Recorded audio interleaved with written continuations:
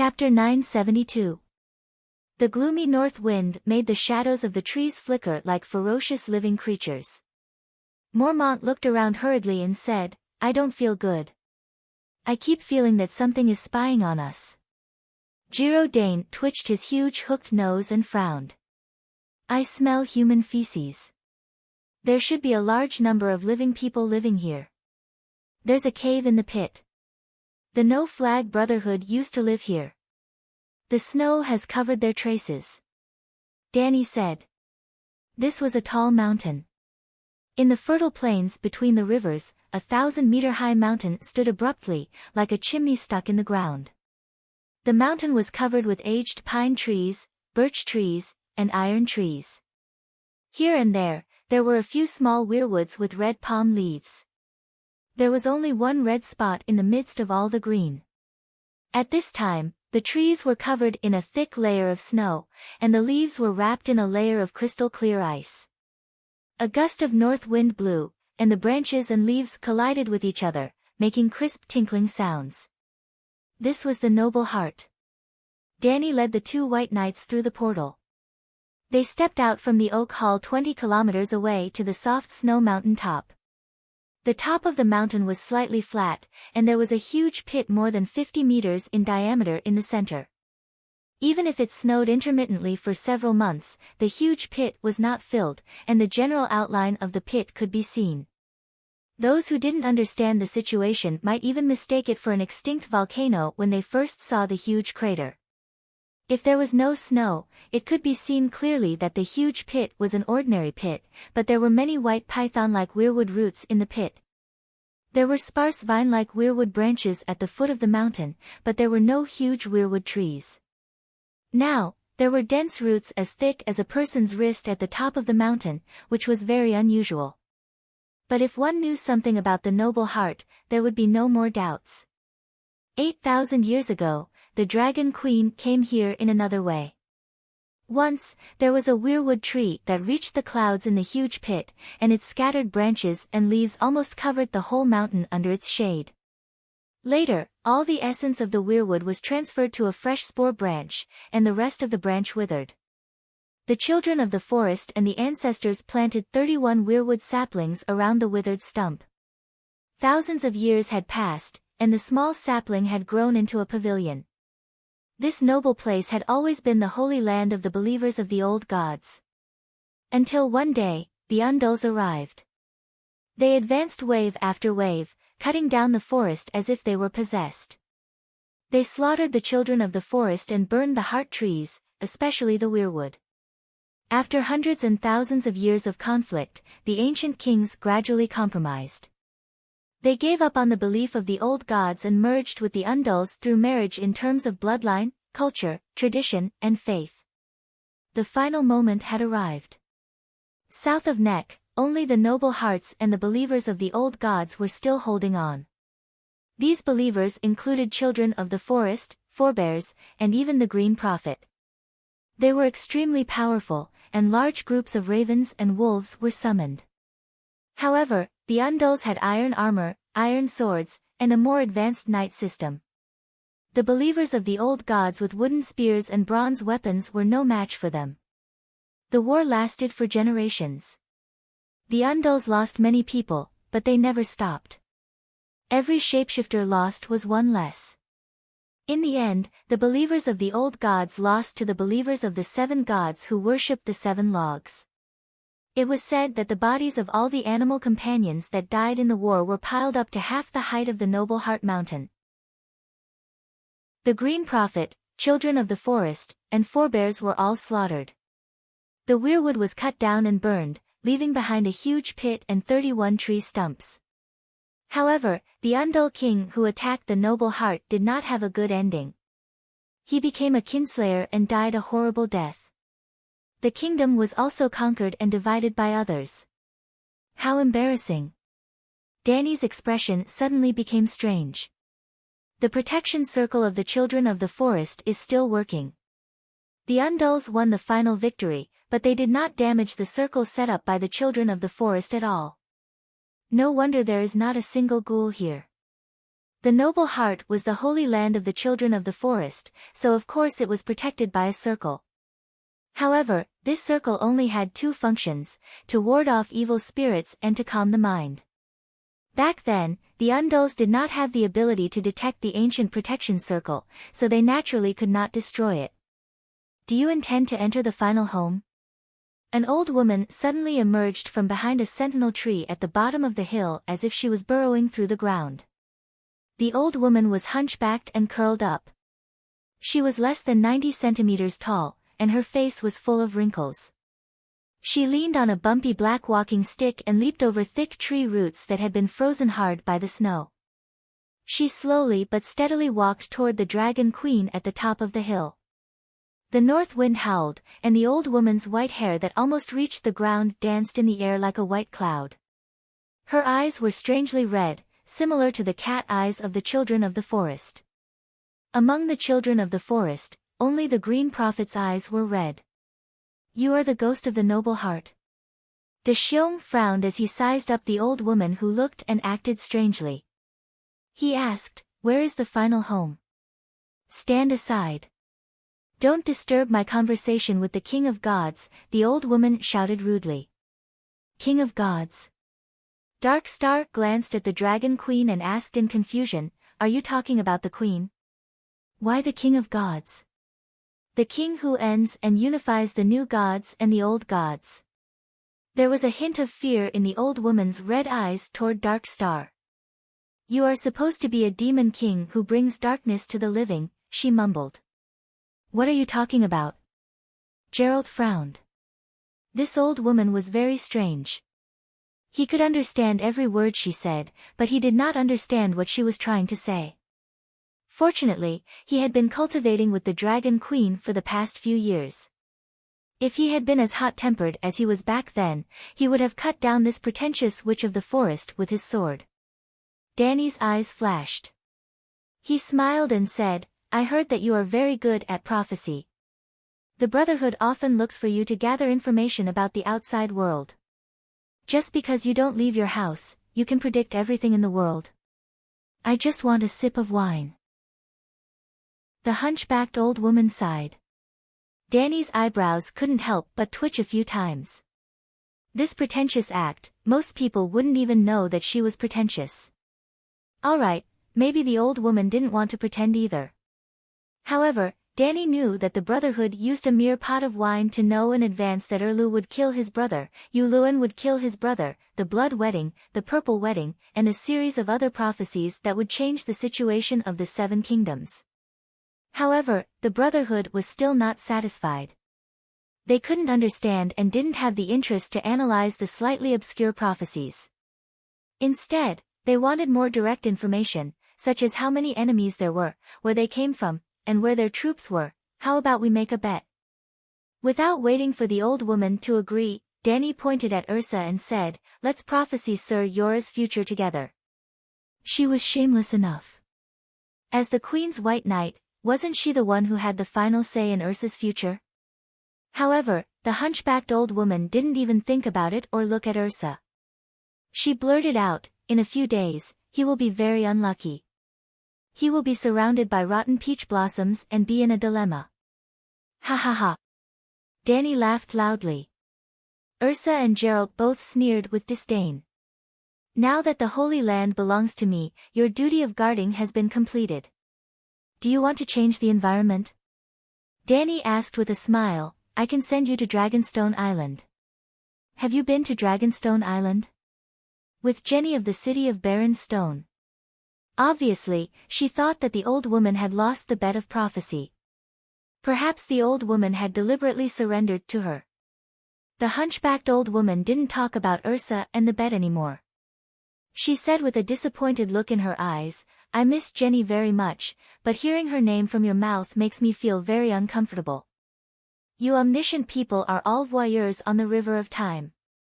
You watch our lives as a drama with relish and leave comments from time to time, but you don't know how painful it is for us as the people involved. Every time you meet singers and bards in Noble Heart, you will let them sing, Jenny of the city of Barren Stone. Everyone knows that, so there is no need to peep at you, Danny said. If you don't peep at me, how do you know that I like to listen to that song? The hunchbacked old woman said. The person who enters my sight now is not just him at this moment. His past and future will be displayed in front of me at this moment, Danny said proudly. You can go. I will stay in Noble Heart and won't go anywhere. The old woman shook her head. She didn't want to talk to the Dragon Queen anymore. You don't want to see the savior you prophesied? Last time, you ran hundreds of miles to the Red Fork River to find me. Danny asked with a smile. I have seen him through the eyes of the trees. The old woman's shriveled cheeks trembled a few times. Her expression was complicated as she said, he is making a huge mistake. He shouldn't have mixed with the followers of the Red God. He shouldn't have gone to the King's Landing. He shouldn't have left you. You have to help him stay away from danger, away from the son of the Red God. You are saying that Stannis wants to harm him? Danny asked in surprise. Beside the son of the Red God, his life will be in danger. The old woman nodded. Danny frowned and thought for a while. She said, I will warn him, but Stannis once risked his life to help Winterfell. He might not leave the King's Landing. Without the old woman's prophecy or Danny's reminder, Bran had already warned Jon countless times, be careful of the red-robed woman, be wary of the Red God Lalo. But there were some things that had to be done even if one knew they couldn't be done. Erlu had bled and lost his life for Winterfell. Jon couldn't leave before the Battle of the King's Landing. Yes, the Battle of the King's Landing plan wasn't completely ruined. Now, the forces of the Red God Church in the Free Cities were gathered at the King's Landing. Weren't they waiting for the return of the strange Ghost King and the millions of ghouls to besiege the King's Landing? Your Majesty, are you talking about Jon Stark? Jarrow Dane was confused when he heard the words, but he finally figured it out. He's the savior in Asha's prophecy, he said in disbelief. Big Bear also had a look of disbelief. Why Stark? He's Rhaega and Lyanna's child. Dany's expression was calm as she exploded a bomb. Now that she had become an omniscient person, she couldn't pretend to be ignorant anymore. She might as well say it openly. If the dwarf couldn't survive this wave and died, he would be embarrassed to walk on stage. Dark Star and Big Bear looked at each other in bewilderment. After a long time, they asked cautiously, are you saying that your brother and Lyanna Stark have a bastard son who is Jon Stark? Do you think it's reasonable? Dany asked back. Jarrow hesitated for a moment and said with difficulty, after I pointed out, it seems very reasonable. All the doubts have been solved. Back then, I didn't understand. Ed Stark was such an old-fashioned and serious person. How could he have an illegitimate child? And I followed him to participate in the War of the Usurpers, and I've never seen him have the slightest bit of ambiguity with other women, Big Bear said in realization. Dany turned around and faced the huge pit. With a wave of her hand, the weirwood cane floated into her right hand. Bang! Noble Heart swayed gently a few times, and a lightning-like pitch-black spatial crack cracked open above the huge pit. This is the holy land of the old gods. Are you going? She asked the two white knights. Chapter 973. The Dragon Queen didn't do anything, but a lightning-shaped black crack suddenly appeared above the pit at the top of the Noble Heart Mountain. It was a space crack that was 7 or 8 meters long and 2 meters wide. Jarrow and Big Bear didn't know what was behind the crack, but when they stared at it, they could feel fear and awe from the depths of their souls. This feeling was inexplicable. This is different from the space gate summoned by Big Black. The color and shape are different. Do we also jump in directly? Big Bear swallowed his saliva and asked with some fear. Jump into the dark shadow. Don't touch the intersection between the edge and the normal space, or you will be cut in two. Dany said while picking up 2 withered branches from the snow. One of them disappeared into the dark crack.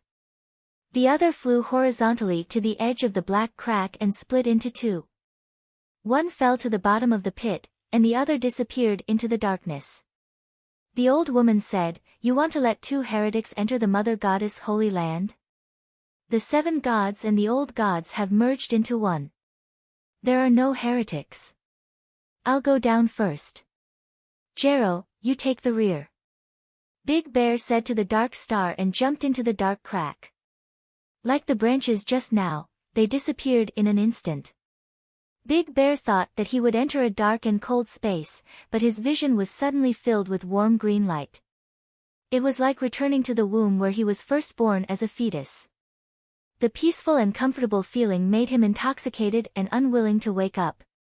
But in the next moment, he was awakened by a burst of noise. Opening his eyes, Big Bear was at a loss. He was in a tall temple that was brightly lit. The roof was 7 or 8 meters high. Looking around, it was probably 2,000 or 3,000 square meters. Supporting the structure of the house was a circle of heart trees that were as thick as 2 people. They were all weirwood, and the tree trunks were engraved with the faces of gods such as smiling, angry, contemplating, roaring, and sad. This was the temple of the old gods. Although the old gods didn't have temples or priests, with so many heart trees appearing at once, it was obvious that this was the holy land of the old gods. Was this the holy land that the queen mentioned? Big Bear looked around. He was in the center of the temple. The blue marble that was the size of a human head laid a strange rune on the dirt floor, a huge vortex that rotated clockwise. He stood in the center of the whirlpool, which was also the center of the heart tree circle. Other than himself, Jero and Dragon Queen were nowhere to be seen. Outside the heart tree circle, there were hundreds of people holding torches, pointing at him and shouting excitedly. They were also waving the crude dragon crystal daggers in their hands. Not only were there humans, but there were also dozens of squirrel people and some humanoid creatures that were shorter and stranger than squirrel people. Its smooth grayish-blue skin made it look like a short and fat shark. It had snow-white sharp teeth and a golden beard. The bearded man was a fat head shark. Cora had never seen such a monster before, but since it spoke the ancient language, it was clearly a humanoid creature like the children of the forest. De Xiong couldn't speak or understand the ancient language. These people were very hostile to him, but they seemed to be afraid of something and did not dare to cross the heart tree circle and enter the spiral floor area. "Who are you?" Big Bear couldn't help but shout.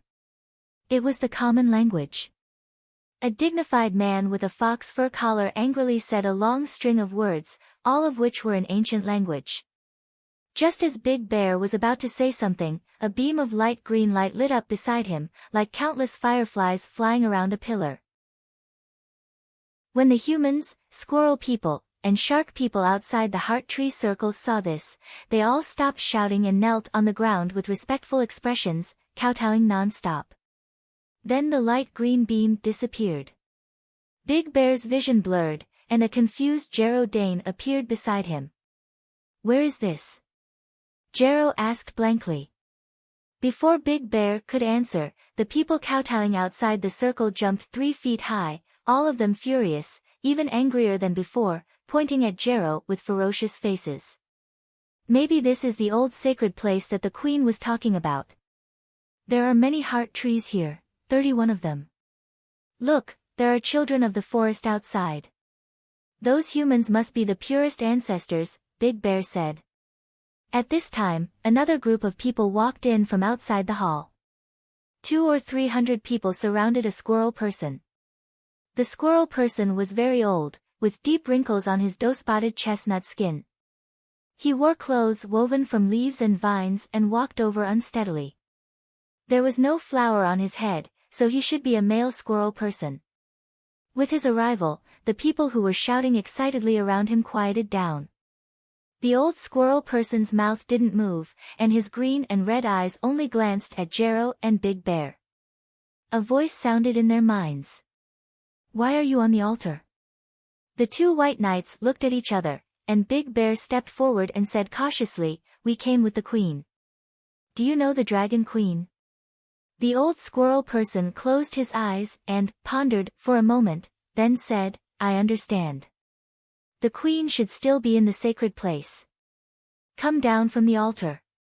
Come down. Big Bear looked down again, feeling puzzled. Wasn't this just a flat ground? You mean, leave the heart tree circle? He asked. Be careful, he's tricking us out, Jero whispered. Big Bear glanced at the old squirrel person and shook his head. It shouldn't be. The old man may be a powerful green prophet. There's no need to lie. I'm not a green prophet, but don't worry, the people here don't mean any harm. They just don't understand the current situation. The old squirrel person said a few words to the people around him, and the ancestors and the wood dancer put away their weapons. The two white knights then left the central area of the heart tree circle, but stopped between two heart trees. Where are we? Are we beyond the Great Wall? The queen did bring us to the sacred place of the old gods. I thought this was the sacred place, Big Bear said curiously. This is not beyond the Great Wall. Do you know the Thousand Faces Island of the Divine Eye Lake? You're in the holy temple of the Thousand Faces Island Green People Alliance, the red-eyed squirrel said. Thousand Faces Island? Green People Alliance? Big Bear and Jero looked at each other in shock. The full title of the King of the Seven Kingdoms was, the King of the Ancestors, Undulls, and Loinars.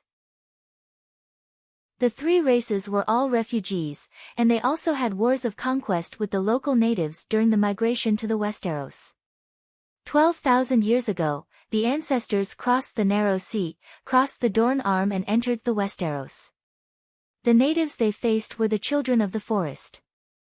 At first, Dany couldn't understand how the ancestors could gain a foothold in the Westeros. Was it because of the bronze civilization of the ancestors? The Green Prophet knew forbidden spell magic. Later, when she understood the attitude of the Door God and the Three-Eyed Crow towards the second generation of Westeros, those who were born in the Westeros were considered Westerners, she understood the supernatural powers of the early ancestors, and her doubts were solved. First of all, the top powers of the natives didn't interfere in the racial war.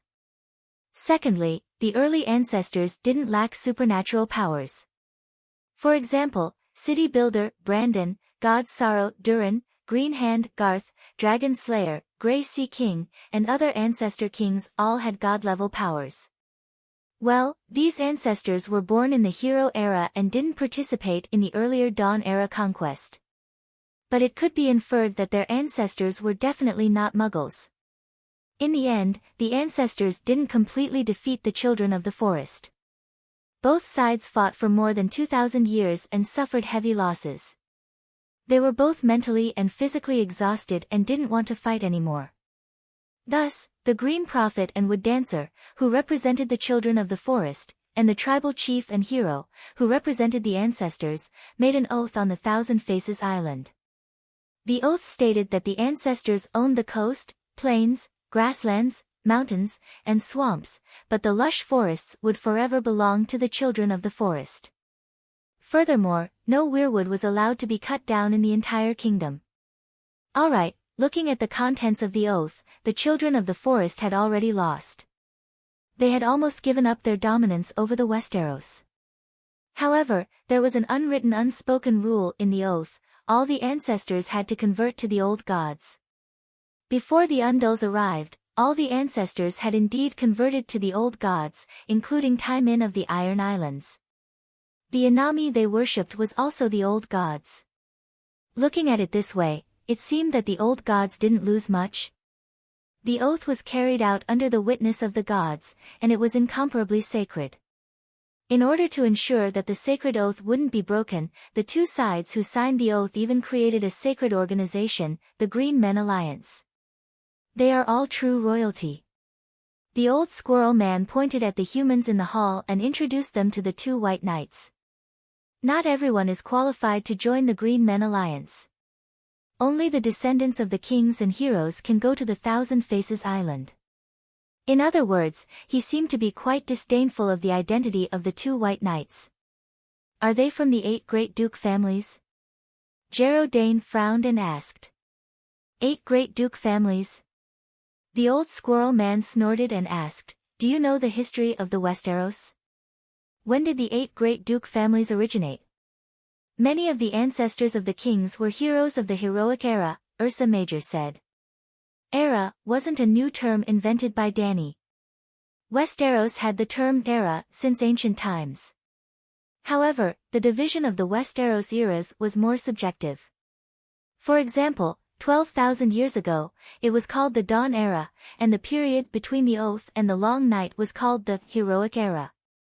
A few old duke families were established at the end of the Heroic Era, thousands of years later than the Oath. Therefore, the ancestors of the Green Men Alliance of the Thousand Faces Island had a longer history than the families of the Stark and Lannister families. Just like what the old Squirrel Man said, those without royal blood were not qualified to enter the Thousand Faces Island. Jarrow Dane could still struggle and argue that his ancestors were also the ancestors of the kings, perhaps dating back to the end of the Dawn Era. However, Ursa Major's Mormont family only had a history of a little more than 1,000 years. They were definitely poor upstarts. No matter how glorious their ancestors were, their families must have disappeared from the Westeros by now, Jarrow sneered. Sigh, most of them have disappeared. The old Squirrel Man nodded and sighed. All of a sudden, the huge weirwood hall shook slightly. Layers of huge dark green spiral runes lit up on the floor. The wooden planks of the roof cracked and dust fell down. They could even see the weirwood branches and leaves outside the house. What's happening? Earthquake? Ursa Major held onto the tree trunk and shouted in surprise. The old Squirrel Man waved to the panicking crowd around him. Don't panic. It's just that the Holy Land has disappeared. The Holy Land has disappeared. The ancestors of the royal family, the Squirrel Man, and the Fat Shark Man turned pale and panicked. What's the Holy Land? Ursa Major asked in confusion. Didn't you just come from the Holy Land? The Noble Heart. Between the Noble Heart and the Thousand Faces Island. Jarrow's heart skipped a beat and he blurted out, that sea of green light? That's the Green Spring. The old Squirrel Man took a deep look at the two white knights and said in a complicated tone, you two are lucky. You're not believers of the old gods, but you've been blessed by the old gods. What kind of blessing is that? I've just touched a little bit of the Green Spring and barely have the talent of a shapeshifter. A voice was heard. Dragon Queen's figure suddenly appeared in the center of the tree circle. Your Majesty, are you okay? Ursa Major asked subconsciously. However, he felt that he had said something unnecessary because Her Majesty's face was glowing. She was smiling so much that her eyebrows were about to fly off. Chapter 974. The Wind of the World contained all the interesting winds that Dor God had seen. Rather than saying that the Wind of the World was his holy kingdom, it was more like a treasure room that Dor God had built for himself. The space of faith of the old gods that he had left in the Noble Heart originated from faith, just like the space of faith of the seven gods. It was formed naturally under the rules of the power of faith. The ancestors had faith in the old gods and naturally produced the power of faith. It was stored in the space of faith of the Noble Heart and was called the Green Spring by the Green Prophet.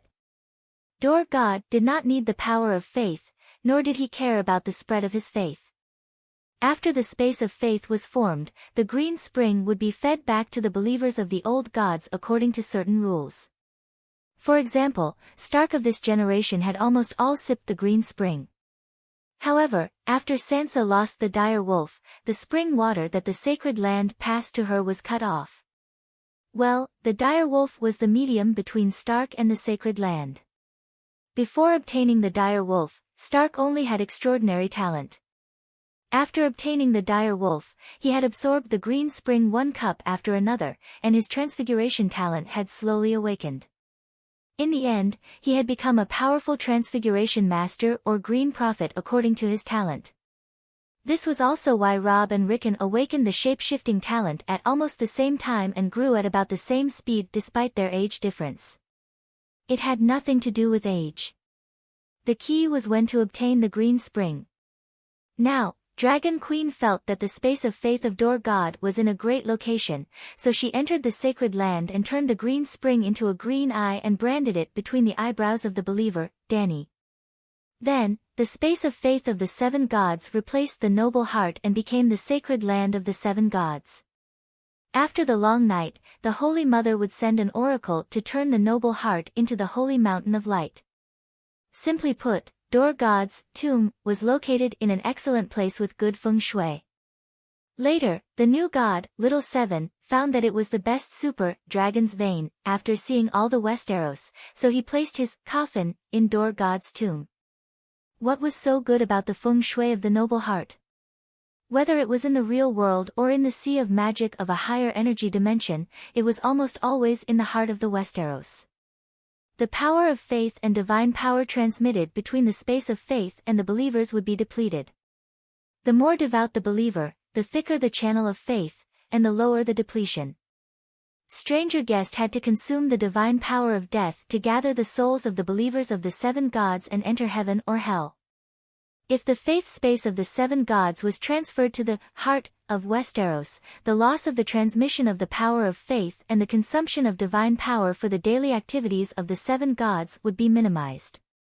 There are 2 ways to reduce the resistance of a wire made of the same material: increase the cross-sectional area, which is to say, thicken the wire, or shorten the length of the wire. Shifting the location of the faith space of the 7 gods was the optimal layout of the faith conductors. Other than the efficiency of divine power transmission, Noble Heart had another advantage. When the 7 gods became the most powerful gods in Westeros, they also needed to take on the responsibility of guarding the world portal. After the long night, the shelters at the border between the Westeros and the land of eternal winter had to resume business. That was the gate of the Song of Ice and Fire world. The sentry post at the gate must be guarded. Previously, the 3-eyed crow was on guard duty. Now, it was the turn of the 7 gods. By moving the faith space of the 7 gods to the old sacred land, they could inherit the responsibility of guarding the gate and also inherit the energy hub between the world portal and the inner courtyard. Dani placed heaven in the Noble Heart Holy Land in the world, and then let hell materialize in the dark crypt world under the shelter. From now on, hell would be responsible for guarding the world portal. If hell were to be attacked, heaven would be able to provide timely reinforcements. This was the special part of Noble Heart.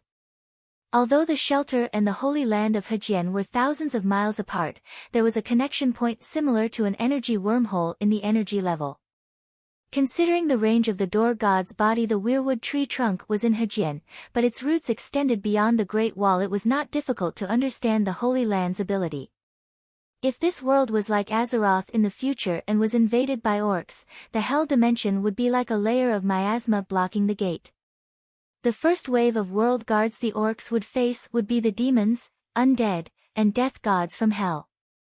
When the demons sacrificed their lives for the country and atoned for the sins of the people, the second wave of heaven's saints and angels would descend. When the angels could not hold on anymore, the human allied army would probably be in formation at the Great Wall. Dani was even considering whether to kill all the deviant ghosts. Or, should she move the remaining deviant ghosts and undead ghosts to hell after the long night and build a ghost prison? If the deviant ghosts were used well, they would definitely be a great weapon to protect the world. The orcs and undead calamity were no match for the deviant ghosts. Even the Burning Legion was somewhat restrained by the deviant ghosts. Would the Burning Legion still be able to burn when faced with the deviant ghosts that had the buff of the long night? Of course, Dragon Queen's idea was perfect, but there was nothing perfect in the world. Fixing heaven and hell in the old home of the Door God was beneficial to the 7 gods' rule and protection of the Westeros. However, there was a big difference between the 7 gods and the old gods. The old gods' faith was limited to the 7 countries, while the 7 gods were destined to become the mainstream faith of the world. In the context of the world, Westeros was far too remote a place in the far west. In theory, Slave Bay was the most suitable place to place the 7 gods' faith space. If the 7 gods' holy kingdom was placed in Slave Bay, it would be the most efficient way to spread the faith network throughout the world. This way, the 7 gods' control over the world would be the strongest. However, the environment around Slave Bay was too peaceful. Even Zhu Di knew the principle of, the emperor guards the country's gate, so he moved the country's capital behind the country's gate. It was impossible for Danny to be less responsible than a mortal emperor. Not only were the Westeros not the center of the world, but they were at the edge of the world. However, the more remote the area was, the more it needed the protection of a powerful god. To rule the world more effectively and protect the world better. This was a choice. In the end, Dragon Queen gave up on ruling and chose responsibility, the 7 gods guarding the world gate. Danny took some time to set up the 7 gods' faith space. When she came out of the old sacred ground, the 2 white knights had already chatted with the old squirrel for a while. Danny originally had 7 white knights, 3 blood guards, and 1 megalosaurus guard, a total of 11 bodyguards. Bran's body was not fully grown yet, so he could only perform the duties of a white knight in the form of a 3-eyed crow. Jogo was guarding Slave Bay. The megalosaurus guard, Cuero, was the most intelligent and knowledgeable of the centaurs. After the Battle of Winterfell, he returned to the Red Wasteland and helped the King of Cow to lead the centaurs and build an underground city. With Dragonworm's hard work, the underground city outside White Cloud City was more than half completed. Old Bart was in charge of the Neck Lake defense line and the Dawn Warriors of Helen Castle, so he could not accompany the Queen often.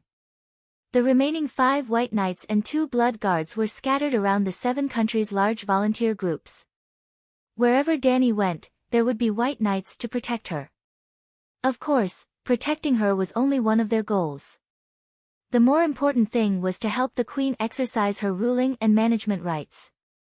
It was not that the Dragon Queen needed the ruling rights of the volunteer groups, but it was to better coordinate with the Queen's actions. On the other hand, Grey Worm and the other unsullied beings often followed the Queen wherever she went. They were the purest bodyguards. No matter which country or castle the Queen lived in, they would be the ones guarding the Queen's residence. Don't think that just because the Dragon Queen had become a god, she would relax her protection. She could always think of using a group of iron warriors to surround and kill the gods. Naturally, she would also be wary of a group of iron warriors suddenly rushing out to attack her. The 2 white knights, Big Bear and Gerald, came out this time to protect the Dragon Queen. They did not expect to be so lucky as to enter the old god space of faith. Both of them were believers of the 7 gods and could not absorb the green spring. The Dragon Queen let them soak in the spring water. Even if they did not eat feces, they would still smell feces after soaking in the feces pit for a while. That was the logic. They had the talent of shape-shifting. I see. I have been a devout believer of the old god for 40 years. If I had known. After hearing the Queen's explanation, Big Bear could not help but feel a little guilty. Gerald had always been a believer of the 7 gods. This was an unexpected surprise. Big Bear had only converted to the 7 gods for a few years. According to his previous belief in the old god, if he entered the green spring, even if he did not become a green prophet, he would at least be a shapeshifter on the level of Stark. Are these weird creatures? Danny noticed the fat-headed shark-faced people looking at her fearfully. Greetings, Your Majesty. The chubby blue-skinned fat-headed shark glanced at the weirwood floating beside the Queen. He could not hide the shock on his face. Then, he bowed to the Queen in a charmingly naive manner, as if he was facing the god he was a devout believer in. The surrounding forebears and squirrel men were equally solemn. They bowed and greeted the Queen one by one. They spoke the ancient language and used the ancient etiquette of the Dawn era. Compared to their ugly and adorable forms, the weird creatures' voices were unusually sharp. It was impossible to tell whether they were male or female. They were far inferior to the children of the forest who praised the earth. What, these shark-faced people are weird creatures? Is it true that you're weird? Big Bear and Jero were shocked. They looked at the short, fat, bearded shark men in disbelief and curiosity. I didn't expect the Thousand Faces Island to be the real shelter. Danny walked forward and squatted down to stroke the shark man's head. It was warm to the touch. It was not smooth, but it was very elastic. The shark man opened his mouth full of sharp teeth and laughed. It was very ugly, and his laughter was very unpleasant to the ears. Danny could not help but pinch the weird creature's scalp, which was full of toughness. She lifted him up and looked at him from left to right, up and down, playing with him like a doll. The 80-centimeter-tall shark man waved his short hands that were severely disproportionate to his body and made a sound that was unclear whether he was laughing or crying. After a while, Danny put him back on the ground and exclaimed, "Fate is too amazing. This is an amphibious life form that evolved from the sea. Maybe there really are mermaids in the sea." The old squirrel man nodded and said in a vicissitude tone, "There are many mermaids in the flowing water palace. Inami is the queen of mermaids. Strictly speaking, weird creatures are a kind of murlocs. They were born in the sea and can live in the water and on land. It is very difficult for ordinary people to see them. Just like people have heard the story of mermaids, but almost no one has really seen mermaids. In ancient times, not to mention the sea, there were creatures born in rivers, plains, valleys, forests, the sky, wind, fire, earth, and all the environments that made up the world. All kinds of creatures made Westeros full of vitality until the appearance of human beings. They were like the plague of the world. The magical creatures that existed for thousands of years quickly disappeared in just a few thousand years. Originally, it was only a small island to guard the oath, but now it has become the shelter that Her Majesty the Queen said. Isn't that sad? How many people do you have? Big Bear frowned and asked. There are less than 500 green men of all races. 12,000 years ago, when the oath was first signed, there were tens of thousands of people on the island. The old squirrel man sighed. After that, the old squirrel man led the three guests to walk around the Green Man Alliance. Thousand Faces Island was a freshwater lake island. 90% of the land was covered by forests. Outside the sacred land supported by 31 weirwood trees, there was a circle of ancient rock castles built in the forest. There were 400 to 500 castles. The smallest castle was more than 1,000 square meters, and the largest castle was as big as Winterfell. Of course, the hundreds of castles looked grand, but the total amount of work was estimated to be less than the one in Winterfell. The castles didn't have city walls. The most luxurious castle was only surrounded by mud walls that were half the height of a person. The most expensive part of building a city wasn't the tower, but the city walls. 99% of the buildings were dilapidated and covered by plants and snow. Only the few buildings closest to the Holy Temple had lights. After the oath was signed, every king built a castle on the island and arranged for his second son to lead the tribe soldiers to join the Green Man organization. Back then, becoming a green man was as glorious as wearing a white robe, the old squirrel man said with a sigh. Is there a Dane castle here? Geralt asked curiously. You should ask Her Majesty the Queen. It's been too long, and I don't know some things.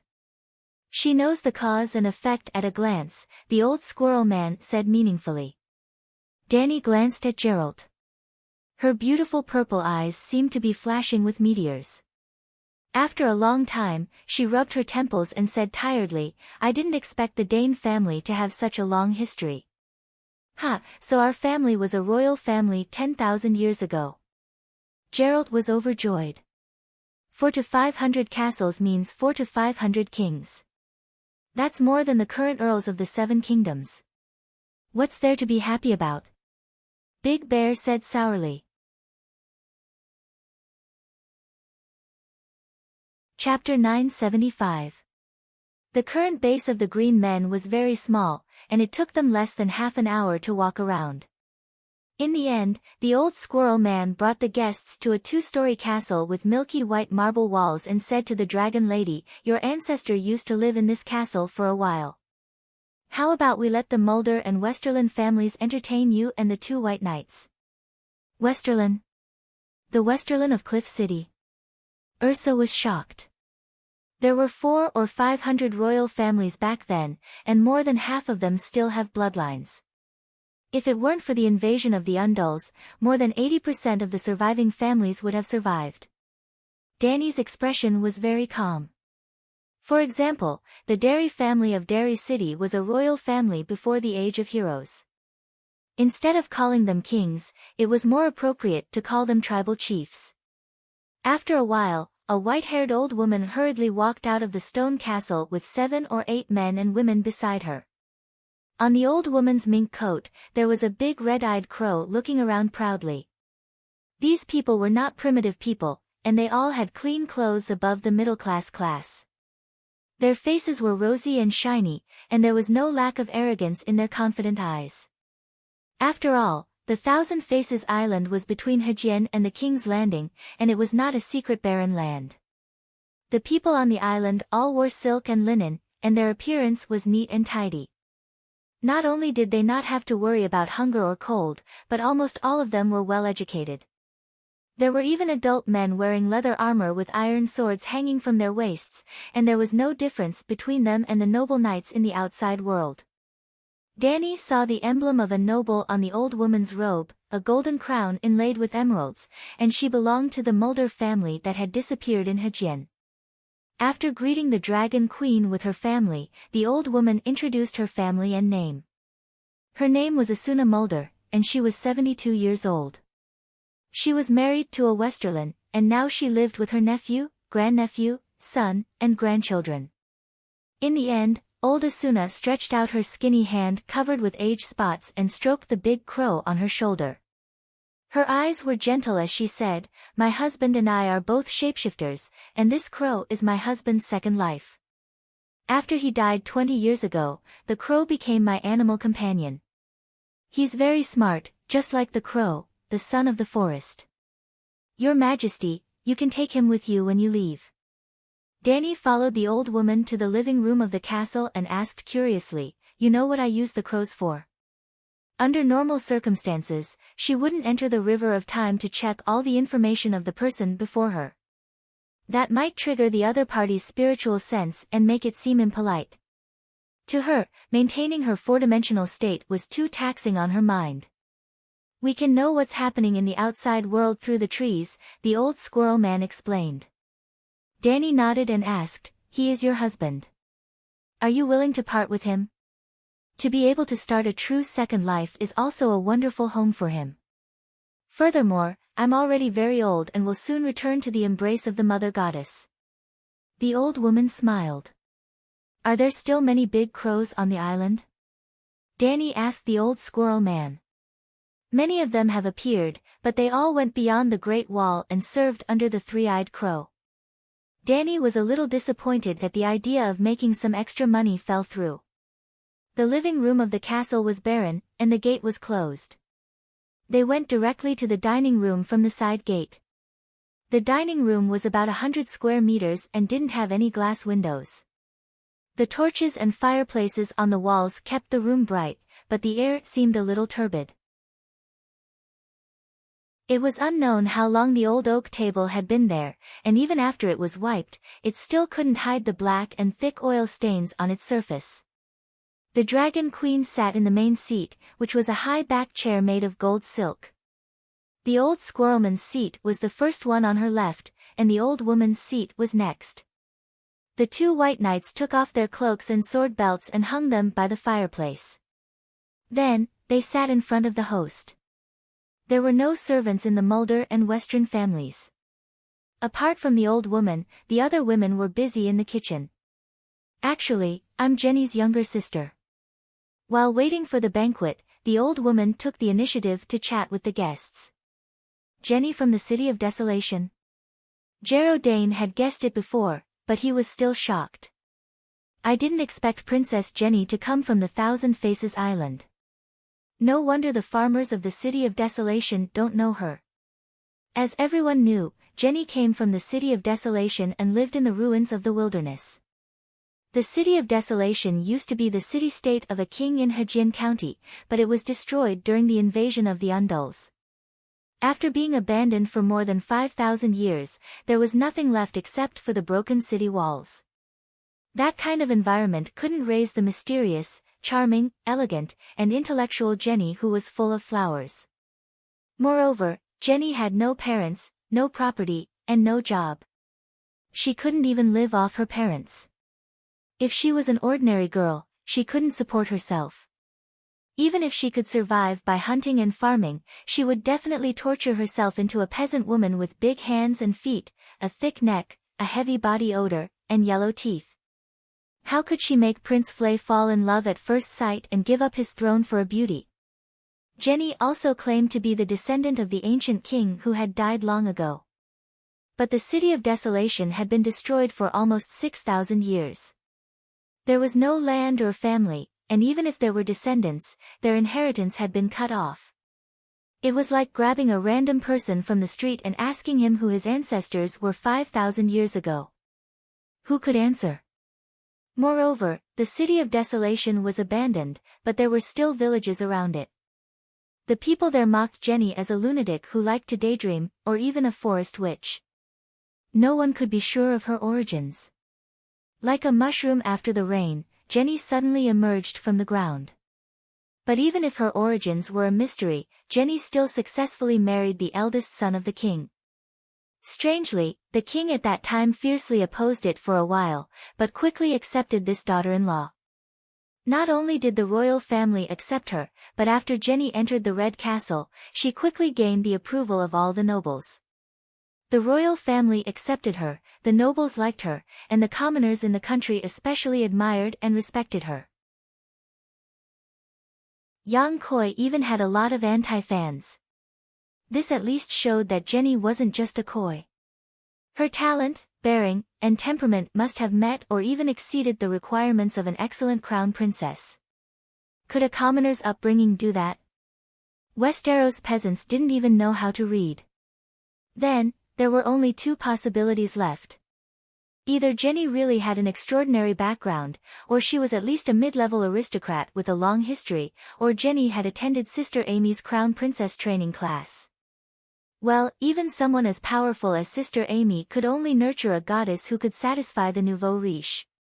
The crown princess temperament and ability were difficult to be artificially trained through bag sharing and hotel sharing. It was not a joke to say that one's chi would be changed by one's upbringing. The old squirrel man sighed and said, Jenny and Vera grew up together and were the best of friends.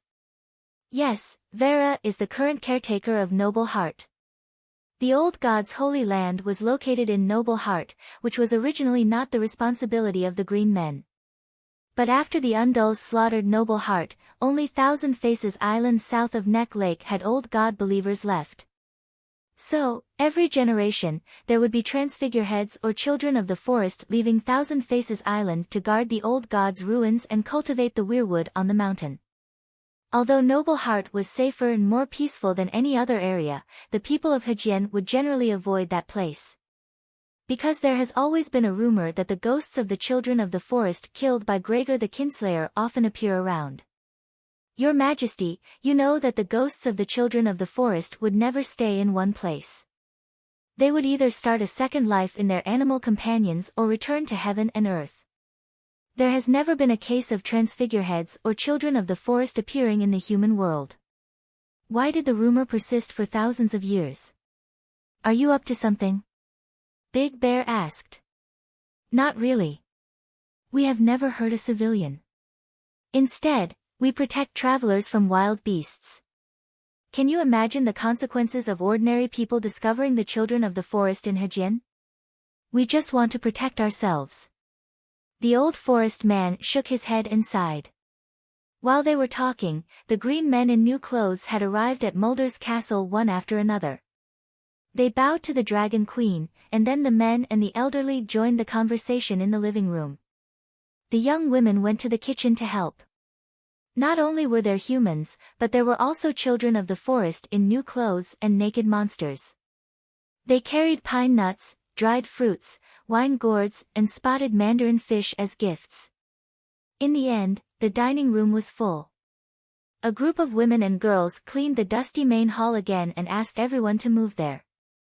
Thousand Faces Island rarely holds indoor banquets, and there are no foreign guests. All the main halls of the castle are abandoned, and there is no manpower for daily management, Jenny's younger sister said apologetically. In fact, the temple supported by 31 weirwood was very suitable for banquets. However, for the believers of the old gods, holding banquets in the forest of God was a blasphemy. Even the Undulls, who believed in the 7 gods, would not hold banquets in the forest of God. The last time an outsider came to Thousand Faces Island was 60 years ago. Jenny and her husband, Prince Duncan, were newlyweds and lived here for 2 months. The old squirrel man continued his story. Jenny and Vera left Thousand Faces Island together. The two did not want to be separated for one reason. More importantly, Vera had green vision and was especially good at prophecy.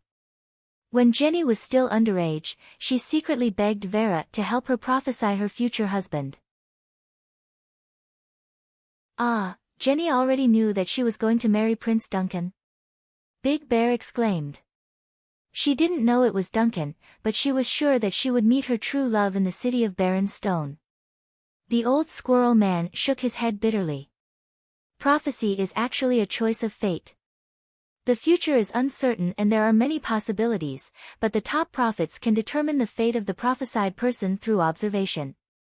And the Green Man organization is the group of people who are most favored by the Mother Goddess. In Thousand Faces Island, there is never a lack of high-level shapeshifters with green dream. In order not to have unpredictable effects on the River of Fate, Thousand Faces Island has an unwritten rule that forbids green dream to help others prophesy. The noble Vera has no scruples at all. A pot of inferior wine worth 1 copper coin can be exchanged for a basket of prophecies from her. Danny complained. She was quite tight-lipped when she was young. The old man smiled awkwardly. Jenny begged her for a long time, and Vera subconsciously helped her friend choose the most beautiful and dreamy future. Jenny will meet the most handsome, most noble, most upright and brave prince in her best years. They will be congenial and their hearts will be intertwined. Her love will be blessed by everyone. After meeting him, she would live with smiles and flowers forever until the day of her death. They will hold hands and leave the world at the same time. At the moment of death, they will not feel pain, only satisfaction and happiness. This, it seems to have been completely realized. Jero Dane was shocked and horrified. After Jenny left Thousand Faces Island, she took the initiative to separate from Vera in order to wait for the prince in the city of Barren Stone. Danny was very emotional. She waited for him, and everything was as predicted. The ending doesn't seem to be very good, right? Big Bear said. Jero shook his head and said, when the Midsummer Hall burned down, they had lived happily together for 20 years, almost a lifetime. They had a happy life, and they lived and died together. What was there to be dissatisfied with? Even Danny couldn't refute this. When Jenny and her husband were burned to death in the Midsummer Hall, they were almost 40 years old, and they had enjoyed all kinds of happiness. The prophecy of the noble ghost for Jenny is more like a blessing, like the 3 weird wishes. Dark Star sighed.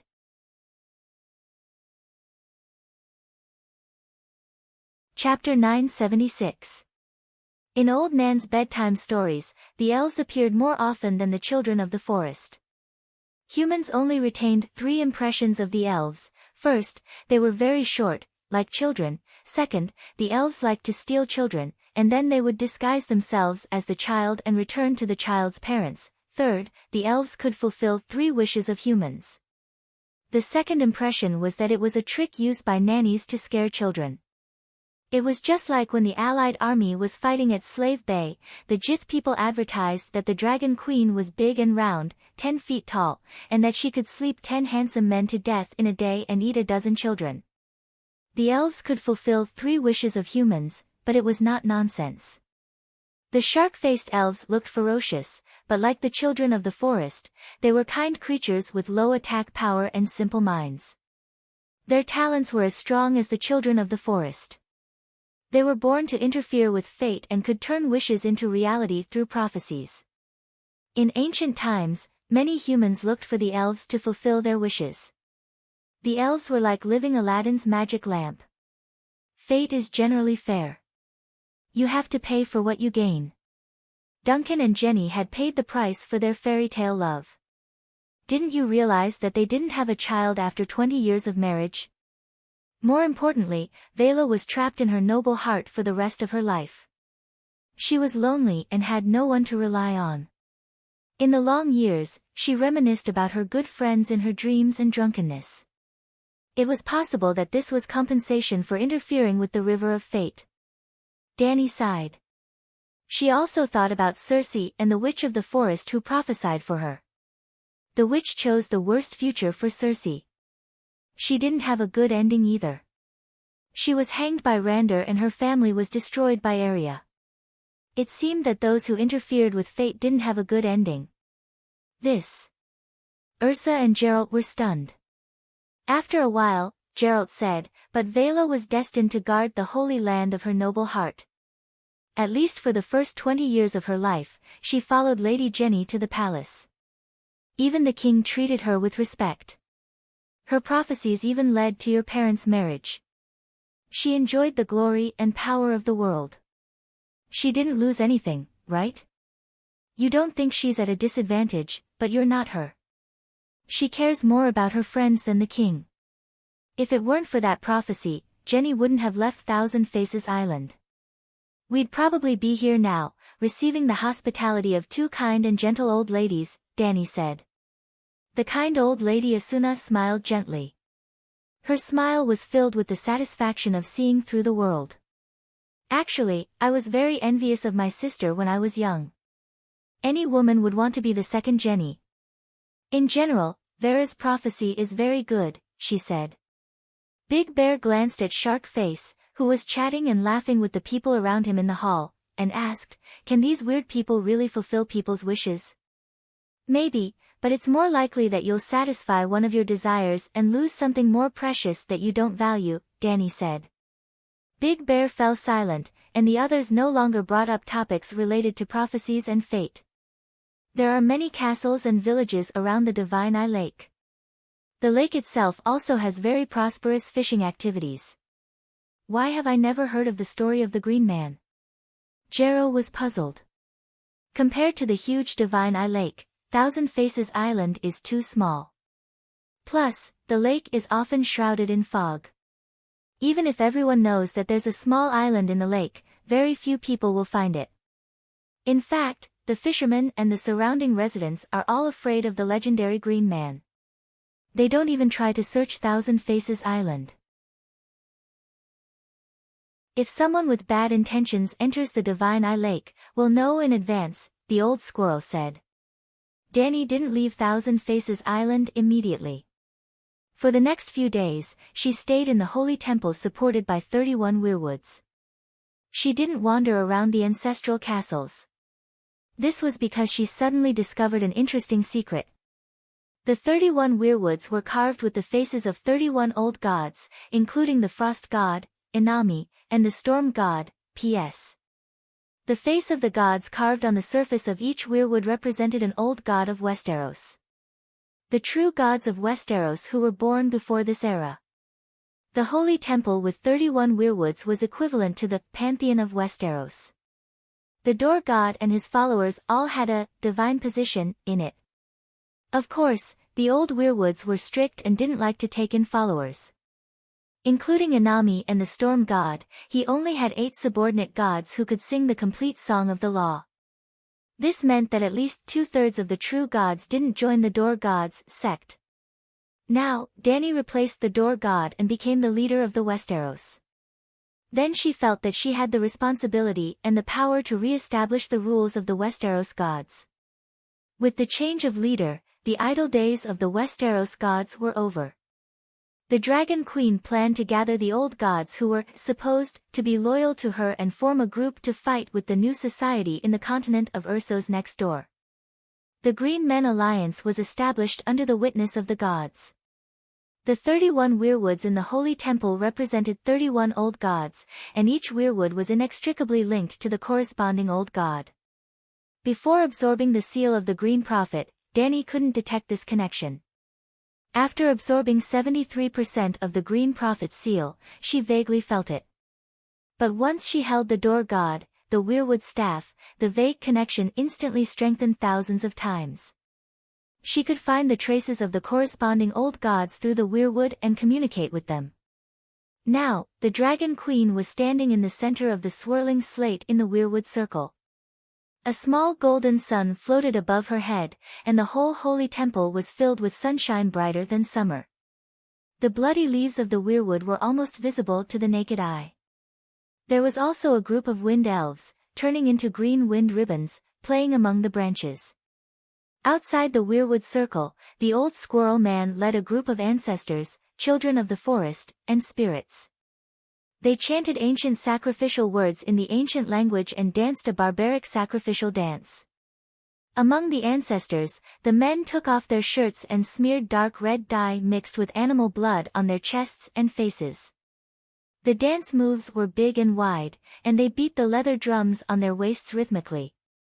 The women wore the most gorgeous group clothes. Their posture was light, and their movements were soft. They complemented the men's rough movements. The children of the forest sang melodiously, and the spirits' voices were sharp and rough. Together with the drumming of the ancestors, it was very harmonious. They went clockwise and held a sacrificial ceremony outside the 31 weirwood circles. Everyone in the Green Men organization was a believer of the old gods, and they were equivalent to the priests of the old gods. The pure power of faith gathered into clouds above their heads, and then it flowed to the Dragon Queen in the central area. The queen looked calm, and she easily controlled the power of faith to enter the weirwood circle around her. The roots of the door god spread out and went straight into the ground, connecting with the 31 weirwood circles that represented the old gods. The power of faith also entered the roots of the door god, and it was divided into 31 parts. Through the 31 divine positions of the old gods, it was transmitted to the old gods everywhere in the void. 31 weirwood circles, 31 divine positions, 28 of them were empty, and there was no response. The old gods of the Westeros had withered, and only the god of cold, the god of storm, and the Inami were still alive. It was too miserable. Hey, is this the god of storm? The weirwood representing the god of storm was carved with the face of an angry man. It had a triangular face, and the eyes, nostrils, and mouth were all exaggeratedly opened. It was as if the eyes, nose, and tongue were all popping out. You. The weirwood with the triangular face stopped swallowing the power of faith, and then a storm-like roar came. Danny Leezy. The tone that was infused with the power of the powerful soul dragged on for a long time, like a never-ending hurricane. Danny, on the other hand, smiled and said, "Night has fallen, and the weirwood god is gone. I think it's time for Westeros to choose a new leader. What do you think?" "Choose, the person in charge." The god of storm was stunned. Although the words, leader, were easy to understand, he still felt that it was weird. After a while, he sneered, "A mortal who is not even a true god wants to be the leader? What makes you think you can do that? If I'm not good enough, you can participate in the election yourself. We are all Westeros gods. If you have any opinions, you can say it directly. If you have any dissatisfaction, you can say it face to face. Isn't that good?" Danny said sincerely. "Do you think I'm stupid? You can say your opinions face to face, and you can also kill when you disagree. You want to take advantage of me? No way." The god of storm said coldly. "I'm just a mortal who is not even a true god. What are you afraid of?" The god of storm was angry and aggrieved. "Don't be arrogant. You can only be strong if you live long enough. Targaryen, your words are like a mountain. I swear in the name of my father that if you participate in the election, I will not attack you. If I break my oath, I will let my father's soul sink forever. What do you think?" Danny proposed seriously. "There is no need for us to talk. I will never bow to a junior. You are more powerful than me, and I will not be stupid enough to think that I can be your leader. After saying this, the god of storm swallowed the power of faith. No matter how much Dragon Queen said, he did not say a word. Well, he was just like the guy in the WeChat group who only snatched red packets but never said anything. Danny did not cut off the supply of power of faith. Instead, she contacted the next old god. The Inami had a roaring face carved on the weirwood. Many of the 31 weirwoods that represented the old gods had roaring faces carved on them. But if you looked closely, you could see the difference. For example, the god of storm's face was triangular, and it looked like his eyeballs were popping out of their sockets.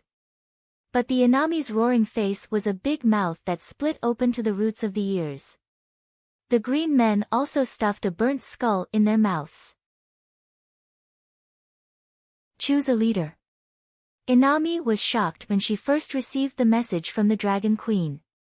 But when she understood her intentions, she quickly calmed down.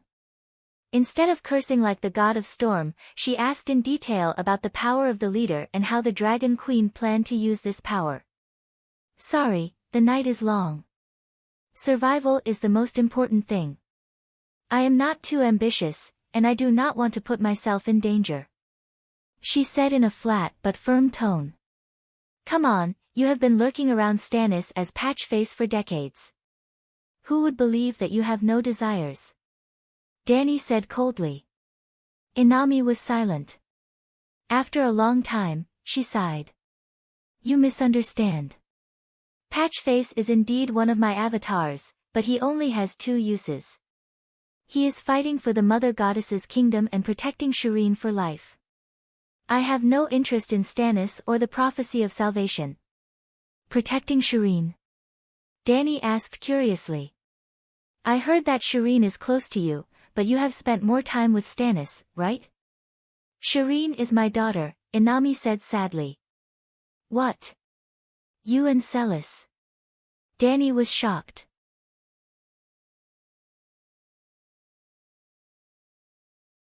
Chapter 977. In the early days of the rebellion of the 4 princes, Erlu wrote a denunciation of Cersei's crimes. The denunciation clearly stated that Joffrey, Myrcella, and Tommen were all Robert's children. They were all bastards born out of a promiscuous relationship between the Lannister siblings.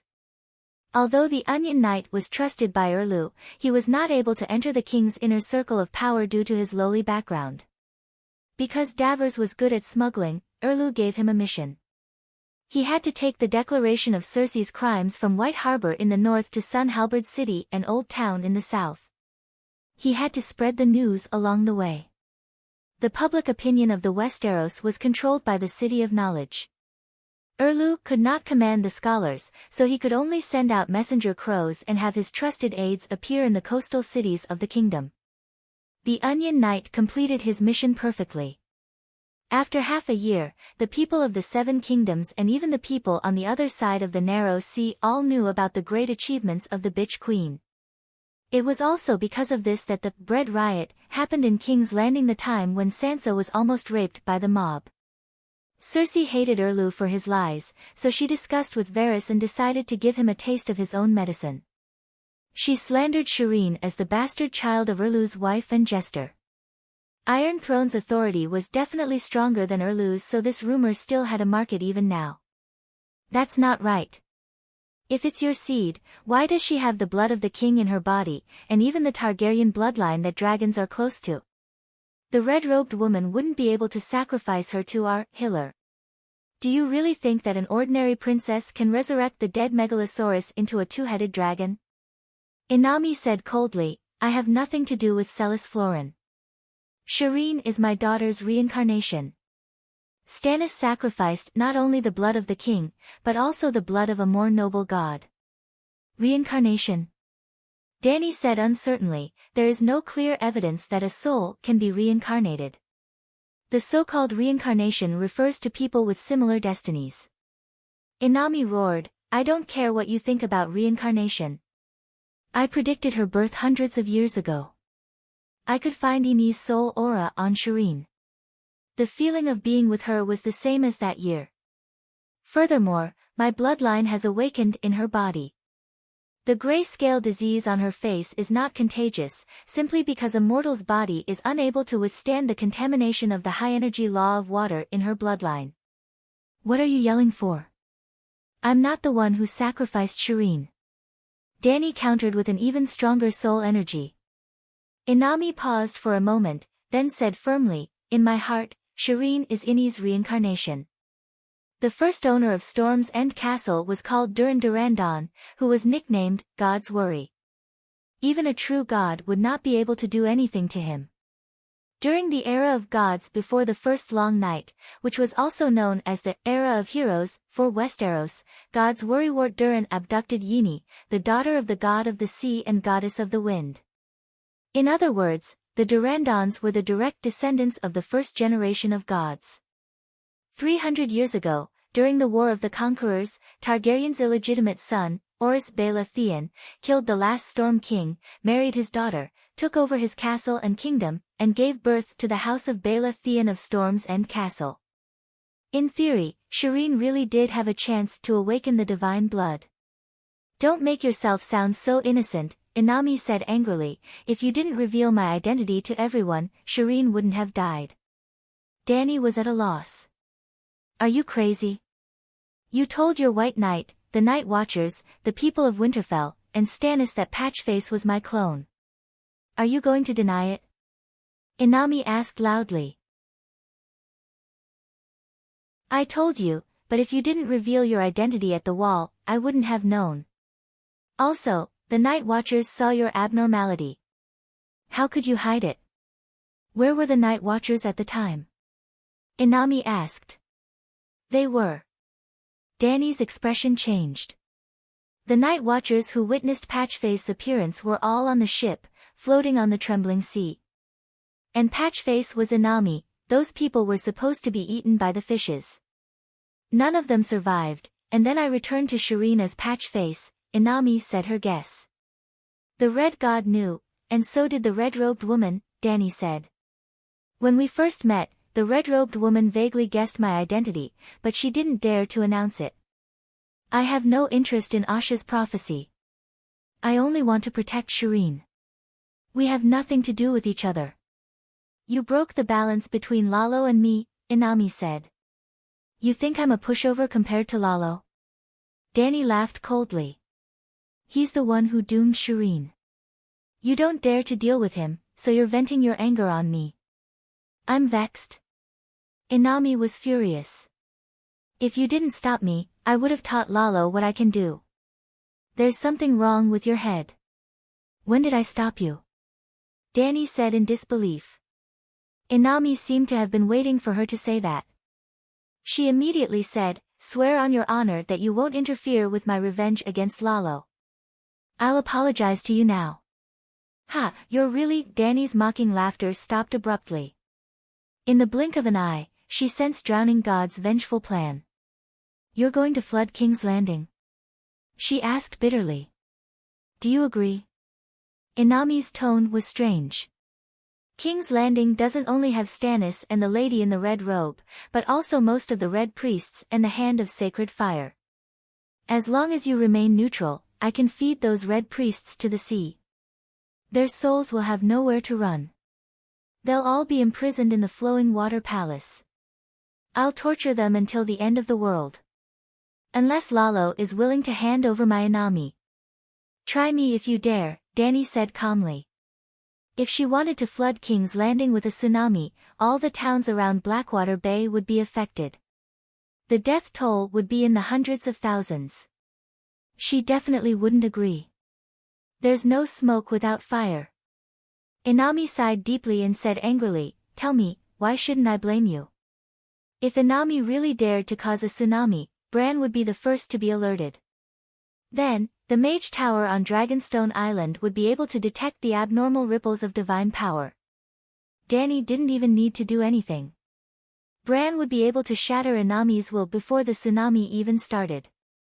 Well, Bran wasn't a complete three-eyed crow, so he might not be able to do it. If Danny did it herself, it would be much easier. She could calm the storm above the tsunami, reverse the direction of the storm, or charge into the sea alone with her sword and cut down the demon god. You really make me look down on you. Danny mocked. The enemy is Lalo, but you're just trying to take revenge on his followers. Just say what you want to say. Don't beat around the bush and try to goad me. You're not even a fraction of the time I've been alive. Don't try to play tricks in front of me, Inami said coldly. Danny smiled proudly. I also have a grudge against Rulalar, but look at how I deal with him. Inami thought about how the Dragon Queen provoked the War of the Great Paths and caused the King of Light to fall from his position as a true god. She sighed. Your method is too coincidental. It can't be repeated. The method isn't the point. The point is that I'm determined to fight Lalo to the death. You don't have the ability or the opportunity. That's not the problem. The point is your attitude, Danny said. Inami thought for a moment and said firmly, I understand what you mean, but unfortunately, I really don't want to be involved in your conflict with the Alliance of Justice. This cycle of eras is very special. The gods are destined to wither like rain. The great calamity is terrifying. In order to survive, I've been hiding at home. You can be the spokesperson for the Westeros gods, but I belong to the sea. I'm not a god of the Westeros. If you're not satisfied with what I said, you can remove me from the list of Westeros gods. I don't care. Aren't you being too ungrateful? Without the help of the old fish Liang Mushin, would you be where you are today? Danny said unhappily. Inami sneered. That's called ungrateful. I wanted to kill that old fish that day. It's a pity that he's been dead for almost 10,000 years, but he's still so strong, she said regretfully. I apologize, Danny said lightly. What? Inami was confused. I sincerely apologize for insulting you and calling you a coward. You have the audacity to say that to my face, Danny said calmly. Inami swallowed and forced a cold smile. Don't try to scare me. You haven't even sung a complete song of the laws. Even if you've perfected the laws of wind and fire, you won't be able to hurt the sea god in the flowing water palace. Then let's wait and see, Danny said coldly. Just as she was about to remove the connection with Inami, she spoke again. She explained reluctantly, you don't know the inside story. You can't blame me for biting the hand that feeds me. Oh, tell me, what's the reason? Danny said sarcastically. Do you know the difference between the demon gods of the dark world in the Far East and the old gods of the Far West? Inami asked. The demon gods of the dark world are older. Compared to them, you're also new gods, Danny said. That's one of the differences. But the most important thing is that we're all true gods, and they're all fake true gods. Danny understood.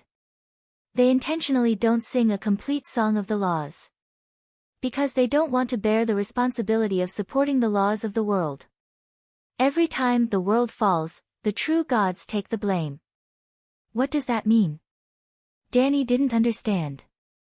Inami began to grit her teeth.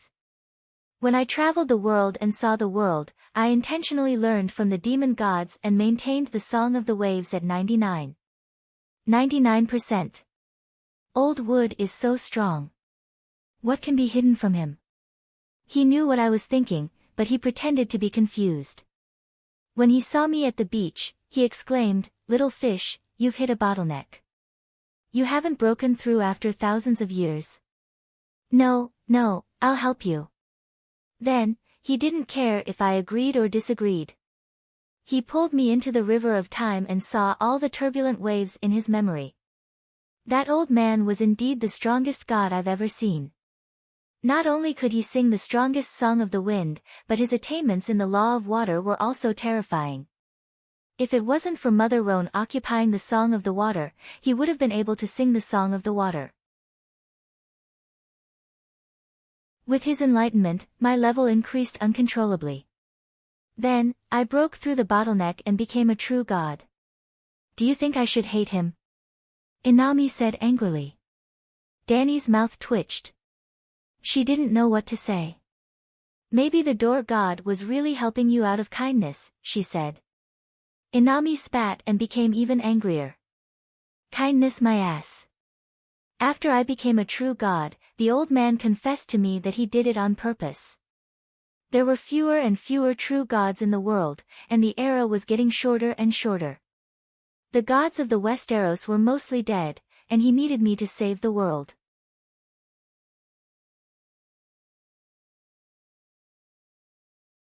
Chapter 978. I understand now. You're cold by nature. Danny sighed. As a Westeros god, of course you have to follow the rules of the Westeros god system. Just like when you joined a righteous sect, what's wrong with your master teaching you to be chivalrous?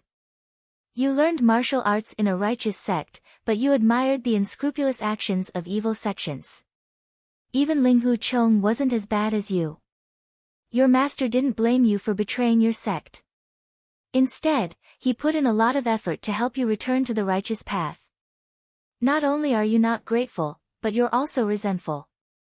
What do you mean by ingrate? I'm talking about you. The god of drowning didn't quite understand the terms such as righteous sect, deceiving the master and destroying the ancestors, and Ling Hu Chong, but the dragon queen was mocking him as ungrateful wolf. He wouldn't misunderstand. I was born as a fish. I wandered the 4 seas and yearned for freedom. I worked hard to cultivate for tens of thousands of years and finally became a god in order to pursue greater freedom. What's wrong with that? From the beginning, my goal was very simple. Old Wood has helped so many creatures, and I'm one of the few gods who joined his team with a grateful heart. But has he ever thought about what I want? How did he repay me? Danny didn't expose the fact that she stayed by the door god's side to get benefits. She just sneered, if you want to be the god king, should the door god satisfy you? If he can't do it, is he guilty? Set me free. He doesn't need to do anything. Inami said loudly. Danny sneered and said, if I were the door god and knew that you wanted to learn from those dark demons, I would slap you into a salted fish. Why are you still talking nonsense? From the moment you joined the door god's side, you should know what kind of person he and his disciples should be and what kind of person you should be. If you can't do it, don't enter the door god's house. Far East Asia welcomes you.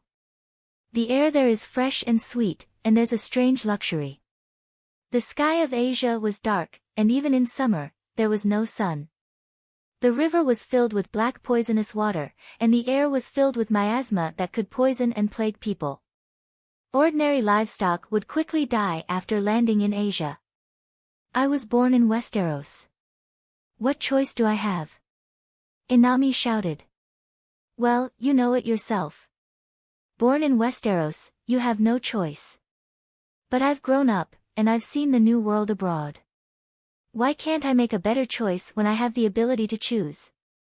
Inami said angrily. Door God trained you to be a capable person. Did he give you the freedom to choose? Danny said coldly. Oldwood said that he would help me without asking for anything in return, Inami said confidently. So what are you arguing about? I only said that you're ungrateful, but I didn't say that you can't yearn for a free world. Yet, you've done such an ungrateful thing, and you still expect others to praise you for being loyal? How can there be such a good thing in this world? Danny said. Fine, I'm ungrateful. What are you going to do about it? Inami said agitatedly. As soon as he finished speaking, he regretted it. What's wrong? Let's wait and see. Sigh, wait. He wanted to explain further, but Dragon Queen had already switched off. The reason why he talked so much with the Dragon Queen was to dispel the hatred in her heart, so that she would stop looking for him. Today, he could contact her one-sidedly through the faith line. Who knew if he wouldn't come knocking on her door in the future? Inami knew that the Dragon Queen was the core figure of the Great Calamity. He didn't want to help her, and he didn't want to offend the King of Evil Gods, who was going to direct the Long Night of the Gods. To put it bluntly, he just wanted to hide at home and avoid this calamity. He didn't want to have anything to do with the Dragon Queen. He didn't want to be friendly or hostile to her. Unfortunately, the tree wants to be quiet, but the wind won't stop. After removing the faith connection with Inami, Danny looked at the weirwood tree with the face of the thinker carved on it. It represented the cold god. Danny was connected to him through the faith line. She didn't say anything, and he didn't say anything. The two of them seemed to be competing. Whoever spoke first would lose. In the end, Danny gave in. The green people outside the weirwood tree had been singing and dancing for a long time. They were tired, sweating, and their voices were hoarse. Their movements were no longer nimble and light. "Cough, what have you been busy with recently?" When she asked this, even Danny felt embarrassed. The cold god opposite her was probably waiting for her. When he heard this, his breathing was a little messy. "I've been working on a big project recently. What do you think of it?" After saying that, Danny's tone became aggressive. "You're too naive and shallow. You only see the surface and can't see the essence of the long night. I'm not an invader, and I'm not the destroyer of the world. I'm saving the world." The cold god emphasized in a deep voice. Because it was telepathic communication, there was no physical difference in the voice and tone of the voice. The spiritual aura in the telepathic communication was more distinguishable and harder to distinguish. Every word of the cold god was like a tsunami of black ice shards. Ordinary people's souls would be frozen. Transcendence could easily get lost in the endless darkness. If they weren't strong enough, they didn't even have the right to talk to the enemy. This was the first time that a human communicated directly with the real culprit of the long night. Danny said, "I'm also saving." The cold god didn't seem to hear her. He said, "Why should I save the world?" "Because the world is falling.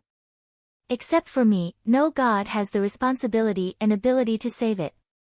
Returning to ice and darkness will kill the living beings now. But after the world is destroyed, can they survive alone?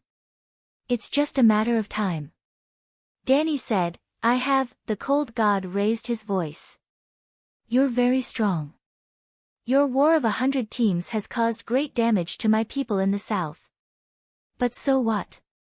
The world is still falling. Ice and darkness are still pouring into this world. This is the general trend. The general trend hasn't changed and won't change. Your bragging is so shallow and short-sighted." Danny said, "Can you let me? Beyond the Great Wall is the gate of the world. Westeros are the front yard of the world. Darkness and snow will sweep the world. In Westeros, you are the sky, but you won't be the sky everywhere. The long night is the world's. I will wait for you at the ice summit." The cold god announced loudly. "Allow me to say something." Danny hurriedly said. "Why should I listen to your nonsense? The general trend is with me. The truth is with me. I'm walking on the inevitable and correct path. I won't allow others to interfere." The cold god said calmly. After that, he cut off the connection with Danny. Listening to the busy tone, Danny was at a loss. Then, she became angry. "Bastard, how dare you bully me? As the leader of Westeros, I can't be so cowardly. I have to establish my authority. I have to enforce the family law." Danny looked calm, but she had already made a decision. After the ritual, she burned old Asuna's wife, Raven, into a fire spirit. She was weaker than Raven, and the process of creating life in the fire was complicated. It took 2 days. She had to be careful not to destroy the life mark. This fire spirit is called Frangipani. She'll stay with you at Thousand Faces Island. During the day, she can turn into a small sun and help the green men to reproduce. The holy temple is large and empty. It's better to plant some fruits and vegetables. Danny returned the fire spirit to the old woman. "How did he?" The old woman looked at the fire spirit, who was prettier and cuter than her when she was young. She couldn't accept it and said, "This is a girl. How did my husband become like this?" "Raven is female," Danny explained. Frangipani flapped her wings and floated in the air. She blinked her large eyes and looked at the old woman. "Who are you? I think I know you." She flew to the old woman's shoulder and rubbed her red face against the old woman's wrinkled face. "I like you very much," Frangipani said softly. The old woman was stunned. Then, she burst into tears. She no longer cared about the gender of the fire spirit. "After I die, can I ask the queen to help me transform into a fire spirit?" Before Danny left, the old woman asked shyly. Danny scanned the green men who were looking at her expectantly. "Shapeshifters can. Normal humans are troublesome and almost impossible. Raven, the child of the forest, was the best material for transformation. In essence, shapeshifters were soul cultivators. That was why their souls could withstand the burning of the first flame." Yes, Danny had chanted the complete Song of Fire, and then developed her fire creation mastery to the extreme, just like how Door God developed his space mastery from the Song of Wind. Then, she could master the first flame. Simply put, even if she could sing the Song of Fire, Danny was still very far away from the first flame. She might not even be able to create the first flame. Fire creation was the basic attribute of the first flame. Now, she could use fire to create a second life for living creatures. She could only use the weak first flame characteristics of the fire. There were many other requirements. For example, the toughness of the soul. A normal human's soul was weak, and their life mark was also weak. They would be melted when burned. The child of the forest cultivated the power of the soul for hundreds of years. Their life mark was the most resistant to burning, followed by powerful shapeshifters, and then normal shapeshifters. After that, the extraordinary and normal humans could not withstand Danny's fire of creation. Of course, Danny's Song of Fire was constantly improving, and so was her fire creation.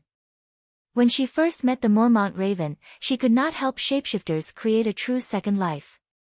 Now that she came to the Thousand Faces Island, although it took a lot of time and effort, she finally turned the first shapeshifter into a fire raven. This was because her fire of creation was stronger than before. "I am a shapeshifter," Old Asuna said excitedly. Among the normal believers of the old gods, one shapeshifter was born every 1,000. The green men on the Thousand Faces Island were even more favored by the old gods. The proportion of shapeshifters was almost over 2%, 20 times that of the outside world. Even so, the number of shapeshifters among the Thousand Faces Island ancestors did not exceed 10. Old Asuna was able to create a second life with her husband. It was a once-in-100 years fortune. "After you die, you can come and find me." Danny made her promise. "I want to choose a male raven to create a second life," the old woman said. Danny nodded. But after many years, Danny still subconsciously turned her into a female elf. Only a male shapeshifter who chose a male raven would definitely become a male elf. But by then, the old woman had already forgotten about the past. The two little lilies were carefree and lived happily forever. After leaving the Thousand Faces Island, Dragon Queen returned directly to Dragonstone Island. After the 100 Regiment battle, the situation south of Neck Lake had temporarily stabilized. Even the civilians had started a long night self-saving production. She also had time to give herself a break. But she did not really indulge herself in pleasure. For example, playing drums and dancing. She did not forget the harsh words she left behind, nor did she intend to forget them.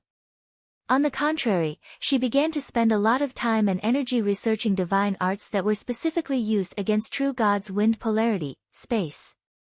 At this time, Dragon Queen's Song of Fire had increased to 55%. Her Song of Light had reached an astonishing 66%. Her Song of Wind was slightly weaker at 43%. In theory, Only when the Song of Laws was perfected and reached 100%, and then settled down for tens of millions of years, would there be a chance to comprehend the Song of Polarity. But Dani's situation was a little special. She had inherited the complete legacy of the previous wind god. She had given her spacetime talent to Blackie, and she could share it with the dragon spirit. This way, she could master the power of spacetime in advance. Dani did not expect to develop a powerful spacetime divine art in a short time. She only hoped to follow the lines of faith and find the divine kingdoms of the two evil gods who had betrayed the sect, and then, something happened that shocked her. Just as Noble Heart's ghost had predicted, a rotten peach blossom suddenly smashed into Ursa Major's head. It was green all over. His ex-wife, Lyneth Hightower, had come to Dragonstone Island to eat his old grass.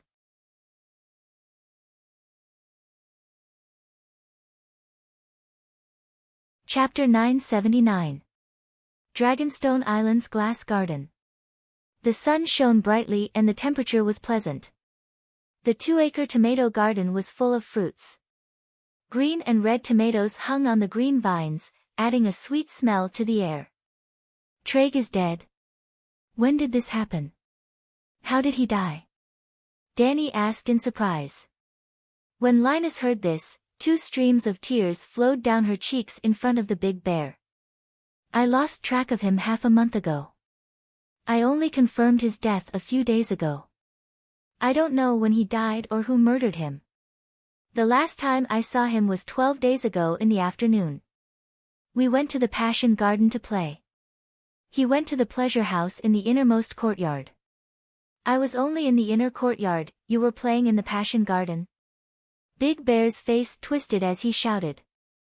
There was a tea table and 2 chairs beside the vegetable garden. Dragon Queen and Linny's sat opposite each other. Big Bear and Garth stood behind the Queen. Linny's looked at her ex-husband blankly and did not know what to do. Sir, Lady Linny's is Traig's legal wife, Dani reminded.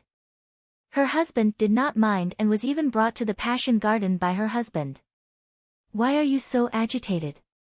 But she said that she wants to get back together with me. She said that our marriage is not completely over. Big Bear's face was red as he said with grievance and anger. When Yora put on the white robe, your marriage will naturally end, right? Dani looked at Linny's and asked. Compared to a few years ago, this golden-haired, blue-eyed beauty had obvious traces of age on her body. Her soft and thin waist had thickened. Even through the sable fur coat, one could see her slightly bulging belly. She was not pregnant. It was a small belly.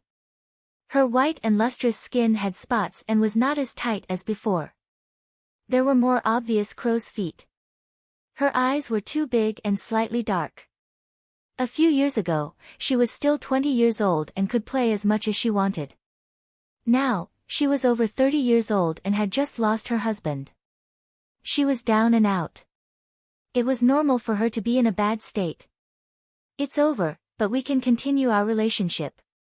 I can feel that Yora still has feelings for me. Linny's lowered her head and said softly. Big Bear was embarrassed. Linny's second brother, Garth, was even more embarrassed. He was embarrassed and regretful. If he had known, he wouldn't have come. Your Majesty, when I saw Linny's, I was indeed touched, but I definitely have no intention of betraying my oath as a White Knight. De Xiong hurriedly explained. What he said was the truth. As the #1 bootlicker in the entertainment industry, De Xiong would be lying to himself if he said that he didn't feel anything when he saw his former goddess change her mind. If it was possible, he was even willing to rekindle their old feelings a few times with her. However, Bear was almost 50 years old. It was not easy for him to regain the honor that he had lost. He also had a successful career and was respected by people. His reason would not allow him to break his oath again. Moreover, he wasn't stupid. Linny's was his first love when he was a young girl. Similarly, the person who hurt him the most was still Linny's. She didn't love him at all. If he didn't have his current career, he wouldn't mind taking it over and living the rest of his life with her. However, it was obvious that White Knight's current life was beautiful and meaningful. He would be a fool to give up heaven and turn to the public latrine. You still don't want to forgive me? De Xiong's attitude shocked Linny's. When they met again yesterday, she saw very clearly that the man's eyes flashed with obvious desire when he was faced with her teasing. That slutty look was exactly the same as it was in the past. It doesn't matter whether I forgive you or not. I'm a White Knight now. De Xiong sighed. Woo, if even you don't want me, I have nowhere to go. Linny's looked at De Xiong with tears in her eyes. Cui Gu is Prince Reese. You are his wife. How can you have nowhere to go? Garth couldn't help but ask. Linny's wept as she recounted her miserable experience. Of course, the matter of Cui Gu being eaten by the night lion was not exposed. Linny's only knew that her husband was missing. She couldn't confirm whether he was alive or not. Until a few days later, several ancient royal blood families regained control of Prince Reese's regime. It was the family of a group of trading princes that Danny passed by Prince Reese in the early years under the guidance of Linny's. After they regained power, they immediately led the city guards to raid Cui Ji's house. The reason was that Cui Gu betrayed the country in the final battle between the Alliance Army and Slave Bay. The newly appointed prince even publicly announced to the general public that it was them who sneaked into the Garden of Desire a few days ago and executed the traitor Cui Gu. If Danny's omniscience could cover the other side of the narrow sea, she would immediately know that this was Murthia cleaning up the mess for the Night Lion. It was a very simple but very practical trick. Even Danny didn't have any doubts about Cui Gu being executed by God after hearing Linny's words. The newly elected Prince of Reese also brought out evidence that Cui Gu secretly surrendered to the Dragon Queen. Or rather, witnesses. Therefore, Cui Ji's case was very sensational in Reese, but it didn't cause too much turmoil. The evidence was conclusive, and he deserved to die. This was the opinion of most of the free people of Reese. Instead, the noble of Reese was worried about the new prince's radical attitude against Dragon Mother. A few years ago, opposing Dragon Mother was the general trend. The entire world was against Dragon Mother. But today, after the long night, whoever dared to openly raise the banner of anti-Dragon Mother was either stupid or stupid. They were worried about how the Dragon Queen would react to Cui Ji's death. When the message team arrived in Reese, the nobles saw the prince's amiable attitude towards Qizhuang and his disciples, and only then did they barely suppress their worries. At the very least, the new prince didn't completely fall out with the Dragon Queen. 3 days ago, Qizhuang and his disciples finally left Queen's Corner, arriving in Reese that afternoon. After leaving Tyrosh, the message team went to Queen's Corner to rest for a week. In reality, slaughtering gods every day made them mentally exhausted and stressed out. Before joining the message team, the master and his disciples had never interacted with normal gods, or even seen gods. Now that they had slaughtered several dozen gods in a row, their fear of the gods disappeared. They also gradually recognized the true face of the world, and their worldview and values changed accordingly. However, not only did they not have time to adjust themselves, they also felt a sense of urgency, as if a storm was right behind them. There were tens of thousands of savages in Queen's Corner, and almost everyone was a soldier. With their safety guaranteed, the message team rested for a few days. Not only did I fail to obtain Cui Ji's inheritance, I was even sentenced to treason, becoming a slave from the prince's wife. Those bastards actually put me and Cui Ji's famous steed and slaves together for a public auction. Linny said with fear and hatred. The people of Reese didn't care about the old town hider's reaction at all. Big Bear said in shock. Linny's looked at her second brother of the same father, and then said with grievance, "My father doesn't want me anymore." When Cui Gu and I got married, my big brother even specially sent Brother McMurray to Reese to announce that I no longer had any relationship with the Hyder family. Big brother and father had no choice. Garth said with a sigh. Our family had long pledged loyalty to the queen, yet you were going to officially marry Chui Gu. He was a staunch defender of the slavery system back then, one of the leaders of the Allied army. The Hyder family had too many reasons to cut ties with Linny's. Based on the situation at that time, cutting ties with the Westeros on the surface was also beneficial to Linny's. After all, she was the first wife of Rhys, and Rhys was the enemy of the Dragon Queen, whom Hyder was loyal to.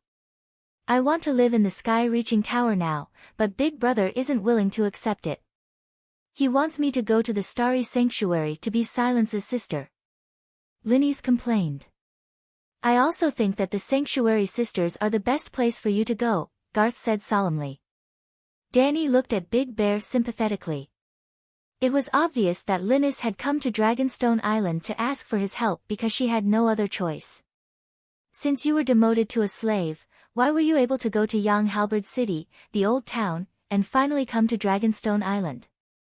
Big Bear asked with a frown. Linnis's expression changed a few times, and she said hesitantly, I was sold by a pirate king from the Serpentine Isles. He had also brought people to join the Allied army and met me in new guise.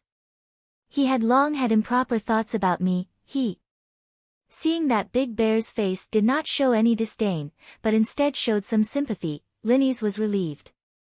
She decided to just speak her mind and act pitiful. He was a demon. He didn't treat me as a human at all. He and the pirates on the ship tortured me. There were hundreds of them, sob sob sob. Big Bear sighed. The coldness on Garth's face dissipated. The Dragon Queen also seemed to pity her. She poured a cup of tea for her to moisten her throat and tell the story in more detail and excitement. Thus, Linny's cried even harder. Those few days, I felt like I was living in the 7 levels of hell. When they heard my cries of pain, they became even more excited and humiliated me even more. Sob sob, Dany raised an eyebrow and asked, how did you escape from the abyss of suffering? It was Rhys and an old monk, Linny said while sobbing. The 8-clawed spider Rhys? Big Bear was shocked. The teaching team found Rhys? Was that old monk St. Matthew? Garth asked.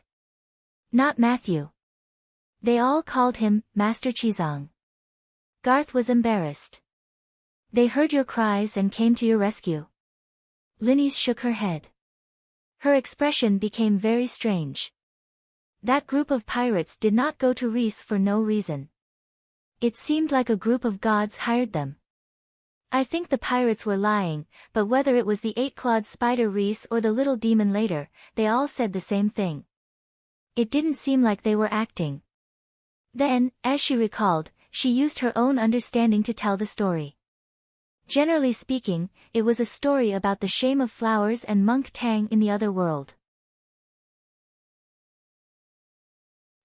Linny's was the shame of flowers, but Rhys was not Monk Tang. In the teaching team, the fat eunuch seemed useless. But every time he went to a city, he would inquire about information, bribe the nobles, build temples, smooth the relationship between the upper and lower, and even hire a large number of civilians to act as shills when Chizong was preaching. All these things were handled by him alone. Although he did not kill a single demon, he did not lack credit and hard work. The key was that he was different from Tyrion. He would not slack off, nor would he slack off when faced with something he did not like. Therefore, a group of pirates hired by the evil god easily caught him. Chizong and the others were resting in the inn. When Rhys went out to do something, he was hit by a stick. The dwarf had long exposed the secret of having Chizong's mind imprint on him. The evil god planned to lure him into the trap this time.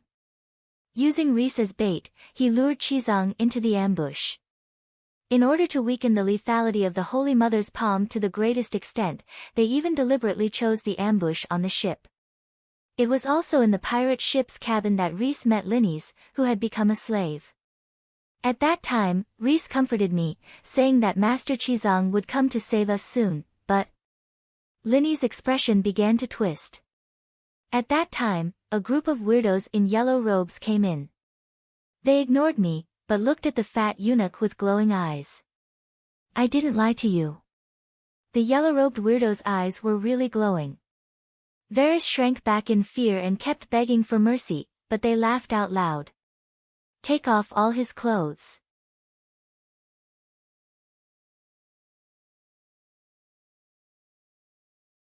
Chapter 980. I'm such a beautiful woman, but I don't have any clothes on. Instead, I have a lot of marks after that. Linny's blushed, and her eyes were so charming that they almost dripped with water. But in an instant, her face was full of resentment. They would rather have sex with a fat eunuch with snot and tears all over his face. They didn't even look at me. The eunuch was still peeing and pooping, but they didn't think it was dirty, so they did it together. After doing it once, those weird-looking people still cursed loudly, saying things like, I don't know who took the lead, but the blood is so thin, I need to squeeze a few more times. Then, they continued to work hard. Varys howled for the whole night. It was so miserable. He kept shouting, Master, save me. He shouted himself hoarse, but still, no one came to save him. By the next morning, his eyes were lifeless, and his chest was barely moving. Especially his skin, it was pale without any color. It was like a big white pig that had been drained of blood and scalded in boiling water. They didn't touch you, but they kept torturing Varys? Big Bear asked while rubbing his teeth. Linny's became very agitated and said angrily, they are the same as Renly and Loras. They only like men. That night, a group of people acted out an erotic scene in front of her. At first, it was a little uncomfortable, but what kind of person was Linny's? She, who had seen all the flowers in the world, actually experienced a long-lost novelty and excitement. Unable to bear the itch, she took the initiative to join the big family in the middle of the night, but she was sternly rejected by the yellow-robed monsters. Not only did they reject her, but they also ridiculed her for being too dirty and spoiling their appetite. The shame of all flowers in the old town was really embarrassing at that time. But she didn't know how lucky she was. If the yellow-robed monsters had a better appetite, she would have ended up like the dead Chui Gu. Linny's, who didn't know the truth, was still filled with righteous indignation when she recalled this incident. As if she was greatly insulted, she shouted, Holy Mother, I know that many men in River Bend like beautiful men, but Varys is fat and ugly. He's not even a man. She wasn't as angry as she was now when she complained about the pirates torturing her. Hey, Linny's, what nonsense are you talking about? River Bend man Garth scolded angrily. What did I say? They really did torture Varys. Linny's was at a loss. You're talking about River Bend man. Garth blushed and found it hard to speak. Who in the Seven Kingdoms doesn't know what the men of Riverbend and Dorne are like? Linny's waved her hand dismissively and continued, after the group of yellow-robed weirdos were done, they even used chains with welded anchors to bind Varys's hands, saying that when Chizong came over, they would throw the fat eunuch into the sea. It was me who sneaked over and gave him a bowl of water when the thugs left and saved his life. Then he asked me for a hair accessory. Dany looked pensive. That group of evil gods most likely came from the sea. They are proficient in water-type evil arts that can overturn rivers and seas. When Varys sinks into the sea, Chizong will definitely enter the sea to rescue him. Chizong wanted to undo the chains before Varys drowned while also dealing with the sneak attacks of the evil demons in the sea. Not only is the danger at the bottom of the sea exhausting Chizong, there's also the dwarf on the shore or on the ship. He's the evil god's main target. No wonder. No wonder a few days ago, Chizong borrowed a large wave of divine force from heaven. Of course, he gained even more divinity and spirituality after that. Dragon Queen's expression turned solemn. The big boss of the Justice Alliance had yet to appear, but he had already suppressed the Sutra teaching team to the limit through an ingenious scheme that didn't cost much. If Dany Buddha didn't provide them with support now and let them level up, their future path would be even more dangerous. Evil God? You also think that those yellow-robed weirdos are gods? Linny's had a look of disbelief. She looked at Dragon Queen with a strange gaze. The battle scene back then must have been huge, right? You didn't even have the slightest idea whether they were gods or not? Danny asked with a faint smile. Linny's frowned and thought for a moment.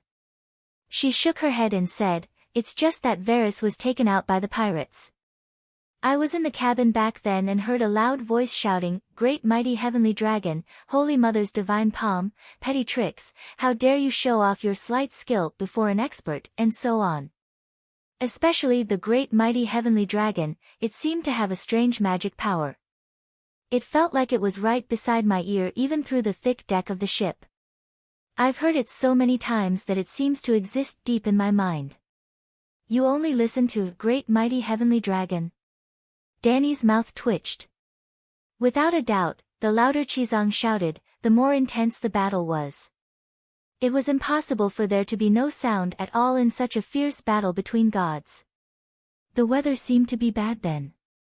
The wind was strong, the waves were huge, and the sky was filled with lightning and thunder. The 60-meter-long Galen ship was also shaking violently on the sea. From time to time, you could hear the sound of the waves breaking the mast and the hull of the ship. When a huge wave hit, the ship even capsized. Linny's pointed at her pale skin and thick pores on her left forehead. "Look, my head is broken." "You don't have a scar on your forehead," Garth said blankly. "Oh, I remember now. Master Chizang cured me." Linny's was stunned for a moment before she realized. "He's a good person. He took pity on me for being tortured by evil, so he directly cast a great healing spell on me. The redness and bruises all over my body disappeared, so I didn't need to rest and immediately rushed back to the Westeros." Big Bear pursed his lips, his eyelids twitching. "At that time, there were 100 or 200 people on the ship. In the end, I was the only one who survived. Master Chizang also saved a few slaves who were bought by the pirates with me. Well, they were all slaves of my family. But that cold woman, Arya Stark, said that there might be villains hiding among them. Then, she killed them all with a sword. Poor two of my favorites." Linny's paused for a moment and raised her head to look at Bear. Seeing his stupefied expression, she mumbled, "Those two children look very likable. I took them in as my godson half a year ago. They are definitely not bad people." Danny had more or less figured out what happened to Rhys, so she wanted to end the conversation for today. "What do you plan to do?" Linny's heard this and her eyes turned red again. Sun Halberd City is only 500 kilometers away from Rhys. I don't know how the little devil managed to call the winged dragon paladin, Sir Quentin Martell. Sir Quentin is a good person. He sent me to the Sky Tower in the Old Town, but my brother only gave me two choices. Either I go to the Starry Church and become a Silence nun, or I get lost. I don't want to join the Silence Sisters, but I have nowhere to go. That's why I came to Dragonstone Island to find." She looked at Big Bear with pleading eyes. "I'm a white knight, Anne." Big Bear closed his eyes and sighed. "Linny's, you should understand that we can't go back." "I know the tradition of the White Knights," Linny's quickly said. "I read the History of the White Knights written by a scholar in the Old Town's library. Actually, many great nobles were married before they put on the white robes. Then, they handed over their fiefs and castles to their wives and sons to manage. They gave up everything and kept their vows as white knights." Linny's only chose words that were beneficial to her. There were indeed great nobles who left their families to their wives, but most of them sent their wives to the Silent Sisters before they put on the white robes. For example, one of the three leaders of the Black Fire Rebellion, Fireball, Quentin Bull. The reason why he encouraged Daimon to rebel was because he wanted to become a glorious Kingsguard. In the end, when he sent his wife to the Silent Sisters, the new king refused to fulfill the previous king's promise. Big Bear thought for a moment and said, "Going to Bear Island for the rest of your life is not a bad choice. I can send you, Bear Island." Linny's exclaimed and shook her head. I'm not going back to Bear Island. It's too cold and remote. Also, the people on Bear Island like to gossip about me behind my back. Big Bear was stupefied. You just said, Linny's immediately said, don't you have a fief at Slaver's Bay? You even gave it to your nieces. They are young and need to take care of themselves. How would they know how to manage the fief and the people? Why don't you let me teach them? How did you teach those innocent little bear girls to be like you? Danny shuddered. Big Bear said seriously, the White Knights don't want fiefs. Lara and the others earned their fiefs with their own loyalty. Also, they only have empty titles now. They don't have fiefs yet. Linny's, don't mess around. Yora ended his marriage with you long ago. He has no responsibility to satisfy your extravagant desires. Garth was ashamed and resentful. Do you want me to die? Linny's was about to cry again. Danny thought for a moment and said, how about this, I'll give you a certificate. You take it back to Liz. With your ability, you should be able to take back all of Chui Ge's inheritance. Maybe you have a chance to become a female prince. How about it? What certificate is so powerful that it can let me inherit the inheritance and the title of Prince of Trade? Linny's was both expectant and suspicious. The certificate that Chui Gu betrayed the allies and then submitted to me.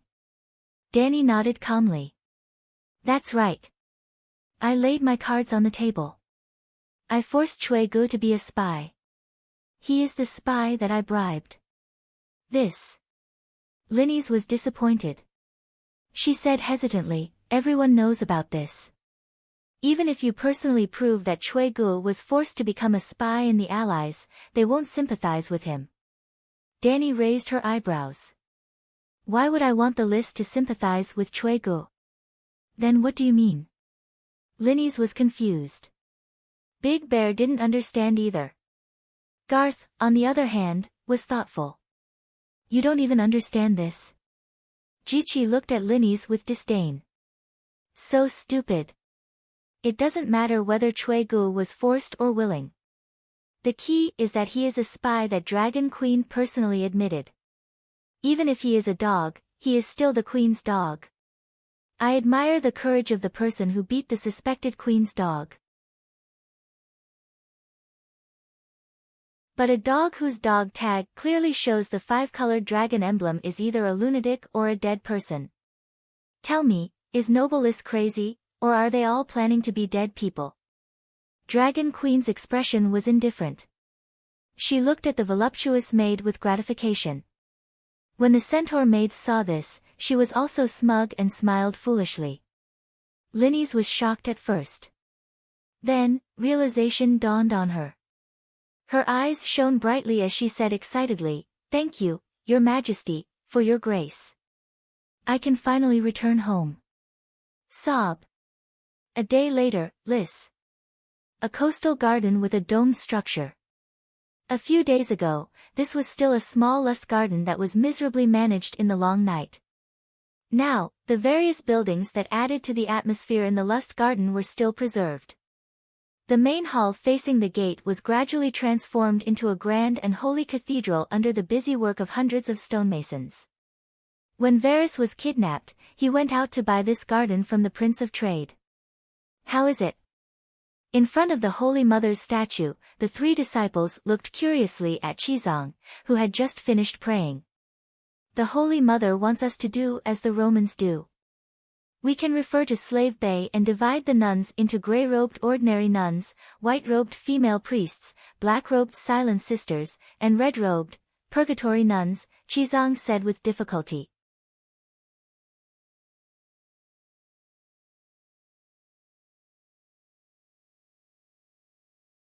Chapter 981. Purgatory Nuns. The corner of Tyrion's mouth twitched. Shouldn't it be the Red Saintess? Although the Church's Holy Church allows the existence of prostitutes due to the local situation, even including prostitutes who believe in the 7 gods into the clergy, the Holy Mother doesn't advocate this kind of behavior. Chizong said with a deep voice, "Drifting is bad for one's health, damaging one's merit. Being addicted to prostitutes and destroying family harmony is a great sin. Going to hell. Tyrion's eyes widened. The reason why the purgatory nuns are called that is because they clearly want to seduce men into hell. Qizong thought for a moment and said, it's not seduction, but through this name, it makes people who are blinded by desire calm down. The Holy Mother plans to choose a group of souls from hell who are devout believers of the Holy Mother and have violated the teachings of the 7 gods, especially those who are extremely lascivious. The most outstanding ones will be the demon king of hell, which is also the lustful demon, a subordinate god of strangers. The purgatory nuns will be the exclusive clergy of the lustful demons. Devout believers of the Holy Mother and lascivious. Are there people like that? Another group, the dwarf said with his mouth twitching. When the forest is big, there are all kinds of birds, Qizong said calmly. Why choose the demon king? Shouldn't the demon king be killed immediately? Hound said with a frown. Tyrion's lips curled into a sneer. Setting up a positive teaching material like St. Matthew can encourage believers to be good. Taking out negative teaching materials like whipping corpses can also scare believers into being good. Are you mocking the Holy Mother? Qizong's right palm subconsciously rose to his chest. This was a completely subconscious action. He had used it too many times and was used to it. The dwarf also saw his master take the stance of the Holy Mother palm and was given a fright. He hurriedly explained with an embarrassed smile, Master, you misunderstand. I also think that the Holy Mother's actions are to persuade people to be good. The Holy Mother is merciful. The methods are different, but the goal is always right. Sigh, how would you understand the Holy Mother's wisdom and greatness? Qizong's palm was still raised to his chest in the same posture as the celestial monk. He sighed and said, the lustful demons aren't negative teaching materials, but tools to help confused believers pass the tribulation. Tools. What do they do? How do they use them? The dwarf asked. The Holy Mother passed down a meditation technique called White Bone Temple.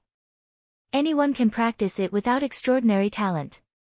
Lustful devils are used to assist in cultivating White Bone Monastery, Qizong said slowly. There are meditation techniques that don't require talent? The dwarf looked doubtful. Normal meditation techniques cultivate magic power, while the White Bone Temple improves spiritual power and soul realm. The dwarf became more and more suspicious. This doesn't make sense. The stronger the meditation technique, the higher the requirement for cultivation aptitude. Increasing the realm of the soul is much harder than increasing magic power. The White Bone Monastery should be of a higher level than other meditation techniques. How can you understand the Holy Mother's divine might? Qizong shot him a look. He stood up from the praying mat and said to the hunting dog, go out and call over the foreman in charge of renovating the temple. I want to modify the building plans from before. Once the hunting dog left, Qizong brought his 2 disciples to the rear hall's cultivation room. He sat down by the table and closed his eyes in deep thought for a moment. His brush moved about like a dragon, immediately drawing skeleton pictures one after another on the snow-white sheepskin scroll. On every picture, the skeleton's posture was different. There were a total of 7 pictures. They were clearly skeletons whose structures and colors were extremely monotonous, but they were drawn so vividly that they seemed to be alive, as if they were living creatures sealed in the picture scroll. Their bodies emitted a type of unique magic power that was imprinted into one's soul. The foreman, Reese, was already waiting on the side. When he saw Master Qizong put down his ink brush, he asked respectfully and curiously, Master, may I ask how you plan to renovate the temple? Is it related to these 7 pictures? Qizong pointed at the picture scroll and said, I want to add a White Bone Monastery at the entrance of Passion Desire Garden. Only by entering the temple and passing through the rear hall can one enter Passion Desire Garden. Place 7 white bone statues in the temple in order. Carve the skeletons according to the pictures. I want the highest grade white jade and hire Reese's best stonemason. Money is not a problem. Master, are you going to blaspheme the 7 gods? The foreman's face paled. Why do you say that? Qi Zong frowned. The 7 skeletons, don't they represent the 7 gods? The dwarf rubbed his nose, asking what was on the minds of the foreman and the people around him. Blaspheme. Qi Zong was furious. His right hand subconsciously stood in front of his chest. Master, please forgive me. I know I misunderstood, but that's what everyone thinks. The dwarf hurriedly pointed at Hound and Arya on the side. The 2 disciples were a bit embarrassed, but they did not object. Rascal, didn't I just say that I want to build a white bone monastery for the lustful demons? The skeletons represent the lustful demons of hell. Qi Zong stomped his foot in disappointment. 7 lustful demons? Hound frowned. Lustful demons, the demons of desire, the embodiment of human flesh. These 7 skeletons are the classic postures of the 7 spring cry arts. What? The 3 disciples and the foreman cried out at the same time. Their jaws almost dropped. This. A moment later, the dwarf and the foreman became more and more shocked as they looked at the skeletons. This is actually the most standard illustration of the 7 spring cry arts. The dwarf was an old hand. How could the foreman not be an old hand in Passion Desire Garden? The 2 of them immediately recognized the essence of the 7 diagrams. Only the 2 bumpkins, Arya and Hound, did not understand the 7 spring cry arts at all. Master Qi Zong, I'm sorry. I didn't expect you to be an expert as well. Now that I look at it carefully, it's so lifelike. The foreman said with sincerity and admiration. The dwarf nodded repeatedly. Qi Zhang's expression was wooden. You think of the flesh from the bones, but you have entered the demonic path. The foundation of the White Bone Monastery is to see the mortal world with the eyes, and the heart is filled with rotting corpses and withered bones, thus eliminating all desires. What do you mean? The foreman was confused. The dwarf subconsciously looked at the skeletons. An illusion seemed to appear in front of his eyes. The young girl in the garden was rotting bit by bit. Her flesh was festering, and maggots were born from the rotting flesh. Starting from a certain part of her body, they gradually spread to the rest of her body. After a long process, she finally turned from a beautiful girl into a skeleton. The key was that she was still in the most alluring pose of the spring cry arts. Ugh! The dwarf came back to his senses. His face was pale, and he suddenly vomited. What's wrong with you? The hunting dog was curious. Qi Zong stroked his beard in gratification, praising, I didn't expect you to have such wisdom, Tyrion. You succeeded in learning the basics the first time you saw the White Bone Monastery. Your talent isn't shallow. You can practice more in the future. I don't want to practice it. This is a demonic art. The dwarf pointed at the White Bone Monastery in horror. This kind of thing shouldn't exist in this world. Burn it immediately to prevent it from harming the world. Why? Apart from Qi Zong, the others were all confused. The dwarf excitedly recounted what he had just experienced. He practically described the process of cultivating the White Bone Monastery. That was why in the next moment, the hunting dog and the foreman both vomited with pale faces. The White Bone Monastery meditation art is too terrifying, the hunting dog said in horror. The foreman's expression was horrified. I originally received a big order from you, and planned to go to the western part of the city to look for it at night. Sigh, the anger in my heart has completely disappeared. This is only the first time. After hesitating for a moment, he tactfully advised, Master, if this is carved into a statue and placed in the hall, how will the customers be able to get it? Qi Zong said with a compassionate expression, this is the purpose of the church, to teach all the men in the world the truth of the pink skull. Lust is the leader of all evils. If they can stop lust, more people will become saints, and the world will become a better place. Just like us Westeros, if everyone controls their desires and is loyal to their marriage, the war of the usurpers won't happen, and the rebellion of the Four Kings won't happen. The hunting dog felt that something was wrong, but he couldn't find a loophole in Chi Zhang's words. Fuck, Saint Danny is even more ruthless than Saint Bailey. Tyrion said with a twisted face, if you practice the White Bone Monastery too much, you won't have any desire for your own wife. Desire is the fuel of love, and desire is also the greatest motivation for humans to strive. Who doesn't want to play with more women to earn money, to play with the most beautiful women? A world without desire is dead silent, no different from hell. Yes, yes, yes. The contractor nodded repeatedly. These words hit the nail on the head. If he didn't have desire, why would he think of ways to deduct the wages of the workers? He could just stay at home and meditate to cultivate the White Bone Monastery meditation technique. Sigh, the Holy Mother is so compassionate, and the old woman is so wise, but the people of the world are so foolish that they can't be saved. Chi Zhang's eyes were filled with pity, and he shook his head lightly. The Holy Mother isn't trying to create a world without desire. A mere White Bone Monastery won't be able to eliminate all human desires. It's like a heavy dose of medicine, because this world is already beyond cure.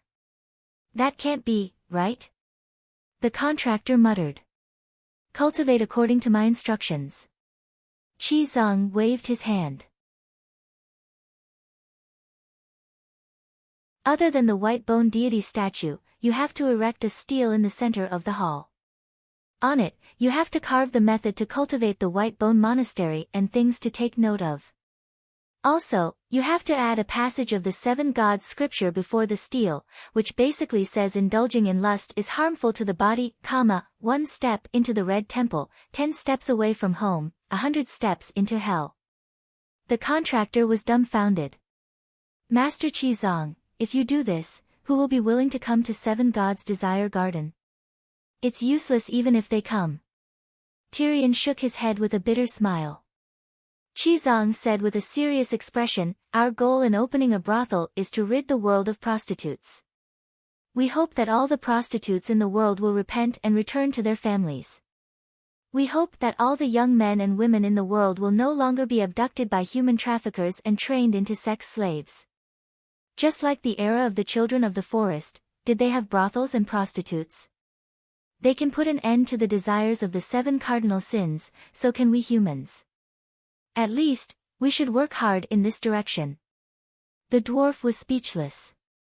After the contractor left, the disciples asked about the Holy Mother's reward. Other than the White Bone Monastery and the White Bone lustful demons, does the Holy Mother have any other arrangements? Tyrion said worriedly, Varys has been drained of all his royal blood, and his essence, chi, and spirit have been greatly damaged. He's still paralyzed on the bed. Hound and I were also heavily injured before. The holy healing art healed our external wounds, but we haven't recovered our lost chi and blood. It's clear that Narrow Sea City is too close to the Westeros, and the evil gods are still worried about the Dragon Queen using her spacetime technique to save them. It's already so dangerous this time. When we reach Volantis, or even further east, the evil gods will be unrestrained. Even the king of the city won't give the queen any face. Chi Zhang revealed a sorrowful expression and sighed. I didn't expect there to be so many demons outside the Westeros. I can only change my strategy from now on. I'll put down my compassionate heart and strike first to gain the upper hand. I'll destroy them on sight without mercy. Arya said with a wooden face, Master, you've killed almost 40 evil gods, right? When have you ever shown mercy? You don't understand. The evil gods can't hide from my fiery golden eyes. In the past, as long as they don't provoke us, even if they wander around in front of me, I'll let them be. During the Pirate King incident, Master went on a killing spree, slapping more than 10 evil gods to death. What reward did the Holy Mother give? Tyrion asked again. Chi Zhang shook his head. It's just a part of the Song of Laws. Song of Laws, just a part. The dwarf's eyes turned red. Master has become a true god. Arya was also shocked. It's a very incomplete song of mercy. I'm still very far from becoming a true god. The Holy Mother is too good to you. Arya and Tyrion were envious.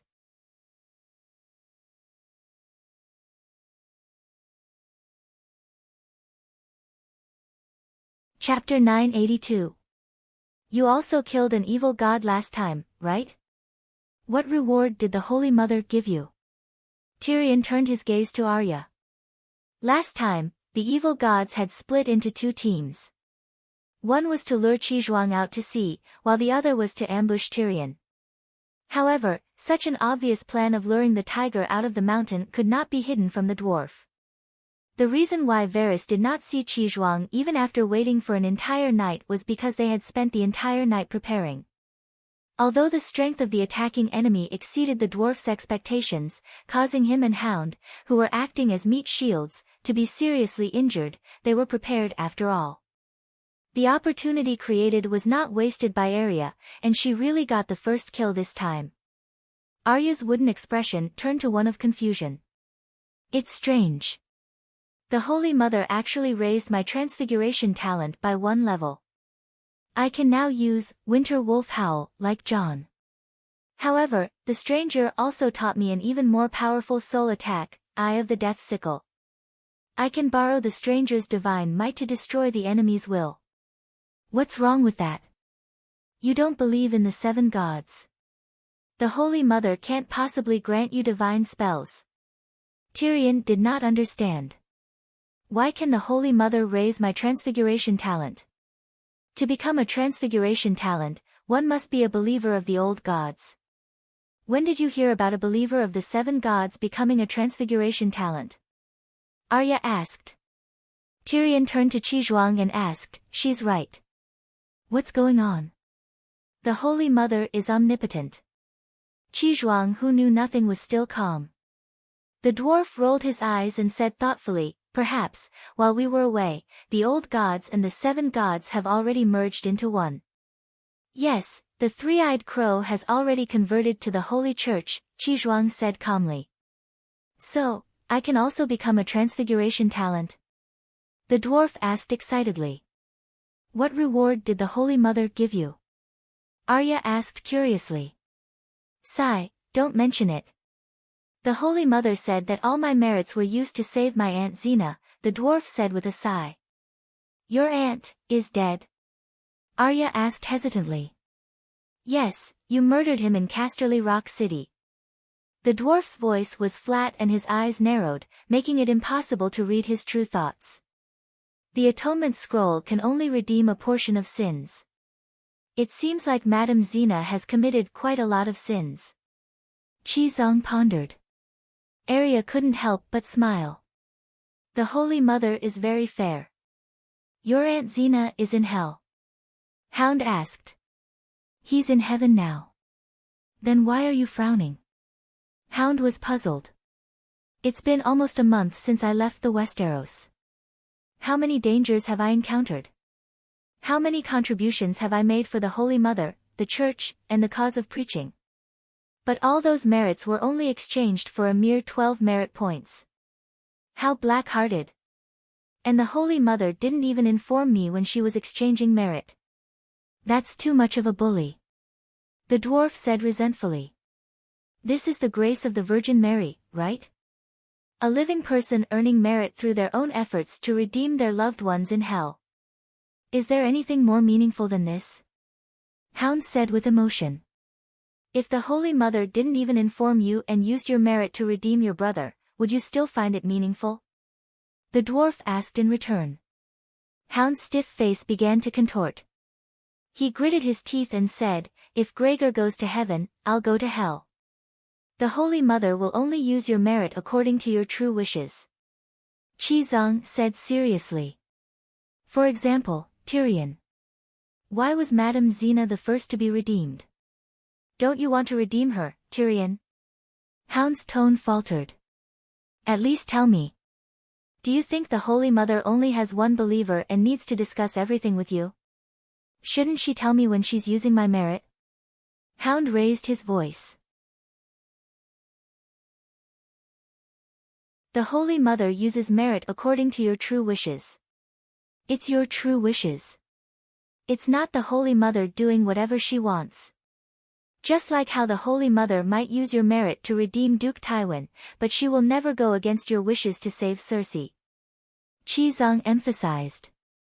Hound waved his hand and said anxiously, No, no, no, that's what I'm most worried about. You can't save my father. The way the people looked at him changed. No, that's not what I meant. Hound's face turned pale. Of course I want to save my father, but he's not in hell. Tywin can go to heaven. Dream on. Hound sneered. He killed Tywin. He probably doesn't want to redeem him at all. That's why he said such a ridiculous lie. Arya mocked. Hound was getting more and more anxious. He did not know how to explain.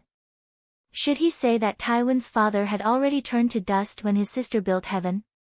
Seeing that he could not refute, Qizong also advised, Tywin might not be your father, but he raised you for decades. You must be grateful. Sigh. You don't have to care about this. Hound's expression was extremely complicated and conflicted. He looked like a young man who had lost his way in life. Qizong sighed internally. He decided not to persuade him verbally. He would ask the Holy Mother to secretly redeem Tywin during evening prayers to resolve his eldest disciple's guilt after killing his father, as well as his conflicted feelings after knowing the truth of his birth. Without remorse and regret, his eldest disciple might be able to elevate his soul through self-redemption. I have to keep the matter of asking the Holy Mother to secretly use her eldest disciple's merit points to redeem Tywin a secret from him. Otherwise, with his arrogant and awkward personality, he would definitely loudly deny the love and guilt he had for Tywin's father. After all, it was not easy for adults. As a master, it was only right for him to silently help his disciple. I almost forgot. The Holy Mother has given Varys a divine art. Let's go visit him, Qizong said. In the warm bedroom with a burning fireplace and a single bed covered with thick down quilts, the eight-clawed spider looked like a corpse waiting to bid farewell to his family and friends. Qizong first patted the fat eunuch's big bald head with a holy healing art, and then called out softly, Wuneng, Wuneng, we're here to visit you. Varys opened his eyes in a daze. His eyeballs seemed to be covered in a layer of dust, dim and lifeless. I'm so pitiful. He said. I know. We all know. Qizong held his cold and rough palm, and said with a sigh, there is no obstacle in this world that cannot be overcome. Once you've thought it through, tomorrow will be as beautiful as the past. Actually, you're just lacking in blood qi. As long as you pull yourself together, you'll be able to recover soon. Also, we'll always stay in Varys and wait for you to recover. There's no need to be anxious. I can't accept it. Varys's face was covered in tears. I'm a eunuch. Why did you treat me like that? Don't just think about yourself. Think about Tyrion. He's even more pitiful than you. When he was in Pentos, he was dragged into a latrine, and then... Qizong paused. You saw it yourself. His private parts are like skinned and chewed sugar cane. Also, behind. That's enough. Why are you exposing my shortcomings for no reason? Tyrion said angrily. Look, Wuneng's condition is much better after hearing this. Qizong pointed at the fat eunuch whose eyes were gradually brightening. But my condition is much worse, the dwarf said with a depressed expression. You've been through a lot. You're already used to it. This is Wuneng's first time. You should be more understanding. Qizong sighed. Then, he probed, why don't we leave and leave the two of you here to talk and comfort each other? Hee. Arya seemed to have thought of something. Her pale horse face blushed, and she could not help but laugh. Arya's strange gaze and laughter made the dwarf's scalp tingle. He glared at her, and then turned around and cursed, "Fuck, if you want to comfort him, hurry up and teach him the Holy Mother's divine art. It's more practical that way." "What divine art? Is the Holy Mother going to bless me?" Varys's spirit was indeed lifted. "You're not very devout to the 7 gods, and this place is far away from Westeros. It's hard for the Holy Mother to bless you." Chizong reached out his right hand. His palm flashed with green runes. He pressed his palm against the fat eunuch's forehead. It was like branding a quarantine mark on pork skin. The fat eunuch sucked in a breath. The swelling pain in his head disappeared. Then, his entire body became warm, as if he had taken a hot bath. His vitality returned to him. "What's going on?" "Other than the summoning technique, the true dragon blood chi that the evil god stole from you was also returned after being purified by the Holy Mother. In short, other than the psychological trauma, you benefited from the disaster. The true dragon blood can return?" The dwarf asked doubtfully. "The Holy Mother is omnipotent." Chizong still did not understand. He was still calm and matter-of-factly. Actually, what Chizong passed to Varys was not the true dragon blood chi. Instead, it was a ball of spiritual essence powder that he removed from Dany's thoughts. Using the witch lens to check the bloodline was not based on NDA, but spiritual essence. Now that Dany's spiritual essence was replenished, Varys really recovered. This was mainly because the evil god only squeezed out the transcendent factor in his bloodline, which was the special spiritual essence. He did not suck his blood dry. Because the evil god needed the living Varys as bait, once his blood was sucked dry, he would die. "I learned the summoning technique," Varys muttered. Chizong nodded and explained, "Right now, your piety level is low, so you can only summon your thoughts. But you can level up. In the future, you might be able to summon physical objects, or even Heaven's Saint Seiya and divine creatures." "What do you mean by summoning thoughts?" the dwarf asked in confusion. Summoning thoughts is to summon the will of the nearby angels to descend on his body. For example, me. Chizong pointed at himself and said with a smile, "In the future, if Wuning encounters another evil god, as long as it is not more than 10 kilometers away from me, he can summon me to help." "That's great. There are no cities in the world with a radius of more than 10 kilometers. As long as I don't leave the city, I will be safe." Varys cried tears of joy. Tyrion said enviously, "Master Chizong, give me a summoning seal. I am the evil god's main target, so I am the most dangerous." Chizong shook his head. "Each angel can only protect one summoner. Also, the summoned thoughts only have the power to attack once, and can only use half of their normal strength. One attack, half of its power." Varys sat up in shock. "What's the use of that? You have so little faith power, who can you blame? I descended with my will, not my body. I only have the power to attack once," Chizong said. "This." Varys leaned against the headboard and said blankly, "I didn't believe in gods for the first half of my life." "You don't believe in gods, yet you want the protection of gods. How can such a good thing happen?" Chizong said seriously. Varys came to a realization and said seriously, "You are right, Master. From now on, I will be a devout believer of the Holy Mother.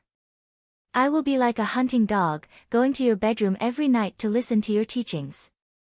Chizong nodded in satisfaction and said, "There is another way to summon your will.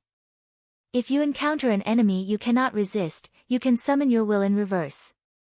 In other words, you can summon your soul to my side and let the enemy ravage your body however they want. Even if countless people talk about the sword, you will not feel it."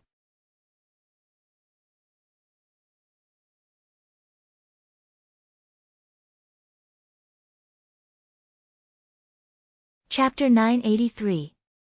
Also, as long as the soul is still there, even if the body is tortured to death or chopped into pieces, you can still find the remains to resurrect and continue to teach me. This. The 4 disciples' expressions were twisted. Not even letting them go after death, wasn't that too pitiful? Although it's helpless, it can save lives, Chizang said seriously. That's true. Varys pinched his nose and asked, what's with summoning Saint Seiya? Beginner summoners can only summon wills. Level 2 summoners can summon physical objects, such as a sword. When summoning reaches level 3 and becomes the king of summoners, you can summon saints from heaven, such as the Saint Seiya who is the guardian of heaven. When you become a level 4 god of summoners, you can even summon divine creatures. Tisk, god of summoners. It sounds very powerful and promising. The dwarf exclaimed in shock. Master, can I become a summoner? Arya and Hound were envious as they asked at the same time. You all have your own path. Arya is a death assassin, Sangzai is a greatsword priest, and Tyrion is a fire shaman priest. Stick to your own path and don't be greedy. For example, I've been studying the path of mercy and have never thought of learning summoning, Chizang said solemnly. Hearing that even their master didn't know summoning, the disciples couldn't force it. Master, how can I level up? Varys asked expectantly. This is your path, I can't give you too much guidance. But there's nothing wrong with devout faith and slowly exploring. Actually, this was Dragon Queen's path. The deeper her understanding of the wind space, the higher the upper limit of the summoning of believers of the 7 gods. Summoning was a derivative of her recent spatial research. Only believers of the 7 gods and the old gods could become holy summoners.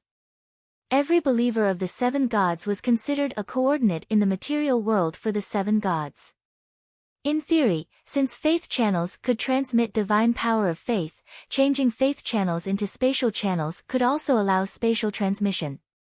With coordinates and spatial power, it was normal for Dany to have the idea of researching summoning.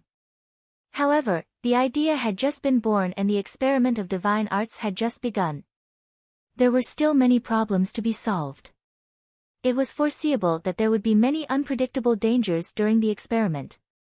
Varys was the volunteer who experimented with spatial magic. Look at him, he's smiling so happily.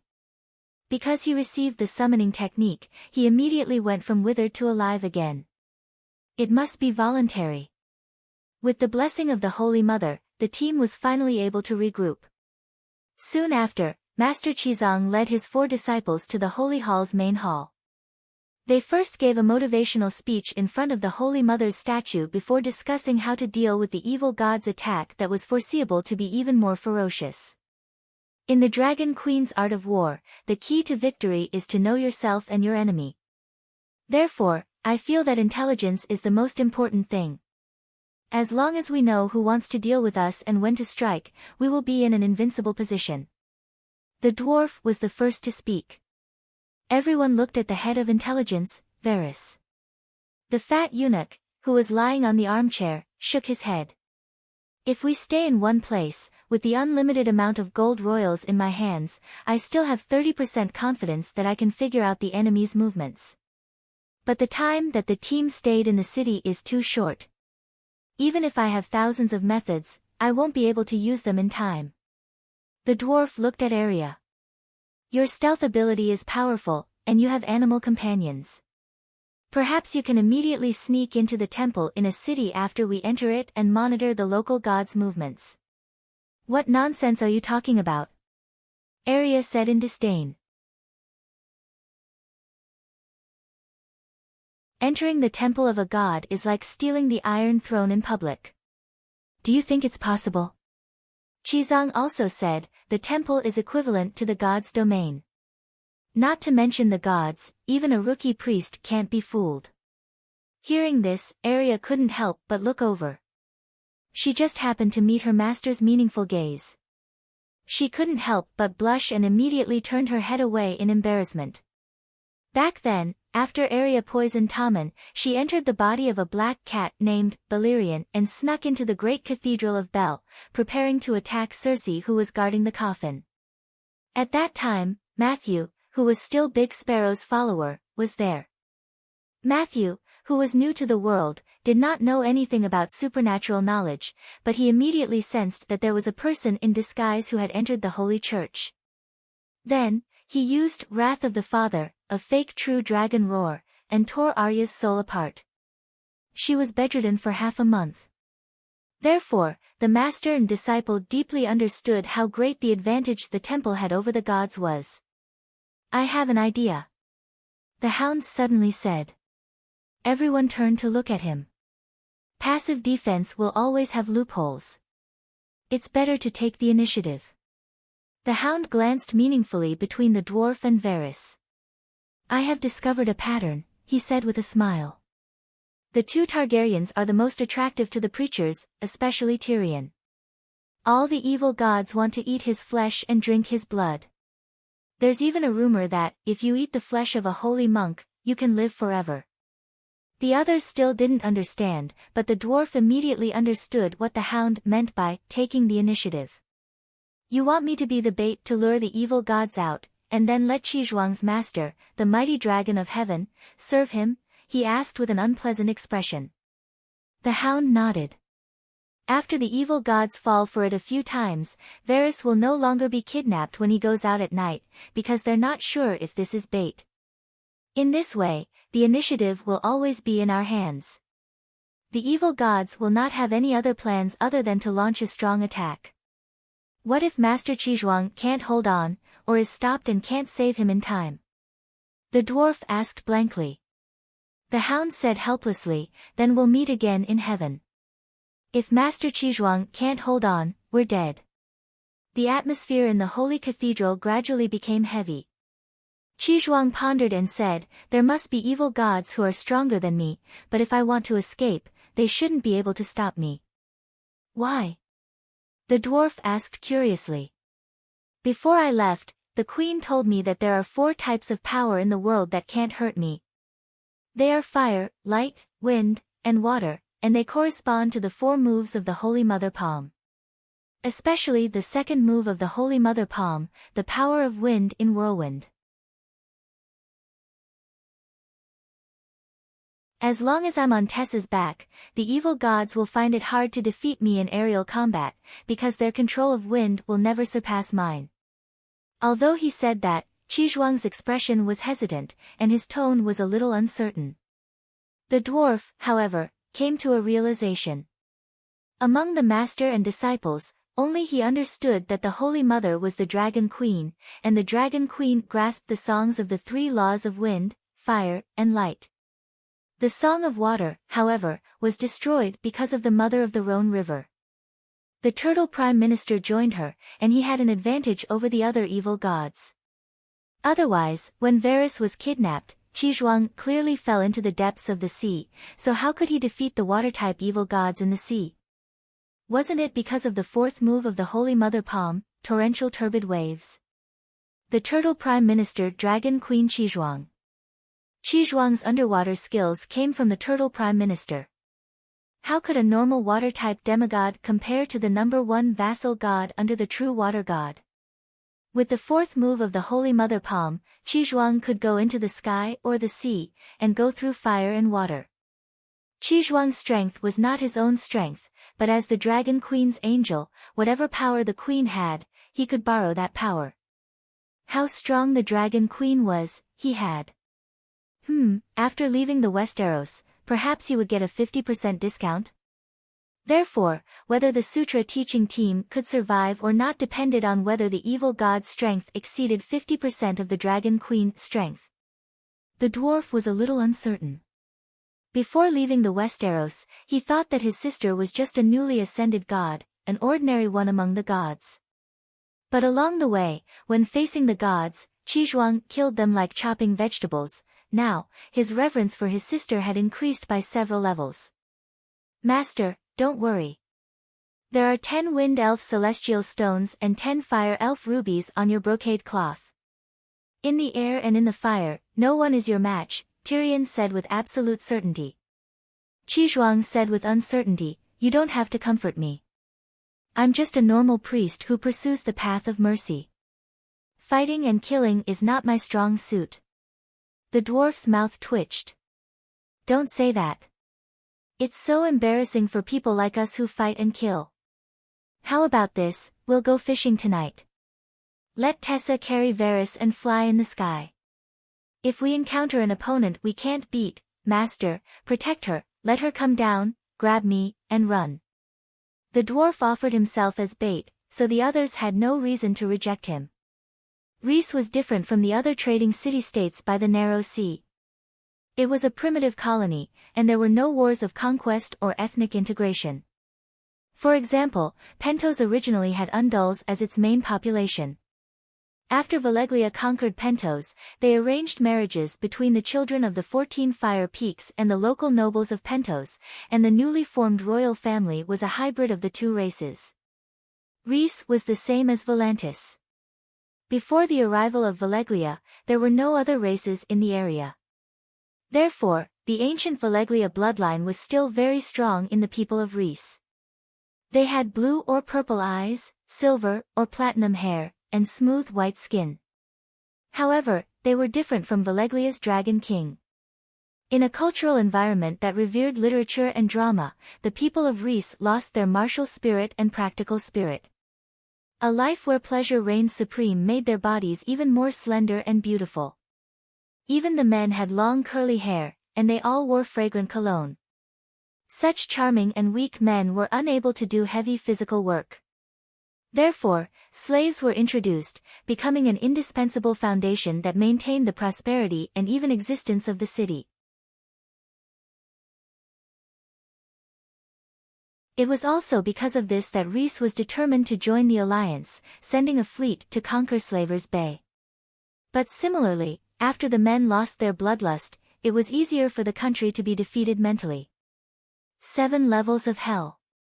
In front of a white marble palace that resembled the arch structure of ancient Rome on earth, Tyrion stood on tiptoe and looked around. He said to Hound beside him in disbelief, "She's so arrogant, yet she's still alive.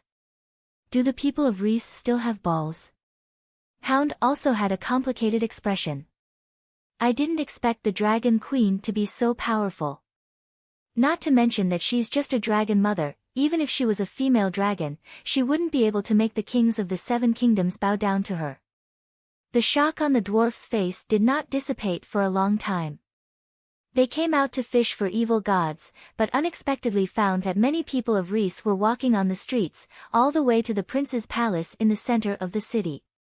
Therefore, the 2 curious people also followed. Then they saw an unbelievable scene. A familiar woman held a sheepskin scroll, passed through the forest of 10,000 people, and walked towards the palace gate in high spirits. She even shouted loudly, "That's right, my husband is the Dragon Queen's dog.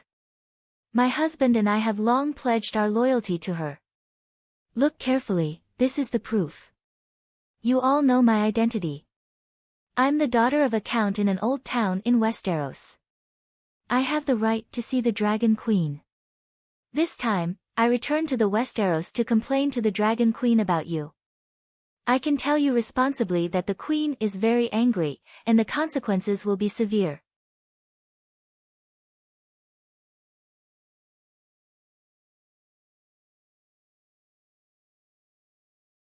Chapter 984. Didn't you say that Chui Gu and I betrayed the alliance and became the Queen's spies? Linnes held her head high and chest out, like a victorious general waving his banner. She held up the proof of being a slave. "I'll lay my cards on the table. That's right, we are Dragon Queen's spies. We betrayed the alliance. What can you do to us?" She was small, but it was as if she had suddenly grown into a giant. When she took a big step forward, the slave soldiers in front of the prince's palace took a step back, not knowing what to do. The well-dressed nobleman behind them had an ugly expression. He clenched his fists and moved his lips, but he couldn't give a clear order. The surrounding freedmen and slaves in the square either had a solemn expression, or cursed loudly, or looked happy, or they had 1,000 different emotions. But they only looked at her, and none of them dared to make a move. Do you know the result of the great battle of Meereen? Like a seesaw, the weaker the Rhys on one end, the higher Linnes on the other end, and the stronger her aura. The alliance had hundreds of thousands of soldiers, and the total number of soldiers was more than the Reese freedmen. But when faced with Dragon Queen, they couldn't fight back at all. I saw it with my own eyes. The giant god turtle controlled the torrential flood, as if it was washing urine in a pool of feces. An army of 100,000 was gone in the blink of an eye. Do you know the Battle of Winterfell? Millions of undead monsters spread out for dozens of miles. The sky was dark, and no fire was allowed. The frost god's forbidden spell froze Winterfell into an iceberg thousands of meters high. Such a powerful frost god and undead army should have swept across the entire Westeros, but it was ended by one person. You know the fall of the Western region, the storm of swords, the battle of the 100 regiments. The more Linny spoke, the more agitated she became. She became a dragon mother braggart, and told them all about the Dragon Queen's deeds on Dragonstone Island. She didn't even exaggerate, because those deeds were already very exaggerated to her. Dragon Queen isn't human at all. She's God, the savior, the child of the era, the destined human emperor. She concluded loudly. Going against the Dragon Queen is suicide. Not only does she have hundreds of thousands of roaring warriors under her command, she also has hundreds of thousands of guards of the Mother of Dragons at Slave Bay. Millions of Westeros knights have also pledged their loyalty to her. Her soldiers outnumber the entire population of Reese. What right do you have to resist? How do you resist? Do Westeros have 1,000,000 knights? Some people might believe it if he said 100,000, but 1,000,000 is obviously bragging. In a corner of the square, Hound ridiculed. Perhaps, I'm not bragging. The dwarf furrowed his brows and said, You've also heard of the Battle of 100 Regiments. It involves 200 castles and towns. I estimate that no less than 300,000 troops were mobilized. It's normal for it to be called 1,000,000. The Hound was startled and said, but they did not swear allegiance to the Queen. They must want to pledge their loyalty, but the Queen won't allow it. The dwarf sighed. I've seen too many similar situations. In the Western Territory, those lords who were rescued by the volunteer corps leaned over to pledge their loyalty to the Queen right in front of me. I only know that the Dragon Queen is famous in the Westeros for her fighting prowess. But I didn't expect her to have such a high status in the free trade city-states. With just one sentence, she turned a former prisoner slave into the Queen of Reese. The Hound muttered. The Reese are too cowardly. We Westeros are not like that. The dwarf looked around with disdain at the Reese who were angry but did not dare to speak up, let alone attack. Think about my sister.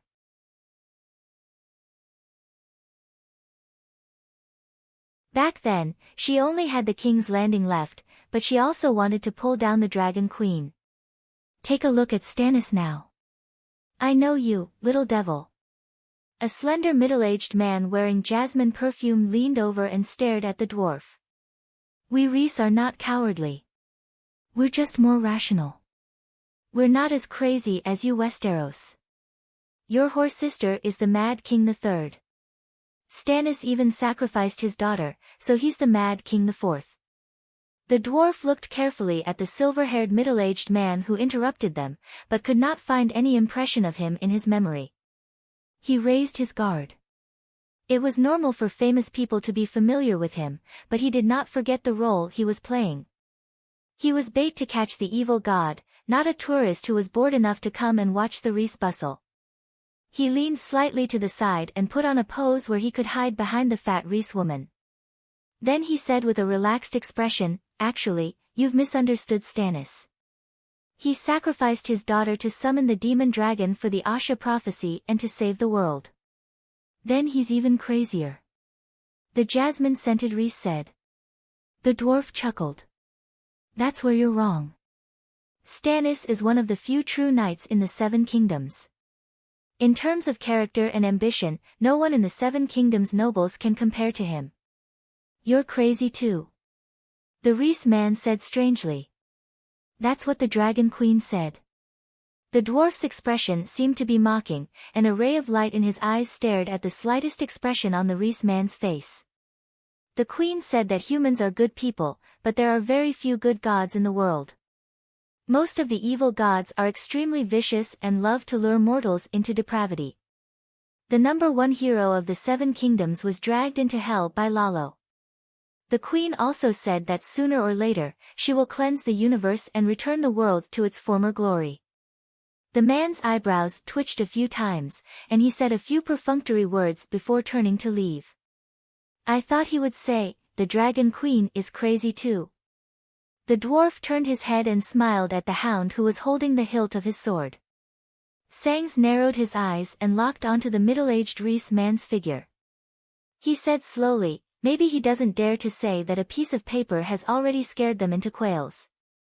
You're the illegitimate brother of the Dragon Queen. But he already said it with his eyes. Tyrion gave him a look and quietly followed him. Most people wouldn't understand what I said at all, but his eyes showed that he understood everything. We're just baiting the enemy. The hound hesitated.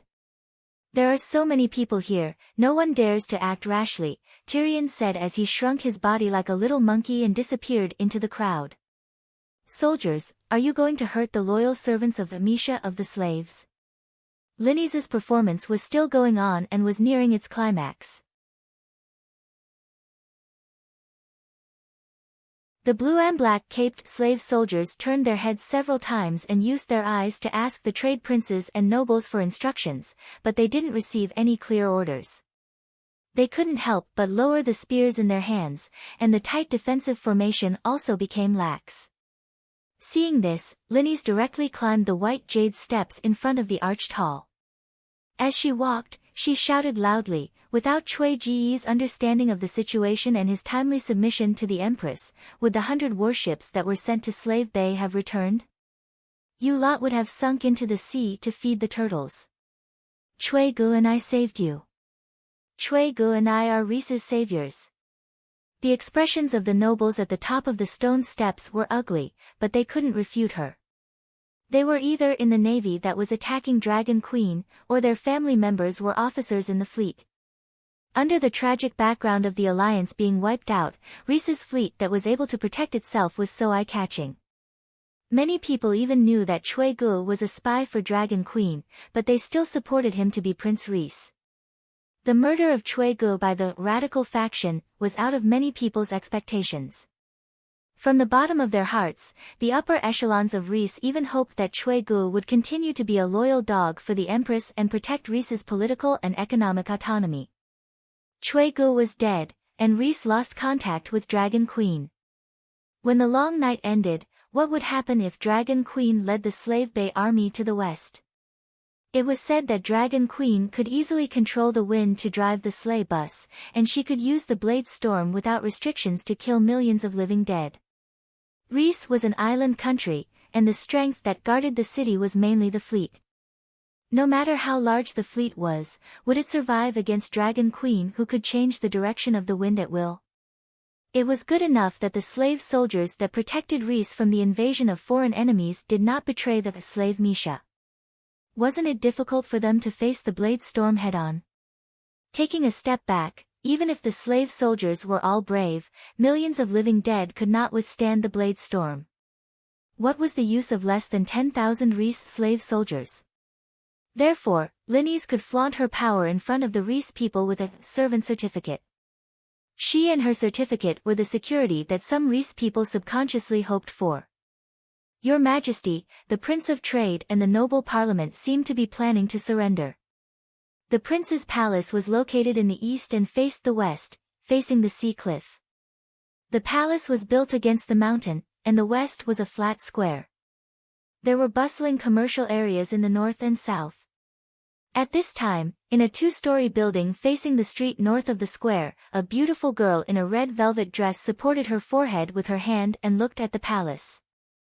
Behind the girl in the red dress, a girl in a blue dress who was equally beautiful and even had a similar charming temperament stood with her hands by her side.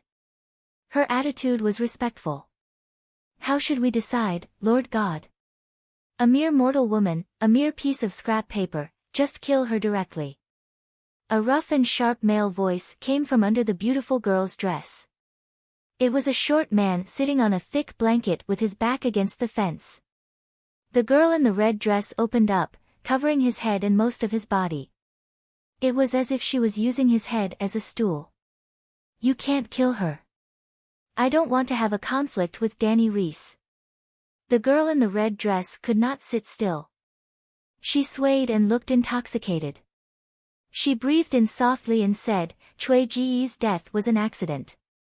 I am actually very satisfied with him. Very satisfied in all aspects. He secretly sided with the Dragon Queen, which can prevent Reese from becoming the #1 battlefield. Clap. The sound of a slap came from under the velvet dress. Then the man laughed and scolded, Slut, you think too much. Because I am beautiful to begin with, isn't that so? You're so beautiful that you're mesmerizing. The man sighed and said, But you're so beautiful, and you're such a coward. The Dragon Queen might not let you go. It's not that she might not, but she definitely wants to kill me. I can clearly feel it. The girl in the red dress smile disappeared, and her expression turned gloomy. I've been in human civilization for tens of thousands of years, and this is the first time I've been enveloped by such a strong sense of death. Even now, I've reached the peak of pleasure with you, but the fear of a sharp sword hanging over my neck has not dissipated at all. If it weren't for this damned sense of danger, why would I have left Koor? Why would I have joined forces with Lalo? When night falls, I'm the same as you. I plan to stay in the house and avoid the calamity, but... Sigh. The man sighed empathetically. If you can't avoid it, then take the initiative to attack. At least seize the initiative. If you're so overcautious and cowardly, you'll definitely suffer a great loss in the end. The girl in the red dress laughed again. When 10 people hunt a tiger, there will definitely be casualties. 2 or 3 dead, 5 or 6 injured, and 1 or 2 left. It's already a complete victory. I have the intention to kill the tiger, but I don't want to become a casualty. Therefore, the best choice is to stand at the foot of the mountain and cheer for the tiger hunters. Then, I'll give the victor the best consolation, just like now.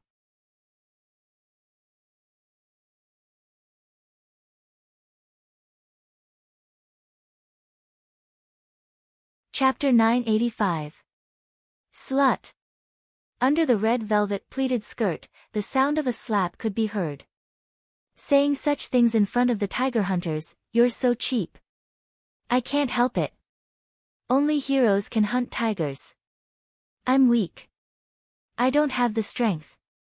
You're a rare high-level law god, and you can sing more than one law song, the man said with a complicated tone. The laws I understand are not suitable for direct combat. The red-dressed goddess shook her head. You don't need to fight directly, as long as you dare to fight. The man smiled coldly. Kill this clown called Linus.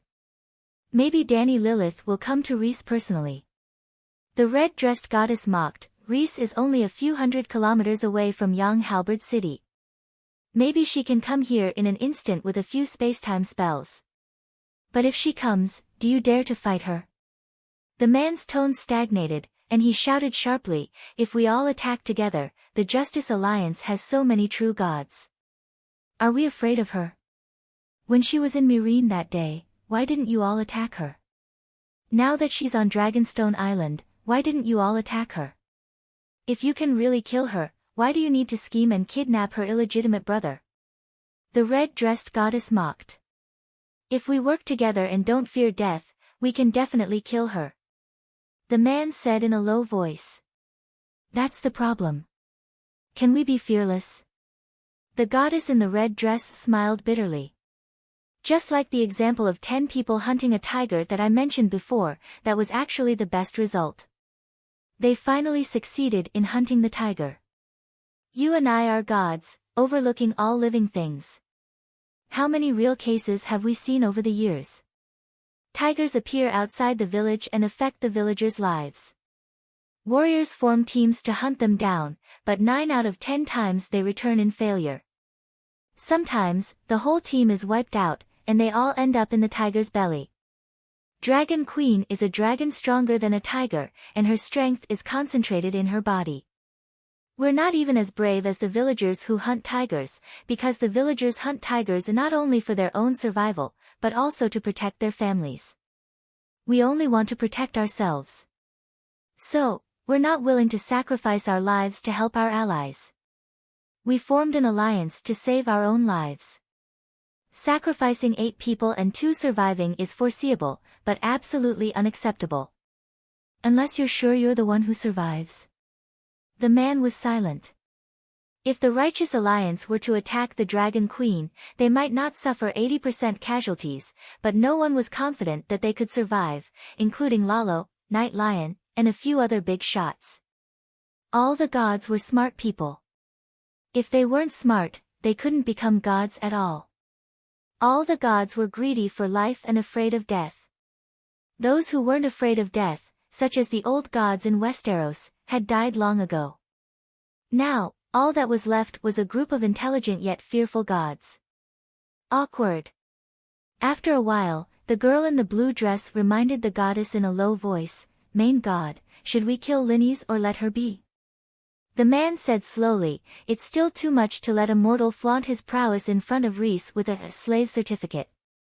You are a god that stands at the peak of the world, Lizzy's master. You can't beat the Dragon Queen, but you even avoided her mad dog. Isn't that too cowardly?" The goddess rolled her eyes and asked in return, "If the preaching team goes to Koor, do you dare to arrange for the Black Goat Priest and the city guards to kill Chizang?" "I left Koor long ago. Everything will be decided by the Grand Duke of the Kingdom," the man said hesitantly.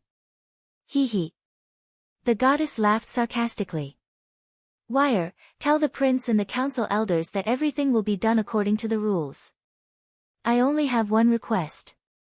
I hope they can make the best choice for Lizzy." The girl in the blue dress received the order and left.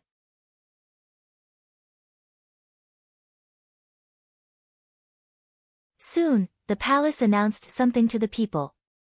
The square was immediately filled with commotion.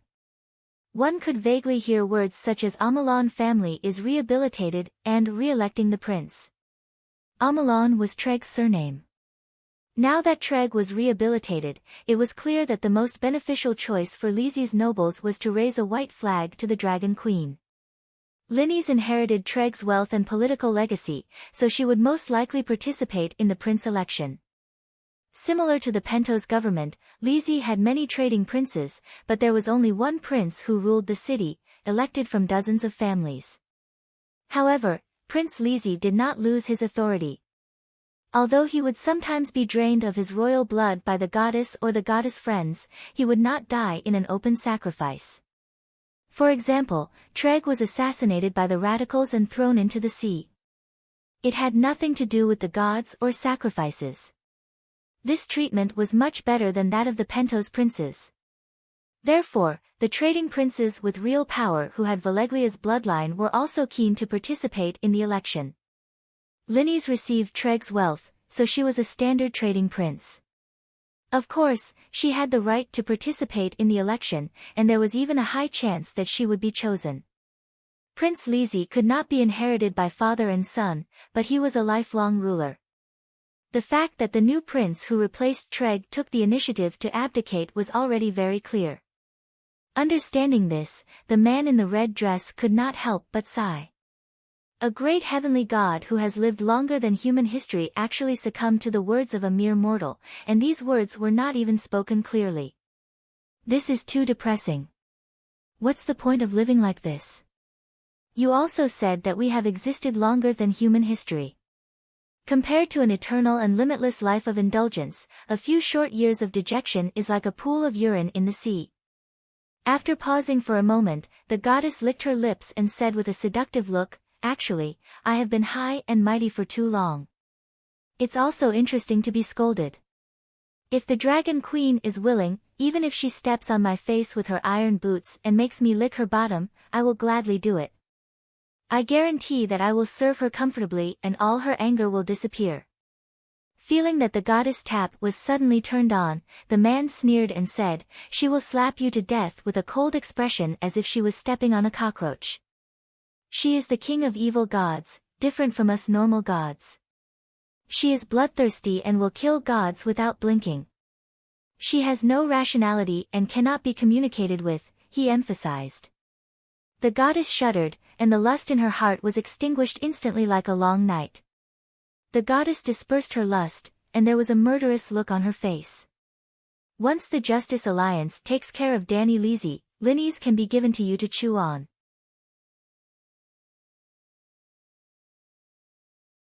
It will take at least a few months, or at most a year or two. It will be over by taking a nap. That's true. At this moment, a charming girl in a purple dress came in with a silver-haired middle-aged man. They stopped behind the screen. My Lord Mirthea, you are the moon and stars in the sky. The middle-aged man had the fragrance of jasmine on him. He was the one who took the initiative to talk to the dwarf.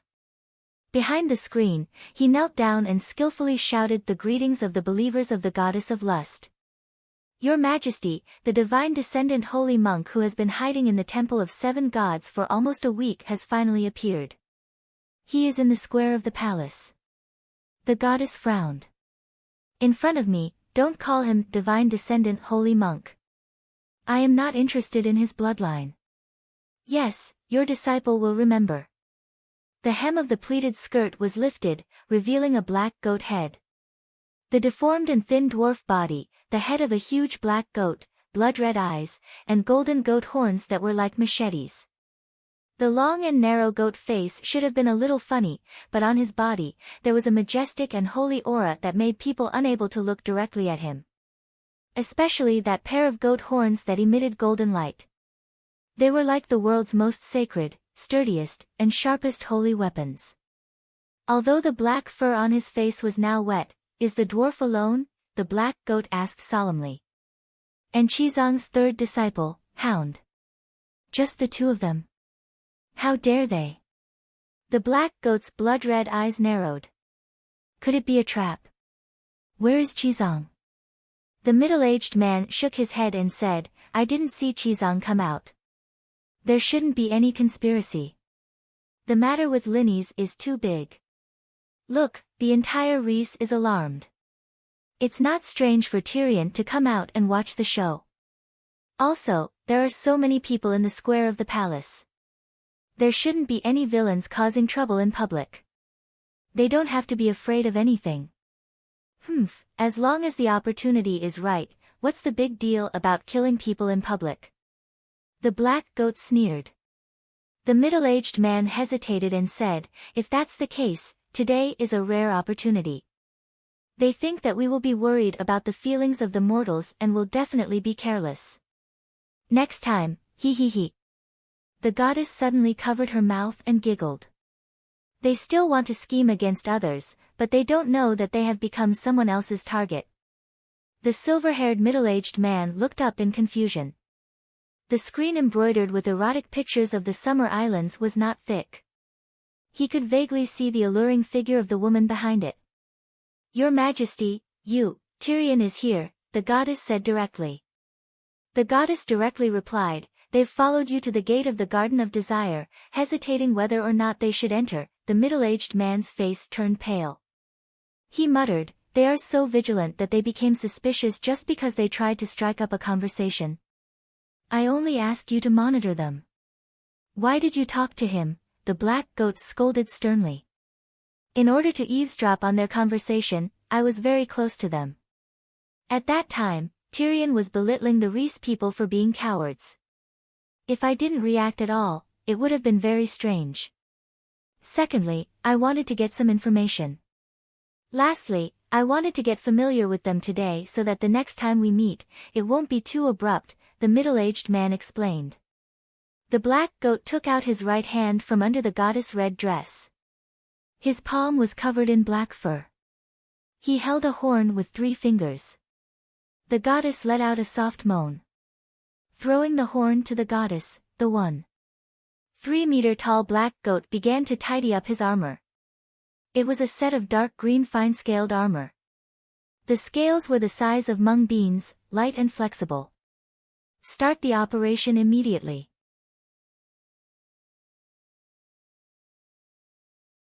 I will bring people to get the dwarf, he said. Wait. The goddess then put the sticky horn on the balcony railing.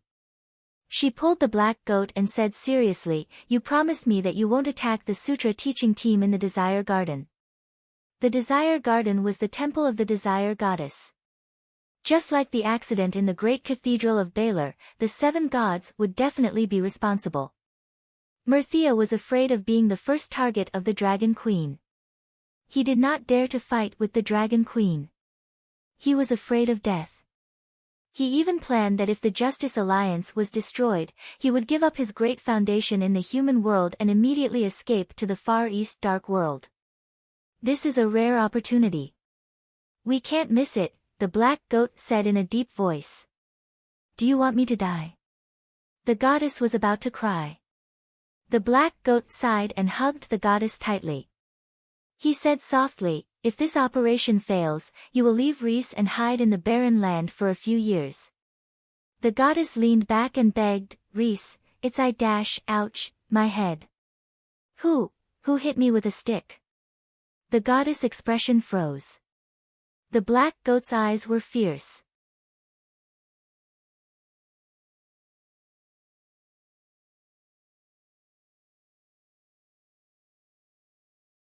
Chapter 986. On the north street of the palace square, under a red maple tree with scattered leaves, the dwarf used the tree trunk to cover his tracks as he looked towards the entrance of the Garden of Desire. Hound approached him from another direction and whispered, that guy entered the Garden of Desire. What should we do? I want to go in, but, the dwarf looked at the pink wall with a long row of red lanterns hanging in the north and said helplessly, we are both hot-blooded good men. Entering the Passion Garden is like a hungry wolf entering a sheep pen. Can we hold it in? But who can be sure that it's not a tiger in sheep's clothing? I think we might be too suspicious, Hound said hesitantly. Maybe that guy is just an ordinary lazy, and he's going to the Garden of Desire to pass the time. Why aren't all demons hiding in the Garden of Desire? The dwarf asked. Hound reached into his pocket and took out a gold coin, opening it in his palm. The gold coin wasn't round, but a slender oval. The reason it was oval was because the picture on it was a long strip, a graceful and coquettish woman. The face couldn't be seen clearly, but the lines of the woman's body were extremely beautiful. Why are you showing me Lizzie's gold coin? The dwarf didn't understand. Hound's eyes flashed and asked, have you noticed the currencies of the cities in the narrow sea? The dwarf fell into deep thought. Hound said calmly, the Westeros call it the Golden Dragon. Everyone knows what the dragon represents. Korhol's gold coin has a black goat on it, while Tyrash's gold coin has the divine tower of the three-headed god on it. The dwarf nodded and said, the goddess of desire is Lizzie's true master. Let's say the Iron Throne prepared a group of assassins with the intention of murdering the Bravos diplomatic group that came to the king's landing for a state visit. Would the king hide the assassins in the Red Keep? Hound said. If it was my sister or Joffrey, they might just let the gold-robed man take action and announce that it was the assassins who did it, the dwarf said. The corner of Hound's mouth twitched. A king with a normal brain would know how to avoid suspicion. For example, finding a place to hide the assassins in a flea nest. For the king, this isn't troublesome. At least, it's easier than hiding a large number of assassins in the Red Keep. In this way, killing the emissary would give the Iron Throne an excuse to evade Bravo's accountability. I thought that the goddess of lust wouldn't dare to directly fall out with the Dragon Queen. Otherwise, he would have made his move on the first day we came to Reese. The dwarf pondered for a bit before replying, what you said makes sense, but the way deities think is different from mortals, then what do you think we should do? The hound looked in the direction of the palace. Lady Linny's seems to have turned the tables. With a piece of paper, he went from a slave to the noblest person in Reese. Hearing the various voices coming from the plaza, he could not help but sigh. The dwarf only casually glanced at the palace before retracting his gaze and saying, "We won't enter the Passion Garden. We'll just circle around the entrance and alert the enemy. Let's see how they react." Acting rashly and alerting the enemy. Hound pondered. Thus, the two of them crossed the road and came to the pink walls of the Passion Garden. Although the Passion Garden had built a wall on the side facing the street, it did not completely give up the advantage of overlooking the commercial street and the palace square. Close to the wall, there was a row of 2- or 3-story buildings made of brick and wood. Above the second floor, there was even a balcony that extended to the sidewalk on the street. The red lanterns hanging on the wall were actually hanging down from the balcony. Tyrion and the Hound did not look around. They lowered their heads and walked past the balcony of the building.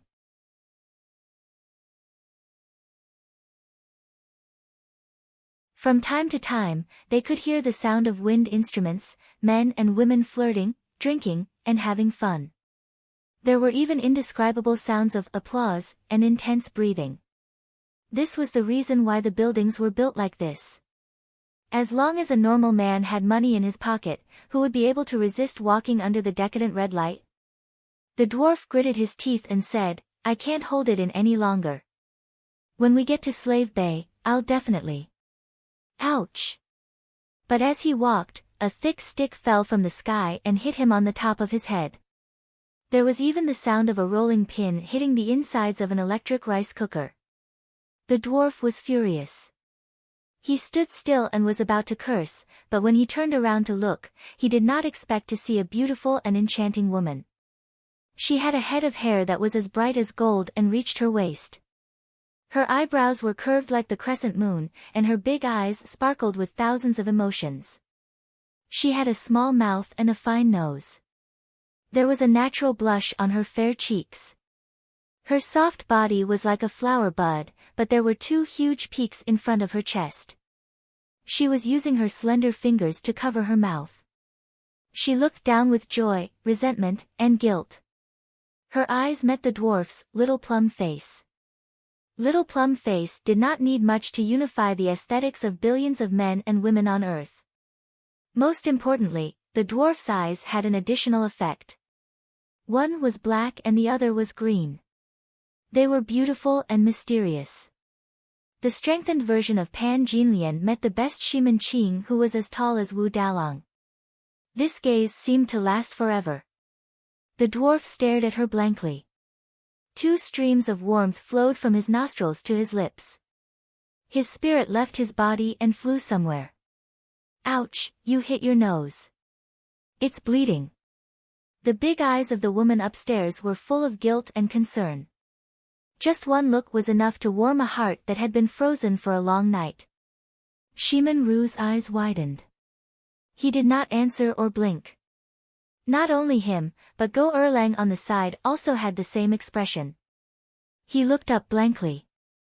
2 streams of blood flowed from his nostrils. As mentioned before, a row of red lanterns hung on the outer wall of the Passion Garden. The lanterns actually stretched out from the floor of the balcony on the second floor. Therefore, standing under the balcony, through the gaps of the wooden railings, one could clearly see the skirt of the goddess on the balcony, as well as a pair of long white legs under the skirt. There was also something that was tightly clenched, white and wet. It was unknown what it was. "Ouch, you're so naughty. Where are you looking?" The goddess blushed. Her ocean blue eyes seemed to be stained with a layer of crimson mist. She covered her face with both hands. Nothing was covered. She stamped her feet and closed her legs. Nothing was covered. Instead, a pair of white and small feet were exposed.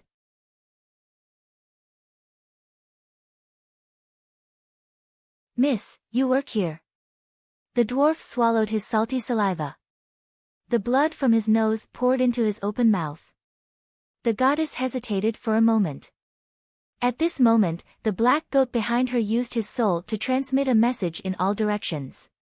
"Get ready to move." Then, the evil gods hidden in all the remote corners of Reese City were ready to move.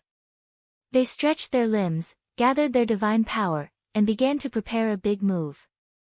The goddess heard it too. She wanted to stop them. Don't do it in the Passion Garden. The goddess's telepathic message spread in all directions. The evil gods who were ready to move were stunned. It's a once-in-a-lifetime opportunity. Don't hesitate. Even if you lose the foundation of the Summer Sea, you still have the entire Jade Sea, the black goat said anxiously. Don't make a move first. He has been completely mesmerized by me. Let's see how I squeeze his blood dry. I don't want a single drop of holy blood. I'll give it all to you. I only have one request. You can only make a move when his blood runs dry and he leaves the Passion Garden in a sickly state. Then, she transmitted a message to Wu Dalong, Black Goat alone. I can give up the Passion Garden in the Summer Sea, but it cannot be directly related to Tyrion's death. He is the closest person to the Dragon Queen. No matter who kills him, they will become her greatest enemy. Even if the Alliance kills her in the end, with her strength, she will be able to drag her greatest enemy down with her. I don't want to die. The black goat nodded helplessly and quickly retreated behind the screen. The whole process took a long time to describe, but the telepathic message actually happened in the blink of an eye. In the eyes of the dwarf and the hound, the goddess only hesitated for a moment before blushing and nodding. My name is Yaya. I'm in Building 7. Yaya, are you free? I want to talk to you about life and ideals. The dwarf wiped the blood from his nose and raised his head, putting on the most imposing posture. Bad guy, you already know the answer. The goddess's watery eyes seemed to emit 1,000,000 volts of high-voltage electricity. Even though they were one floor apart, the dwarf was electrified. The dwarf could not even bear to blink. He asked foolishly, I don't know. The goddess glanced at the dwarf's feet with her electrifying eyes. The dwarf and the hound followed the goddess's gaze and looked over. The next moment, their breathing quickened and they immediately had a physiological reaction. It was a foot-long, tortoise-head stick as thick as a child's arm. It was carved out of fishbeam wood, and the handle was inlaid with bean-sized rubies, pearls, and cat's-eye stones. The goddess had casually placed the horn-colored object that the black goat had given her on the fence. The fence was made of red bricks as wide as a palm, and the horn-colored object was a foot long, 30 centimeters. When the black goat hugged it, the goddess accidentally knocked it down when she leaned back, and it landed on Tyrion's head.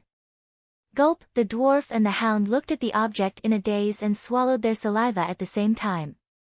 They bent down at the same time and wanted to pick up the horn-colored object. It was sticky and wet, but it emitted a kind of decadent fragrance that made them go crazy.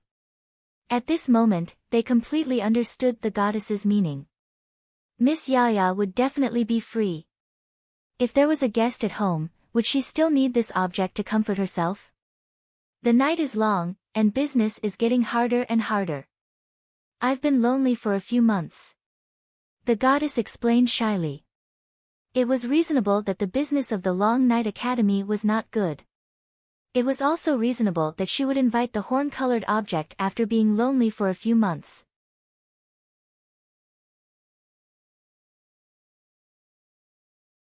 As for why the other brothels had business, but this beauty, who was known as the most beautiful woman in the world, was alone in her room, sorry, the shrewdness in the dwarf's brain had all melted into lust.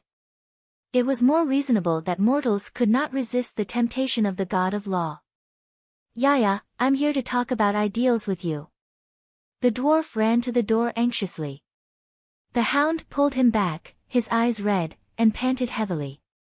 No, you can't go. Why? The dwarf slapped his hand away impatiently. Because, I'm not going to talk about ideals with her. I'm going to fuck her. The hound took a few steps back and accelerated forward. He suddenly jumped up and placed one palm on the fence, then used all his strength to climb up. Damn it, Yaya is mine. The stick hit my head. This is my fate. The dwarf was so angry that he stomped his feet and cursed. You have a fiancé, but I don't have a wife. I want to marry Yaya. The hound had a crazed look on his face, as if he had gone mad. He looked like Do too when he was fighting a tiger. I don't want Yelane anymore. I don't want anything. I only want Yaya. The dwarf rushed over, grabbed the hound's calf, and pulled with all his strength. He could not move it. Roar God's descent. The dwarf's muscles swelled, and his body was filled with strength. He pulled the hound down in an instant. Bam! The hound fell to the ground like a rag doll. You pissed me off. Holy white light began to surge on his body, and his energy and injuries quickly recovered. He wrestled with the little giant Tyrion. I'm Lon Lister, sang Zay. You're my servant. Fuck Tywin. I'm Prince Xion. You dare to disobey me? Fuck Mad King. I'm the brother of the Holy Mother. You want to betray your faith? Bah. Fuck Joanna. I'm your senior brother. You should listen to me. Fuck Chizong. The goddess stood upstairs in a daze. Looking at the two people who were cursing and punching each other, she did not know what to do. Actually, you can come up together, she said softly. Shiman Ru, Do too, their movements froze, and their strange gazes met. In an instant, countless thoughts crossed. In the end, they sighed softly and nodded. At this moment, mighty heavenly dragon.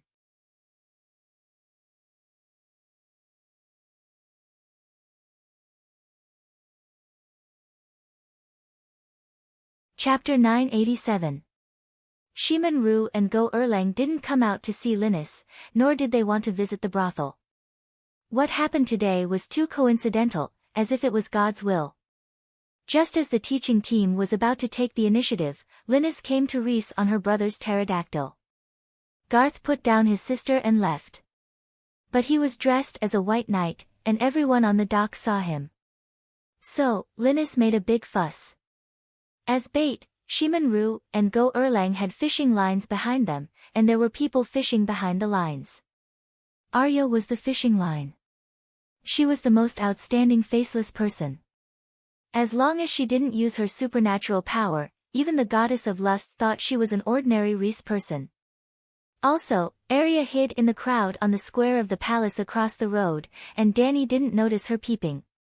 In the beginning, when she saw the two men arguing over a seductress, Arya scolded them loudly, none of the men are good.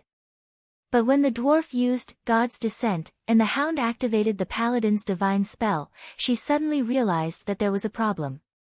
Because no matter how lustful they were, they shouldn't use divine spells on the side of the road, and they shouldn't use offensive divine spells on their own people. You don't even need to consider the big picture. If you use up all your divine power now, when the evil god arrives, what will you use to resist? The number of divine spell slots was limited, especially the dwarf. He had faith in the Holy Mother, but he wasn't fanatical, so he didn't accumulate much power of faith every day. The hound could do it, but the dwarf couldn't. So, Arya immediately informed Master Chizong behind the fishing line that the evil gods had taken the bait, and the mastermind was the goddess of lust. Chizong sighed helplessly. We're in big trouble this time. I thought Mirthia was weak and wouldn't fall out with the Dragon Queen, but I didn't expect her to be so tough and decisive. I told you not to underestimate her just because she's a woman, the crow said. Look at all the women in Westeros. Which one of them is simple? Arya said.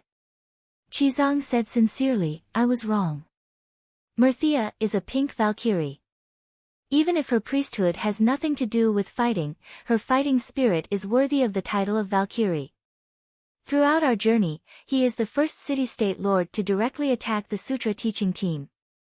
Chizong could be considered to have seen the world by now. He knew many things that were top secret to ordinary people, but were common knowledge to deities. For example, every trading city-state had many gods stationed there, especially those churches with temples. Almost all of them relied on one or more gods behind them.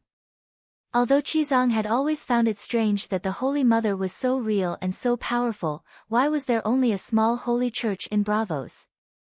Perhaps, the Church of the Seven Gods was too righteous, and did not fit in with the demons? In almost every city, there was a god who held the dominant belief. He could be called the head of the gods in the city, also known as the main god. For example, the crocodile god of Pentos and the three-headed god of Tyrosh. Although they died under Qizong's palm, they did not directly attack. The crocodile god didn't dare to provoke Qizong and the others at all, because Pentos was too close to Dragonstone Island. Tyroshi's three-headed god died in Mill, disguised himself and mixed in with a group of evil gods. Why? Because a fool could not become a god. As long as one was not a fool, they would not be willing to directly fall out with the Dragon Queen. This was just like how bandits liked to wear masks. They were not afraid of doing bad things, but they were afraid of being targeted. Unless they were like the four devils of the Narrow Sea, who had no fixed abode and immediately hid in the corners of the world after finishing a job.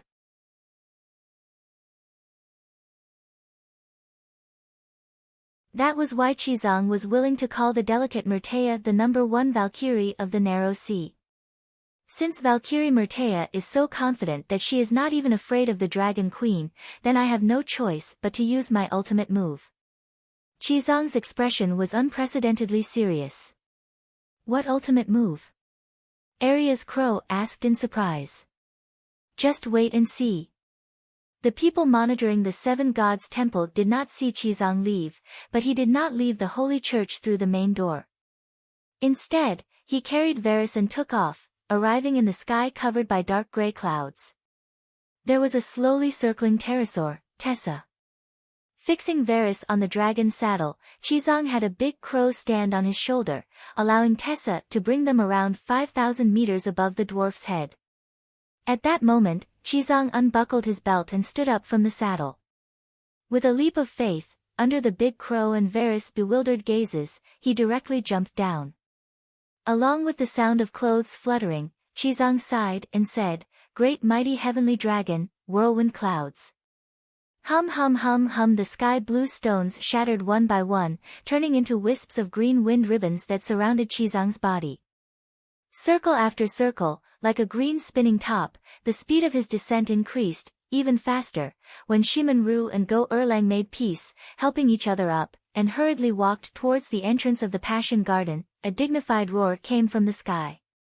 Although the voice was louder and more dignified, they immediately recognized who it was. Not just the two of them. After being stunned for a moment, the lazy people in number 7 Xiao Lu and the surrounding people who heard the voice also knew who it was, because this was the only one, great mighty heavenly dragon. The angry roar was like the creation god's heaven-splitting axe, about to split the sky, about to cleave Lazy Island in half. Looks like he came prepared. The goddess looked at the green shooting star descending from the sky, the charming expression on her face completely disappearing, her eyes filled with killing intent. She said coldly, "No wonder everyone calls him the masked evil monk. The so-called benevolent, bright, and just child of the 7 saints actually doesn't care about martial virtues, deceiving and ambushing me. I am a flower like jade, a tranquil and non-battle god. Is this all right?" "Dodge, Qizong is coming fiercely," Black Goat said anxiously. The goddess was cold and emotionless. "I am a supreme heavenly god who cultivated the 10,000 flowers. I grasped the songs of the 3 laws of lust, beauty, and youth. A mere spirit, not Dany Leezy herself. Is it worthy for me to dodge?" Her skin became as translucent as pink crystals, visible to the naked eye.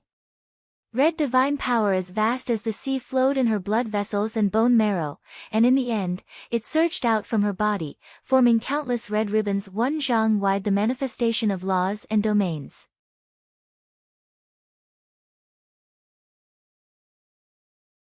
The ribbons carried endless pink mist, extending endlessly, winding towards the green shooting star in the sky. It was as if in that instant, a beautiful and flirtatious red flower bloomed. The flower bud blossomed, pink mist enveloping several kilometers in the surroundings. North Street, the noisy royal palace, and the plaza were all suffused with a faint red mist. It was as if a pause button had been pressed, the shouts stopped, the movements of their hands stopped. Then, their eyes became scarlet red, full of desire, their skin becoming red and hot, their bodies about to burst. Roar, roar, roar, they released roars like vicious beasts in heat. Men and women, men and men, women and women, they tore at each other. Just being affected by the pink mist already resulted in this type of outcome. In that case, what about Qizong, who was wrapped in a flower bud? The green shooting star's speed slowed down, the sharp whistling sounds becoming softer. The air currents that were as fast as lightning began to become chaotic. The goddess laughed arrogantly. You dare show off your slight skill in front of an expert with such petty tricks? Black Goat let out a sigh of relief. Right as he was about to agree, he suddenly shouted, Holy Mother Divine Palm Second Style, Whirlwind Clouds. The red silk flower bud began to swell, cracking. Careful, Qizong broke free, Black Goat reminded urgently. The goddess stared blankly for a moment. Then, she waved her hand again, and a second red silk flew into the sky. As expected, you came prepared. The goddess laughed. Unfortunately, I've used the 4 Holy Mother Divine Palm moves too many times. I know exactly where the upper limit of my strength lies. Holy Mother Divine Palm Third Style, Super Fire burning the heavens. A fire sprite self-destructed. Boom! The intense explosion instantly tore apart 2 layers of red silk, as simple as a normal person tearing apart toilet paper. A golden red fireball with a diameter of 10 meters erupted 40 meters in the sky, as if a great sun was falling. There was also a ring of thick red clouds in all directions. After the red silk exploded, it didn't immediately disappear. Instead, it spread out in all directions like a red cloud. Under the goddess' disbelieving gaze, the golden red fireball broke through the red cloud, quickly turning into the shape of a giant palm. The 10-meter-wide giant palm of flames slapped down. So there was still a killing move. The goddess revealed a look of shock, but she didn't panic.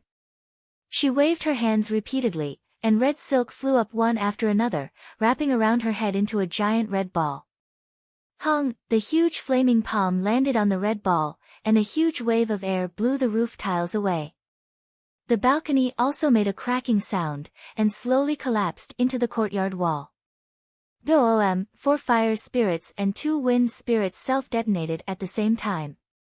Combined with the massive amount of Holy Mother's divine power, they all transformed into the power of a single palm strike. I was too careless, I didn't dodge, the fear in the goddess' eyes froze. Boom! The red silk balls were like eggs under leather boots.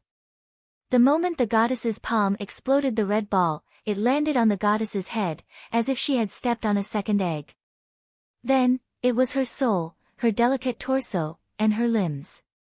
The wind howled angrily and the fire raged, but not a single trace was left behind. Number 7 building was torn apart and set ablaze amidst the fierce wind and flames. The enormous shockwave even formed a visible hurricane, whistling past Reese City and all the way to the ocean in the distance, causing ripples on the surface of the ocean. Kacha, kacha, kacha, kaboom. Very suddenly, above the 9 heavens, purple lightning appeared 3 times in a row, and the sky and earth trembled slightly together. It was not an illusion.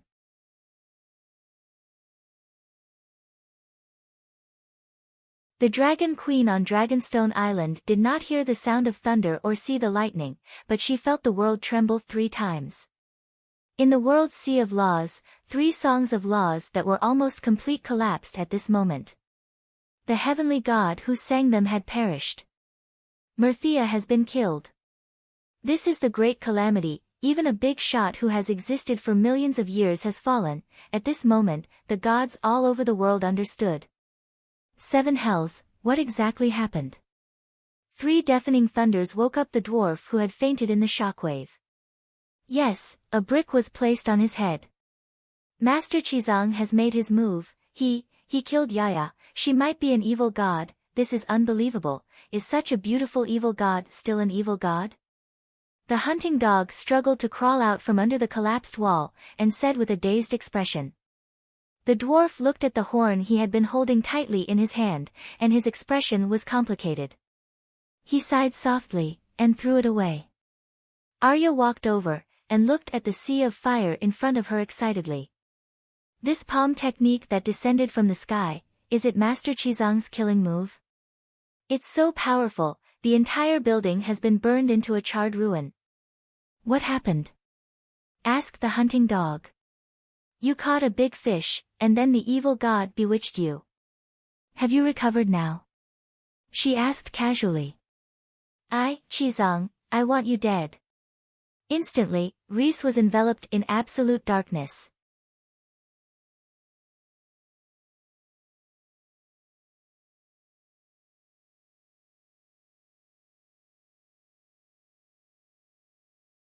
Chapter 988. Night Lion was also in Rhys. Rhys was the place that the Alliance of Justice and Order prepared for the teaching team. Night Lion chewed on Cui Gu that day because he had an appetite and wanted to eat her. The other part was when Cui Gu and the goddess were making love. He hid in the corner and waited until he carried the goddess into the bedroom. When he saw a man lying on the bed, he felt uncomfortable. The remaining 4 points were a secret plan of his, to let the goddess of Mirthia be a target. Even the goddess knew that she could not be the target of Dragon Queen's first kill. How could Night Lion not know? Could the Alliance of Justice and Order kill Dragon Queen? Perhaps Dany felt that no one could kill her with the iron guards around her, but the Alliance of Justice and Order's power was far beyond her imagination. As long as 3 conditions were met, there was a high probability of killing Dragon Queen. First, she had to leave Westeros. Second, Dragon Queen did not ride a dragon. Lastly, the Alliance of Justice and Order was not afraid of death. If Dany was on Dragonstone Island, relying on the Westeros Heavenly Axiom and the Fire Wizard Tower, even if the evil gods of the Alliance of Justice and Order were not afraid of death, they would all die.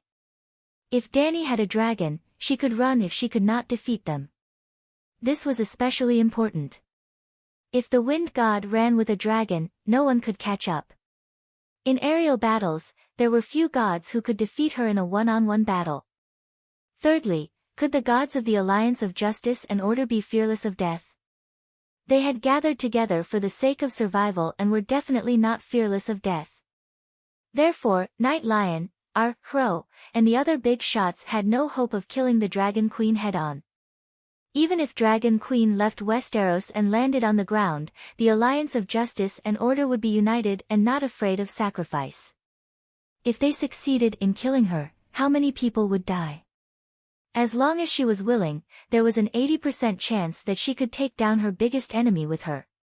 Night Lion wanted to use kidnapping, torture, and 100 ways to kill the queen's illegitimate brother to provoke the queen and make her lose her mind. He wanted to force her to find ways to increase her power and step into the Smoke Sea's ambush.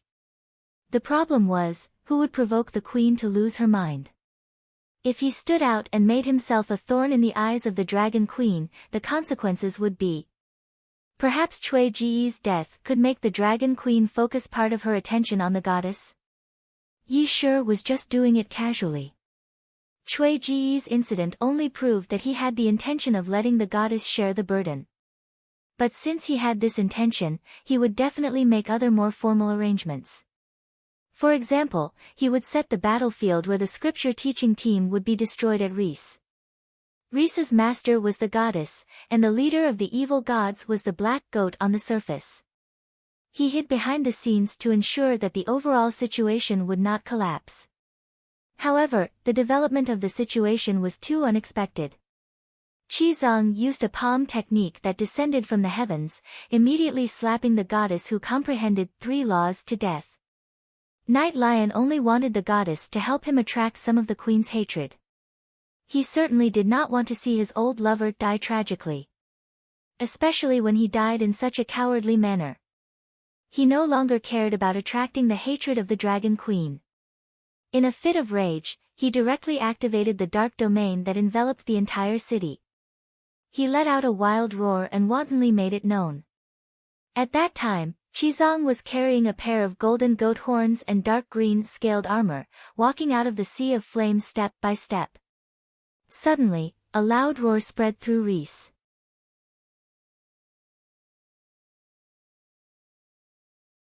Qizong, I want you dead. The darkness was like a materialized sea of worms, spreading over from the sea 10 kilometers to the southeast. The black threadworms gnawed at the illusory light, causing the bonfire to shrink visibly. In the end, the flames were still burning, but no light shot out. Reese Street was completely dark. One could not even see their own fingers. The black threadworms even climbed onto the dwarf and the others' bodies. They were sticky like tar, taking away the light of life and soul of the human body. Ah, my eyes, I can't see anything. My soul power is flowing away. The dwarf seemed to have fallen into a swamp. He shouted loudly and struggled with all his strength, but he could not stop himself from sinking. Holy Light Maiden, dispel the darkness. The hunting dog shouted loudly. His body was like a light bulb, emitting wisps of milky white radiance that was as light as smoke. The darkness struggled in the holy light like threadworms, even releasing hissing sounds. Arya's gray eyes were instantly dyed black. 90% of her body entered the world of death, and the speed of her energy loss decreased by 90%. This is the dark domain of a true god. Qizong's shocked and angry voice came from afar. Mighty heavenly dragon, whirlwind. Then, the dwarf and Arya suddenly felt their bodies lighten. There was nothing under their feet, and they left the ground. The hunting dog was protected by the holy light of the maiden, so he did not completely lose his vision. He could only watch as a green five-clawed python charged out of the darkness. It circled around him and quickly brought him to the sky. It was Qizong's wind sprites. Bastard Qizong, where do you think you are going? Thunderous roars came from all directions. The voices were filled with a sacred and dignified aura. They were clearly powerful gods. Hiss. Tessa had arrived. When Qizong descended from the sky, Tessa also quickly lowered her altitude. Since Qizong was ready to attack, there was no need for Tessa to hide at an altitude of 5,000 meters. Now, she was just in time. In half a minute, Qizong carried his 3 disciples to Tessa's back. Run! Qizong shouted. The 3 wind sprites left his disciples and wrapped around Tessa's wings and neck. They pulled out 3 wind belts that were dozens of meters long in the air, and the pterosaur's speed quickly soared. Don't run, Qizong, you bastard! The evil gods below roared, but few of them could fly. Even if they did, they could tell from the sound that they were slower than the pterosaur. They were getting further and further away. However, the teaching team was not completely out of danger. Their vision was still covered by darkness. This meant that they were still in Night Lion's dark domain. Night Lion could not only fly, but it was also not slow. The swamp pterosaur was too slow. Its normal speed was 120 km per hour, and now it was only 250 km per hour.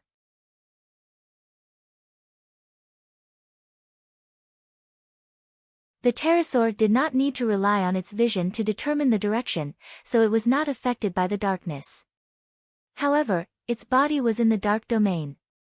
It was as if countless dark leeches were sucking away its life force and stamina.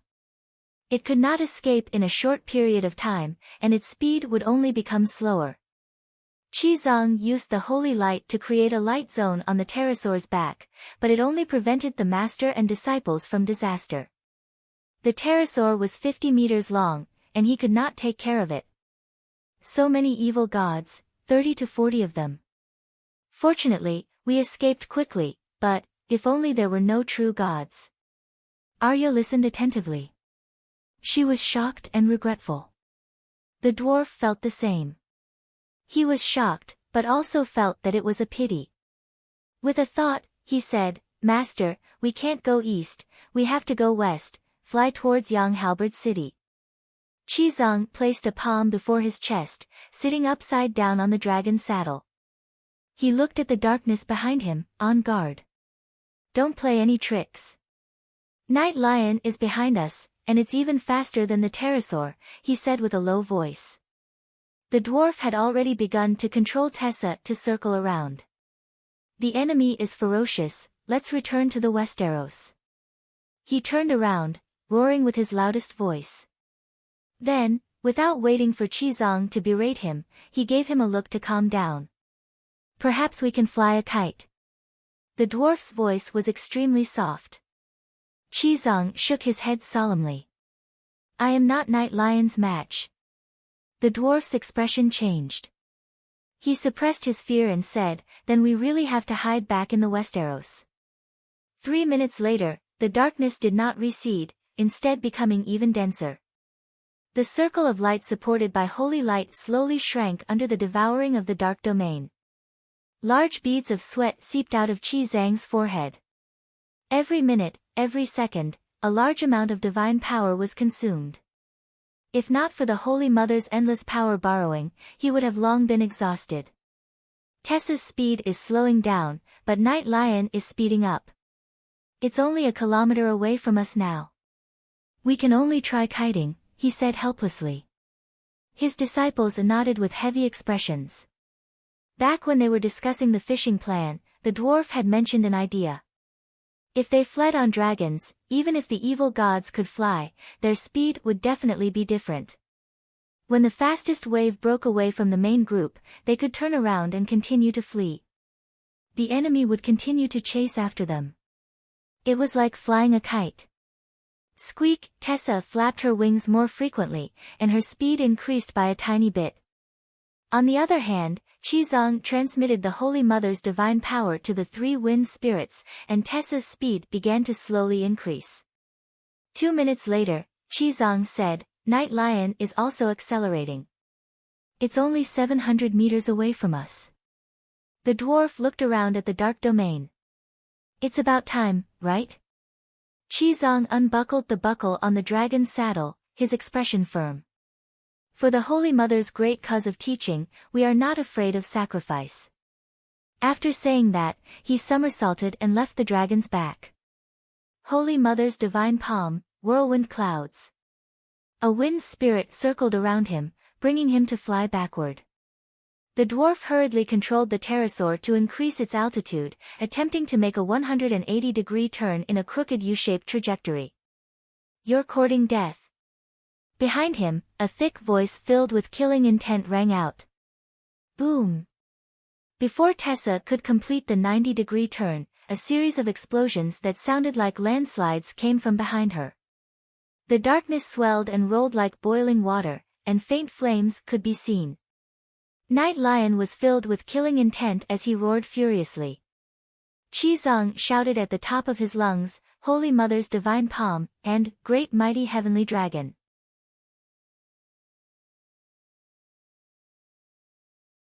He even used Super Fire Burns the Heavens twice, which meant that 2 more fire spirits had self-destructed.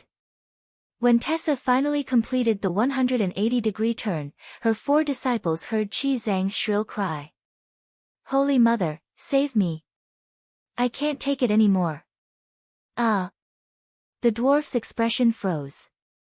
He turned to look at Arya and the hound who were eager to give it a try. I didn't expect Master to be unable to take it so quickly. Why don't we split up and run on our own? Arya was hesitant. The hound was shocked for a moment before he glared and said through gritted teeth, I'm not afraid of death. For the sake of the Holy Mother's great cause of teaching, I don't mind dying. Wind Spirit, strengthen me. He shouted loudly and pulled out his sword. He leaped with faith and charged toward the center of the darkness. At most, I'll go to heaven and become a death god trainee. What's there to be afraid of? Arya gritted her teeth and jumped off the pterosaur's back. The dwarf looked around and patted Tessa's head. Slide past from the side and find a chance to whip that bastard with your tail. Light. Suddenly, a dignified female voice resounded in the sky. Weng weng, in an instant, light shone brightly. It was as if many suns had teleported from the horizon to the sky 2,000 meters above. The dwarf's eyes were stung by the golden light, and he could not stop crying.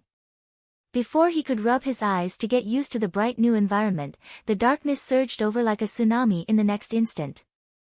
The golden sunlight was like a green mulberry leaf in the mouth of a silkworm. It was being chewed and swallowed at a speed visible to the naked eye. How dare you show off your insignificant skills in front of an expert? The rough male voice laughed coldly. Hee hee. The dignified female voice laughed softly.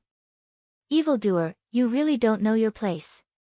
Her tone did not sound like the Dragon Queen at all, but that tone, the dwarf was sure that his sister had come.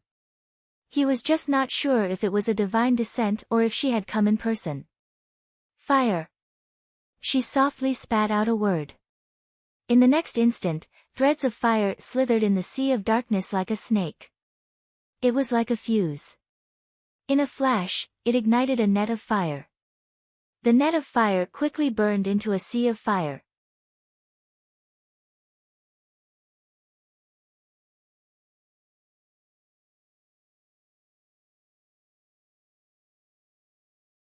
Chapter 989.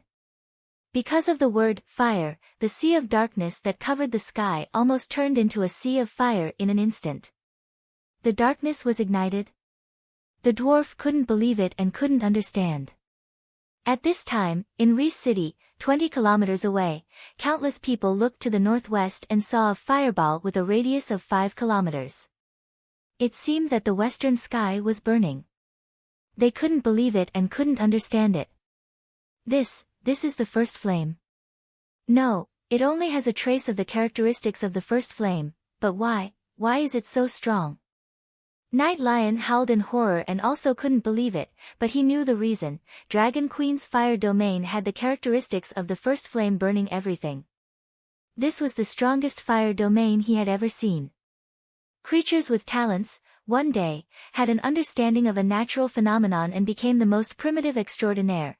They were determined to study that natural phenomenon, transcend into holiness, understand divinity, and become demigods. Demigods studied the laws represented by natural phenomena, from loose divinity to regular clergy. The clergy evolved to the limit and opened the Song of Laws. One who could sing the Song of Laws completely became a true god, after becoming a true god. They continued to study the Song of Laws and could produce a corresponding domain. When the domain was studied to the limit, the Song of Laws would give birth to Supreme. This was probably the evolution process of a normal god. The core was the law. In essence, there was no difference between a god and a scientist, but the way they studied the world was different. The domain was the prototype of Supreme. Generally, only a true god was qualified to develop the law into a domain after the Song of Laws was completed. Or, like Aunt May and the past great wizards of Valeglia, they were affiliated with a god and could borrow the domain of a god when they were demigods. But this wasn't absolute. For example, Night Lion and Myrtea were fake true gods. They deliberately maintained the Song of Laws at 99%, but still developed a domain. For example, Dani, when the Song of Laws was close to 50%, she developed the prototype of a domain. To put it bluntly, a domain was also a kind of knowledge. Bill Gates, Zuckerberg, and Steve Jobs didn't have a college diploma, only a high school diploma in hand, but their professional knowledge was not less than ordinary undergraduates. Therefore, when Dragon Queen comprehended a domain, Night Lion and other evil gods were amazed by her talent and were not too shocked. What was truly shocking was the first flame in the fire domain. The Night Lion had seen Lalo's greed of fire. It spread out unscrupulously and wanted to swallow everything that could be burned. Its range was as wide as the wildfire in the fields in autumn. However, its lethality was limited. If he remained calm and did not move or dodge, the domain of fire would not be able to hurt him. He had once struggled to escape from Balerian's fury of fire, and the divine power in his body began to boil. The dark domain was like asphalt on the road at noon in summer, twisting and melting in the high temperature. However, the range of Balerian's domain was rather narrow. Like the dragon flame, although it was violent, it was easy to dodge. Dragon Queen's fire domain did not have a wide range, and the temperature was not high either. It was almost between Lalo and Balerion. It seemed mediocre. However, its energy level was unexpectedly high. The fire in the Song of Ice and Fire world was divided into ordinary fire, wildfire, dragon flame, earth fire, sun fire, first flame ember, and first flame of creation. There were a total of 7 levels.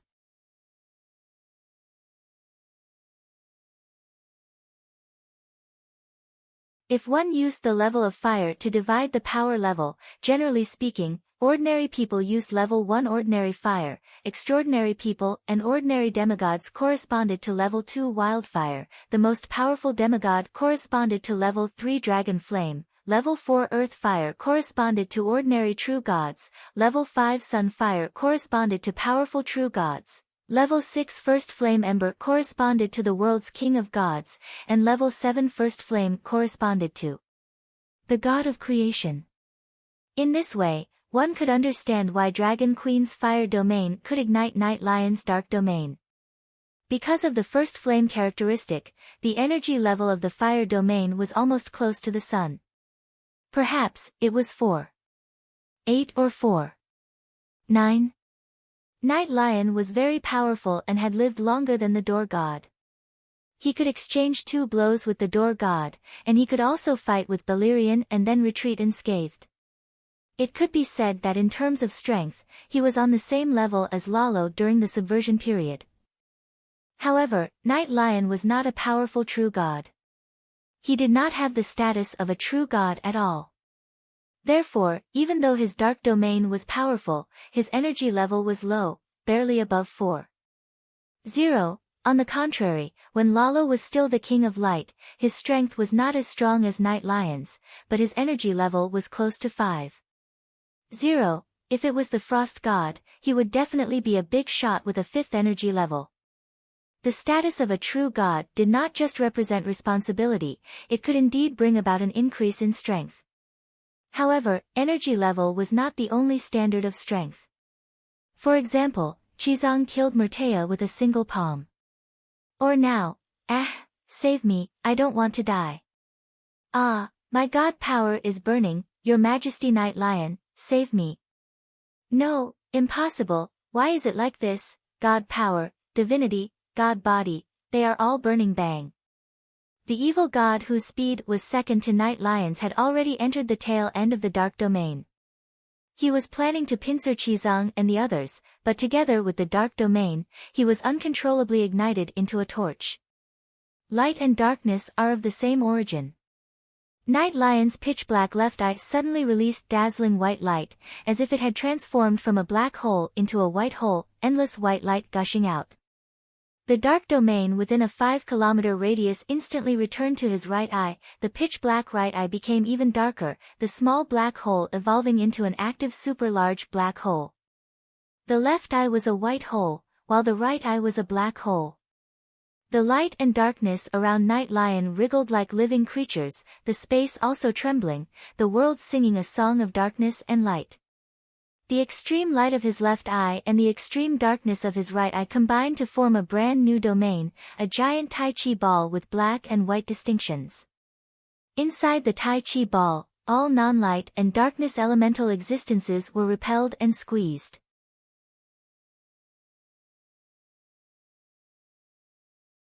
Dragon Queen's fire domain that was close to the 5th energy level gradually shrank, suppressed by an even higher energy level domain.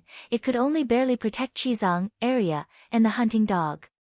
The dwarf, Varys, and Tessa were a bit far away, they were all howling and struggling inside the Tai Chi ball. The white light disintegrated their bodies, the darkness absorbed their energy and souls. It was like using a nanoscale scalpel to cut the people inside the domain into thousands of pieces, pulling out their tendons and skin.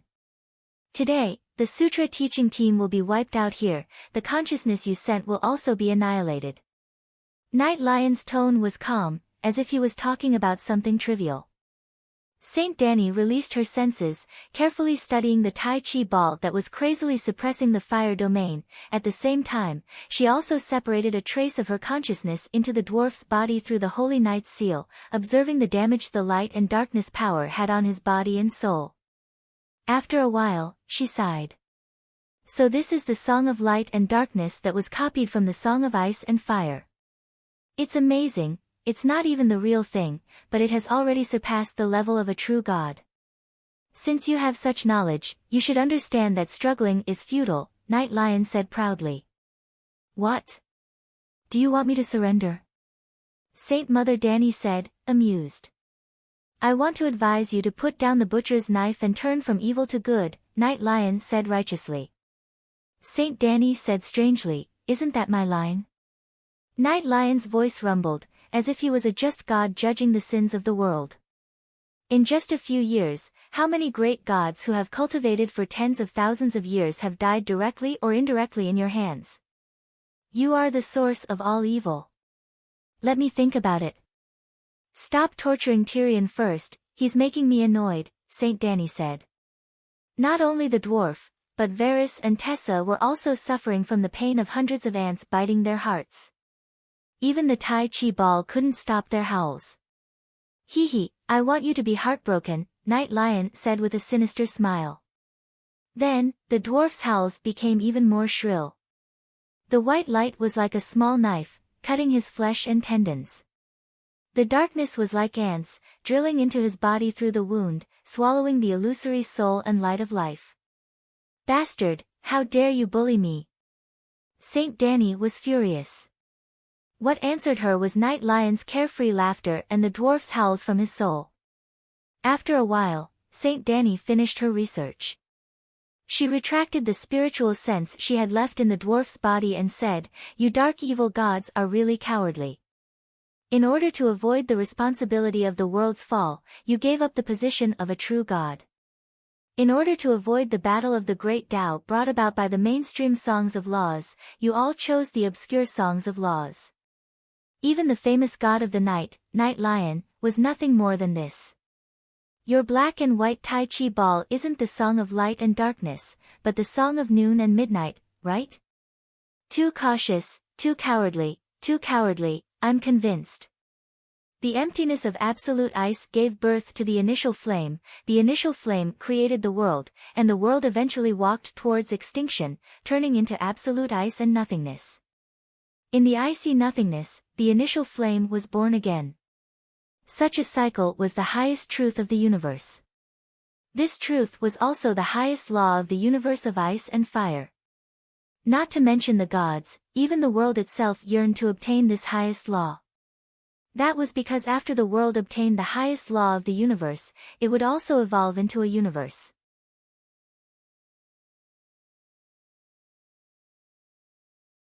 However, the initial flame, which was the pinnacle of fire, and the ice that could extinguish a world, either one of them was beyond the reach of countless planes and gods, let alone unifying the two songs of laws. Therefore, some gods began to imitate by mastering two opposite but mutually reinforcing laws. For example, light and darkness. Night Lion, as the name implied, represented darkness and night. He had a wife in his early years, the Lady of Light, who comprehended the new Song of Light. She represented the sun, light and day. Light and darkness opposed each other. Light was born from darkness, and darkness was born when light reached the extreme. Light and darkness reinforced and restrained each other, thus forming a polarity unique to this world, the Song of Ice and Fire. How strong this supreme polarity was could be seen from Night Lion's battle results. The question was Night Lion's light and darkness the real version of light and darkness? Danny knew the story of Night Lion and the Lady of Light, but before today, she had always thought that Night Lion had failed. She thought that Night Lion, who had betrayed his wife, did not get the Song of Light and could not master the Song of Light and Darkness. Not to mention that the Song of Darkness was clearly occupied by the root of the door god, but the Song of Light was mastered by Lalo in the early days. Now, Danny had merged with the destiny of the Lady of Light and sang the new Song of Light.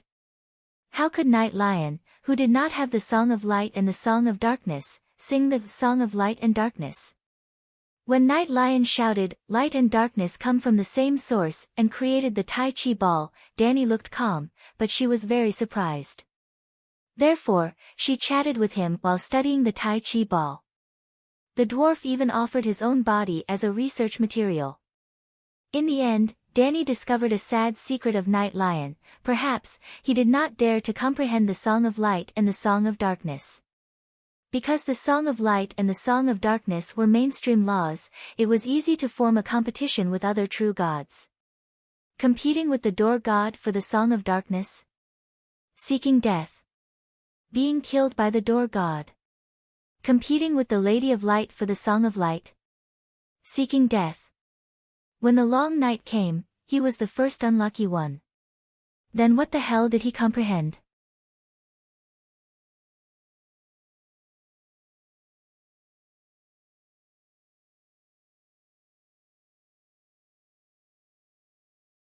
Chapter 990. There were 3,000 great Daos, just like how the river flowed down 3,000 feet. The three represented countless numbers, not an exact number.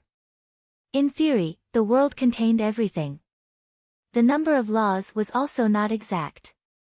It was determined by the consciousness in the world. People looked up at the world and felt the mountains and rivers for a long time. This was the starting point of law cultivation. There was no concept of cultivation in the world.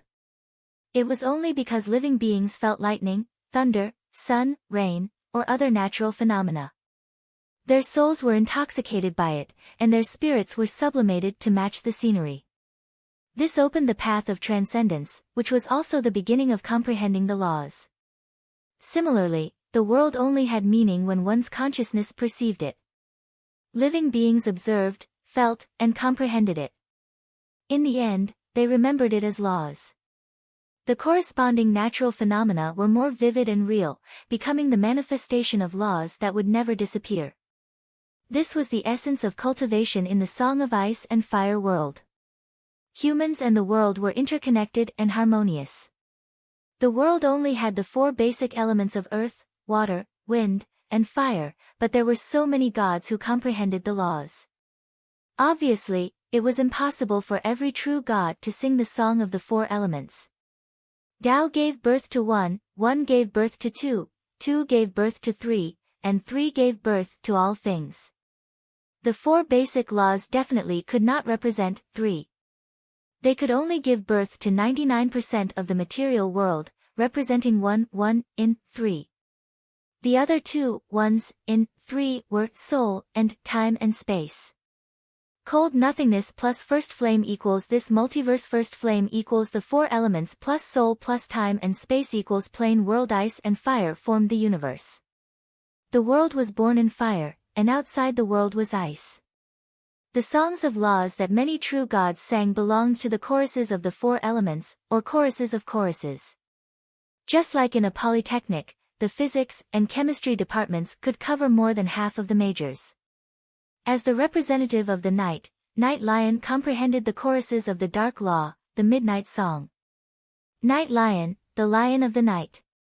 He was the representative of the night. After that, he married the Lady of Light and learned the choruses of the Song of Light, the Song of Noon, from his wife. From then on, he represented both the night and the day. In a sense, he had reached the realm of perfection. You saw through it. Night Lion was shocked and hesitant when he heard the Dragon Queen expose his roots. You should have comprehended the Song of Light and the Song of Darkness, right? Otherwise, it's impossible for him to disguise himself so well. I didn't recognize him even after observing him for a long time, Danny said curiously. If she didn't know that the door god Root had mastered the Song of Darkness, and if she didn't comprehend the Song of Light, she would have thought that the Night Lion was really singing the Song of Light and Darkness. Only an old expert would be able to disguise himself on the level of the laws. Otherwise, he would not be able to fool Danny, an expert. Danny's words seemed to evoke some memories. Night Lion was silent for a long time and sighed. A long time ago, I almost sang the entire Song of Darkness. Later, I gave up and crippled my own martial arts, forgetting the entire Song of Darkness. Seeing me like this, old fish Liang Mu took over this heavy responsibility. Heavy burden. This was different from what Danny had guessed before, but now she found it even more unbelievable. Yishur said coldly, "You are the main character of this era, a rare Holy Spirit among humans. But to the ancient us, the Holy Spirit was just a basic gift."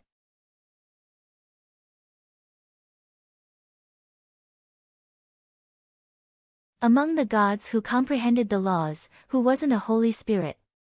I was a Holy Spirit, Myrtea was a Holy Spirit, Lalo, Old Fish Liangmu, and even the group of true gods under Old Fish Liangmu were all Holy Spirits.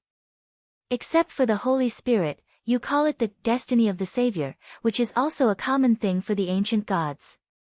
I was born in the dark world of the Far East and had the destiny of the God of Darkness. I could easily comprehend the Song of Darkness. As long as the previous God of Darkness died. I watched the gods of darkness of generations perish in the fall of the world. Do you think that when the long night comes, the first thing to be extinguished is the sun? Ha! Light and darkness come from the same source. Just like the great wall of Westeros blocking the cold air from the far north, when the world falls, the god of darkness will also desperately resist the darkness from the far east. Then, he will really lose his life and be extinguished almost at the same time as the sun. The darkness and coldness that surged into the world formed the disaster of the world, the long night. I didn't want to die. I refused to become the god of darkness.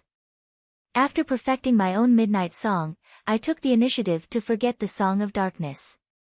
I once had the destiny of the Lady of Light. Just like you, I comprehended a brand new Song of Light. Similarly, after perfecting my own Song of Noon, I gave the destiny of the Lady of Light to the descendants of the Sky Emperor, the only son of the Night Lion and the Lady of Light. Yasser Yai's wife, Nisa Nisa. She also has a part of my bloodline. Lalo, that bastard. After cursing, the Night Lion's tone quickly returned to normal. I didn't expect fate to be so wonderful that you actually got that destiny. Danny let out a long sigh. Regional discrimination is indeed wrong. I shouldn't have been prejudiced against the dark world of the Far East. The dark demon god wasn't born a bad person. Unfortunately, hundreds of millions of years have passed. Those who are responsible have bravely sacrificed themselves for justice, leaving behind a group of cowards like you. Just like the Westeros now, those who aren't afraid of death are all dead. Although we can't discriminate based on region, the environment we grew up in does have a certain influence on people. There are only 2 cowards left in the Westeros, but there are countless cowards in the Far East. That sounds nice. I only hope that when you really face death, you can remember what you said today. The Night Lion sneered. Fate is so wonderful. You're right. The Holy Mother Dany's tone suddenly became strange. You gave the destiny of the Lady of Light to Nissa. After going around in circles, it finally fell into my hands. Now, facing me who has the Song of Light. Don't you think this is retribution? Light. The next moment, the black and white Tai Chi ball that was originally one with the elements began to bulge and collapse. The balance between light and darkness was lost. What did you do?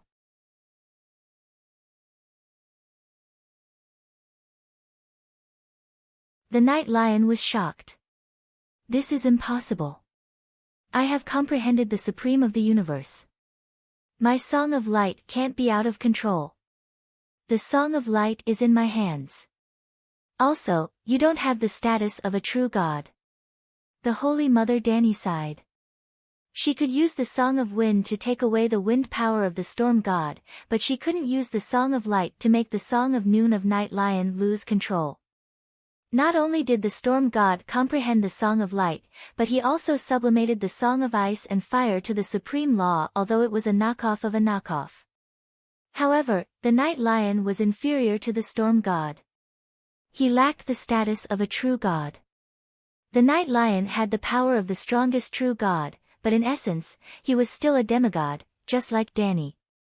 More importantly, how is this possible? You used the fire domain to activate the Song of Light. The Night Lion howled in disbelief. If the Song of Light could really restrain the Song of Midnight and Noon, the Night Lion wouldn't have thrown away the destiny of the Lady of Light like trash. In fact, ordinary Song of Light was ineffective against him. However, the Dragon Queen had already mastered the technique of switching between fire and light. In her eyes, fire and light were only different in appearance, but there was no difference in essence. In modern physics, this concept was obviously wrong, but in this universe, it was the truth. That was why the Dragon Queen could convert the fire domain into the light domain and retain the characteristics of the first flame. As such, the Dragon Queen's light and the Night Lion's light had similar energy levels. However, the Night Lion's light was the Song of Light of the Queen. Once his light of noon was illuminated by the light of the first flame, he would immediately lose control and become Danny's power. Mighty Heavenly Dragon. The Night Lion's light and darkness Taiji Ball lost control. The scripture teaching team regained their strength. Qizong was the first to shout. His body was covered in a layer of light of the first flame, making him look like a golden man. Everywhere he passed, the Taiji Ball domain left behind worm-like destruction. Arya and the hunting dog were like him, shining with golden light like gods descending from the heavens. They were fearless in the Taiji Ball domain. When the Taiji Ball disappeared completely, the dying dwarf rushed over and saw the scene of the three heroes fighting Lu Bu. The three of them surrounded an abnormally tall monster with a lion head and a human body. Qizong shouted angrily and continuously used the Holy Mother palm. Wind, fire, and light flickered in his palm. Every palm made the Night Lion's aura weaker. Arya appeared and disappeared like a ghost. The stranger's sword in her hand was vicious. Every time she stabbed, she would definitely hit the enemy's vitals. The hunting dog was not afraid of death. Even if the Vajra armor was scratched by the Night Lion's claws, even if he was beaten until he spat out blood and his organs were broken, he still did not give up the glory of being a main tank. He slashed with his sword and punched with his iron fists. He even learned from Qizong and kept shouting, "Mighty Heavenly Dragon." The Night Lion was not having a good time either. The thick blood mixed with ink black and milky white dyed his mane and golden armor. The dwarf searched for a long time, but he could not find a chance to make Tessa whip her tail. It was easy to hit the side vehicle and injure their own people. Thus, he started to use the super crossbow to attack from outside. Yep, it was a small dragon-slaying crossbow that was fixed to the back of the pterosaur's neck. The 1-meter-long, thumb-thick steel crossbow shot out with a whoosh. The Night Lion and the hunting dog who acted as a meat shield were hit. However, the Night Lion was huge, so he killed 1,000 enemies and lost 500 of his own.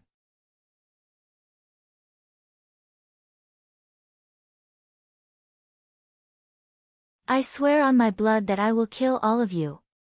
After fighting for half an hour, the Night Lion's aura weakened. His armor was tattered, his mane was messy, and the pair of black membrane wings behind him were mostly broken. After leaving behind these words, he jumped into the sea and escaped. Actually, while the Night Lion was heavily injured, Qizong and his disciples were even worse. As a veteran demon god, even if the Night Lion was suppressed in terms of domain, his witchcraft and melee skills were still top-notch. In terms of damage output, the entire teaching team could barely match the Night Lion. However, Qizong's moves were too vicious. Every Holy Mother palm had the spiritual bestowment attribute. This caused the Night Lion's HP bar to be permanently reduced. It wasn't just Qizong. As long as Arya and the hunting dog used the 7 gods' divine arts to attack the enemy, they would also have the spiritual bestowment attribute. For example, Arya's rapier was completely forged with the stranger's death divinity. Its strength was completely determined by Arya's will. There was no need to doubt Arya's will. Every strike could easily break through armor, and every strike would also destroy a portion of the soul. In fact, In just half an hour, the night lion permanently lost 15% of his soul and divinity. The Song of Laws even showed signs of collapsing. As for the teaching team, not only were they all wearing tile steel armor, they were also constantly using holy healing to recover their HP. In other words, the night lion was getting weaker and weaker. Qizong and the others would at most exhaust their energy, but their damage output wouldn't change. If they didn't run, as the big boss, the night lion would definitely be killed here. After defeating the night lion, Qizong and his disciples were excited and exhausted. They rested on Tessa's back for a night. When they returned to Lizhi City at noon the next day, they realized that not only was their 7 gods' temple destroyed, even the entire city was ravaged. Not to mention Lizhi City, even Prince Linus was eaten by a lion-headed monster that suddenly appeared when she was giving a speech. Just like eating a hot dog, the head was bitten off. The prince's body trembled, and then he lost control of his bowels and urine. The lion-headed monster didn't mind and licked it clean. It even smiled and said that the couple could be part of the team. The temple contractor wailed, "You're tuning in to the Blissful Bookshelf YouTube channel. We're so grateful for your support, and don't forget to subscribe to join us on this incredible journey through captivating stories. Your generosity through donations truly makes a world of difference, as it's the primary source of revenue that allows me to expand and enhance this channel for you. Thank you from the bottom of my heart for being a part of this adventure.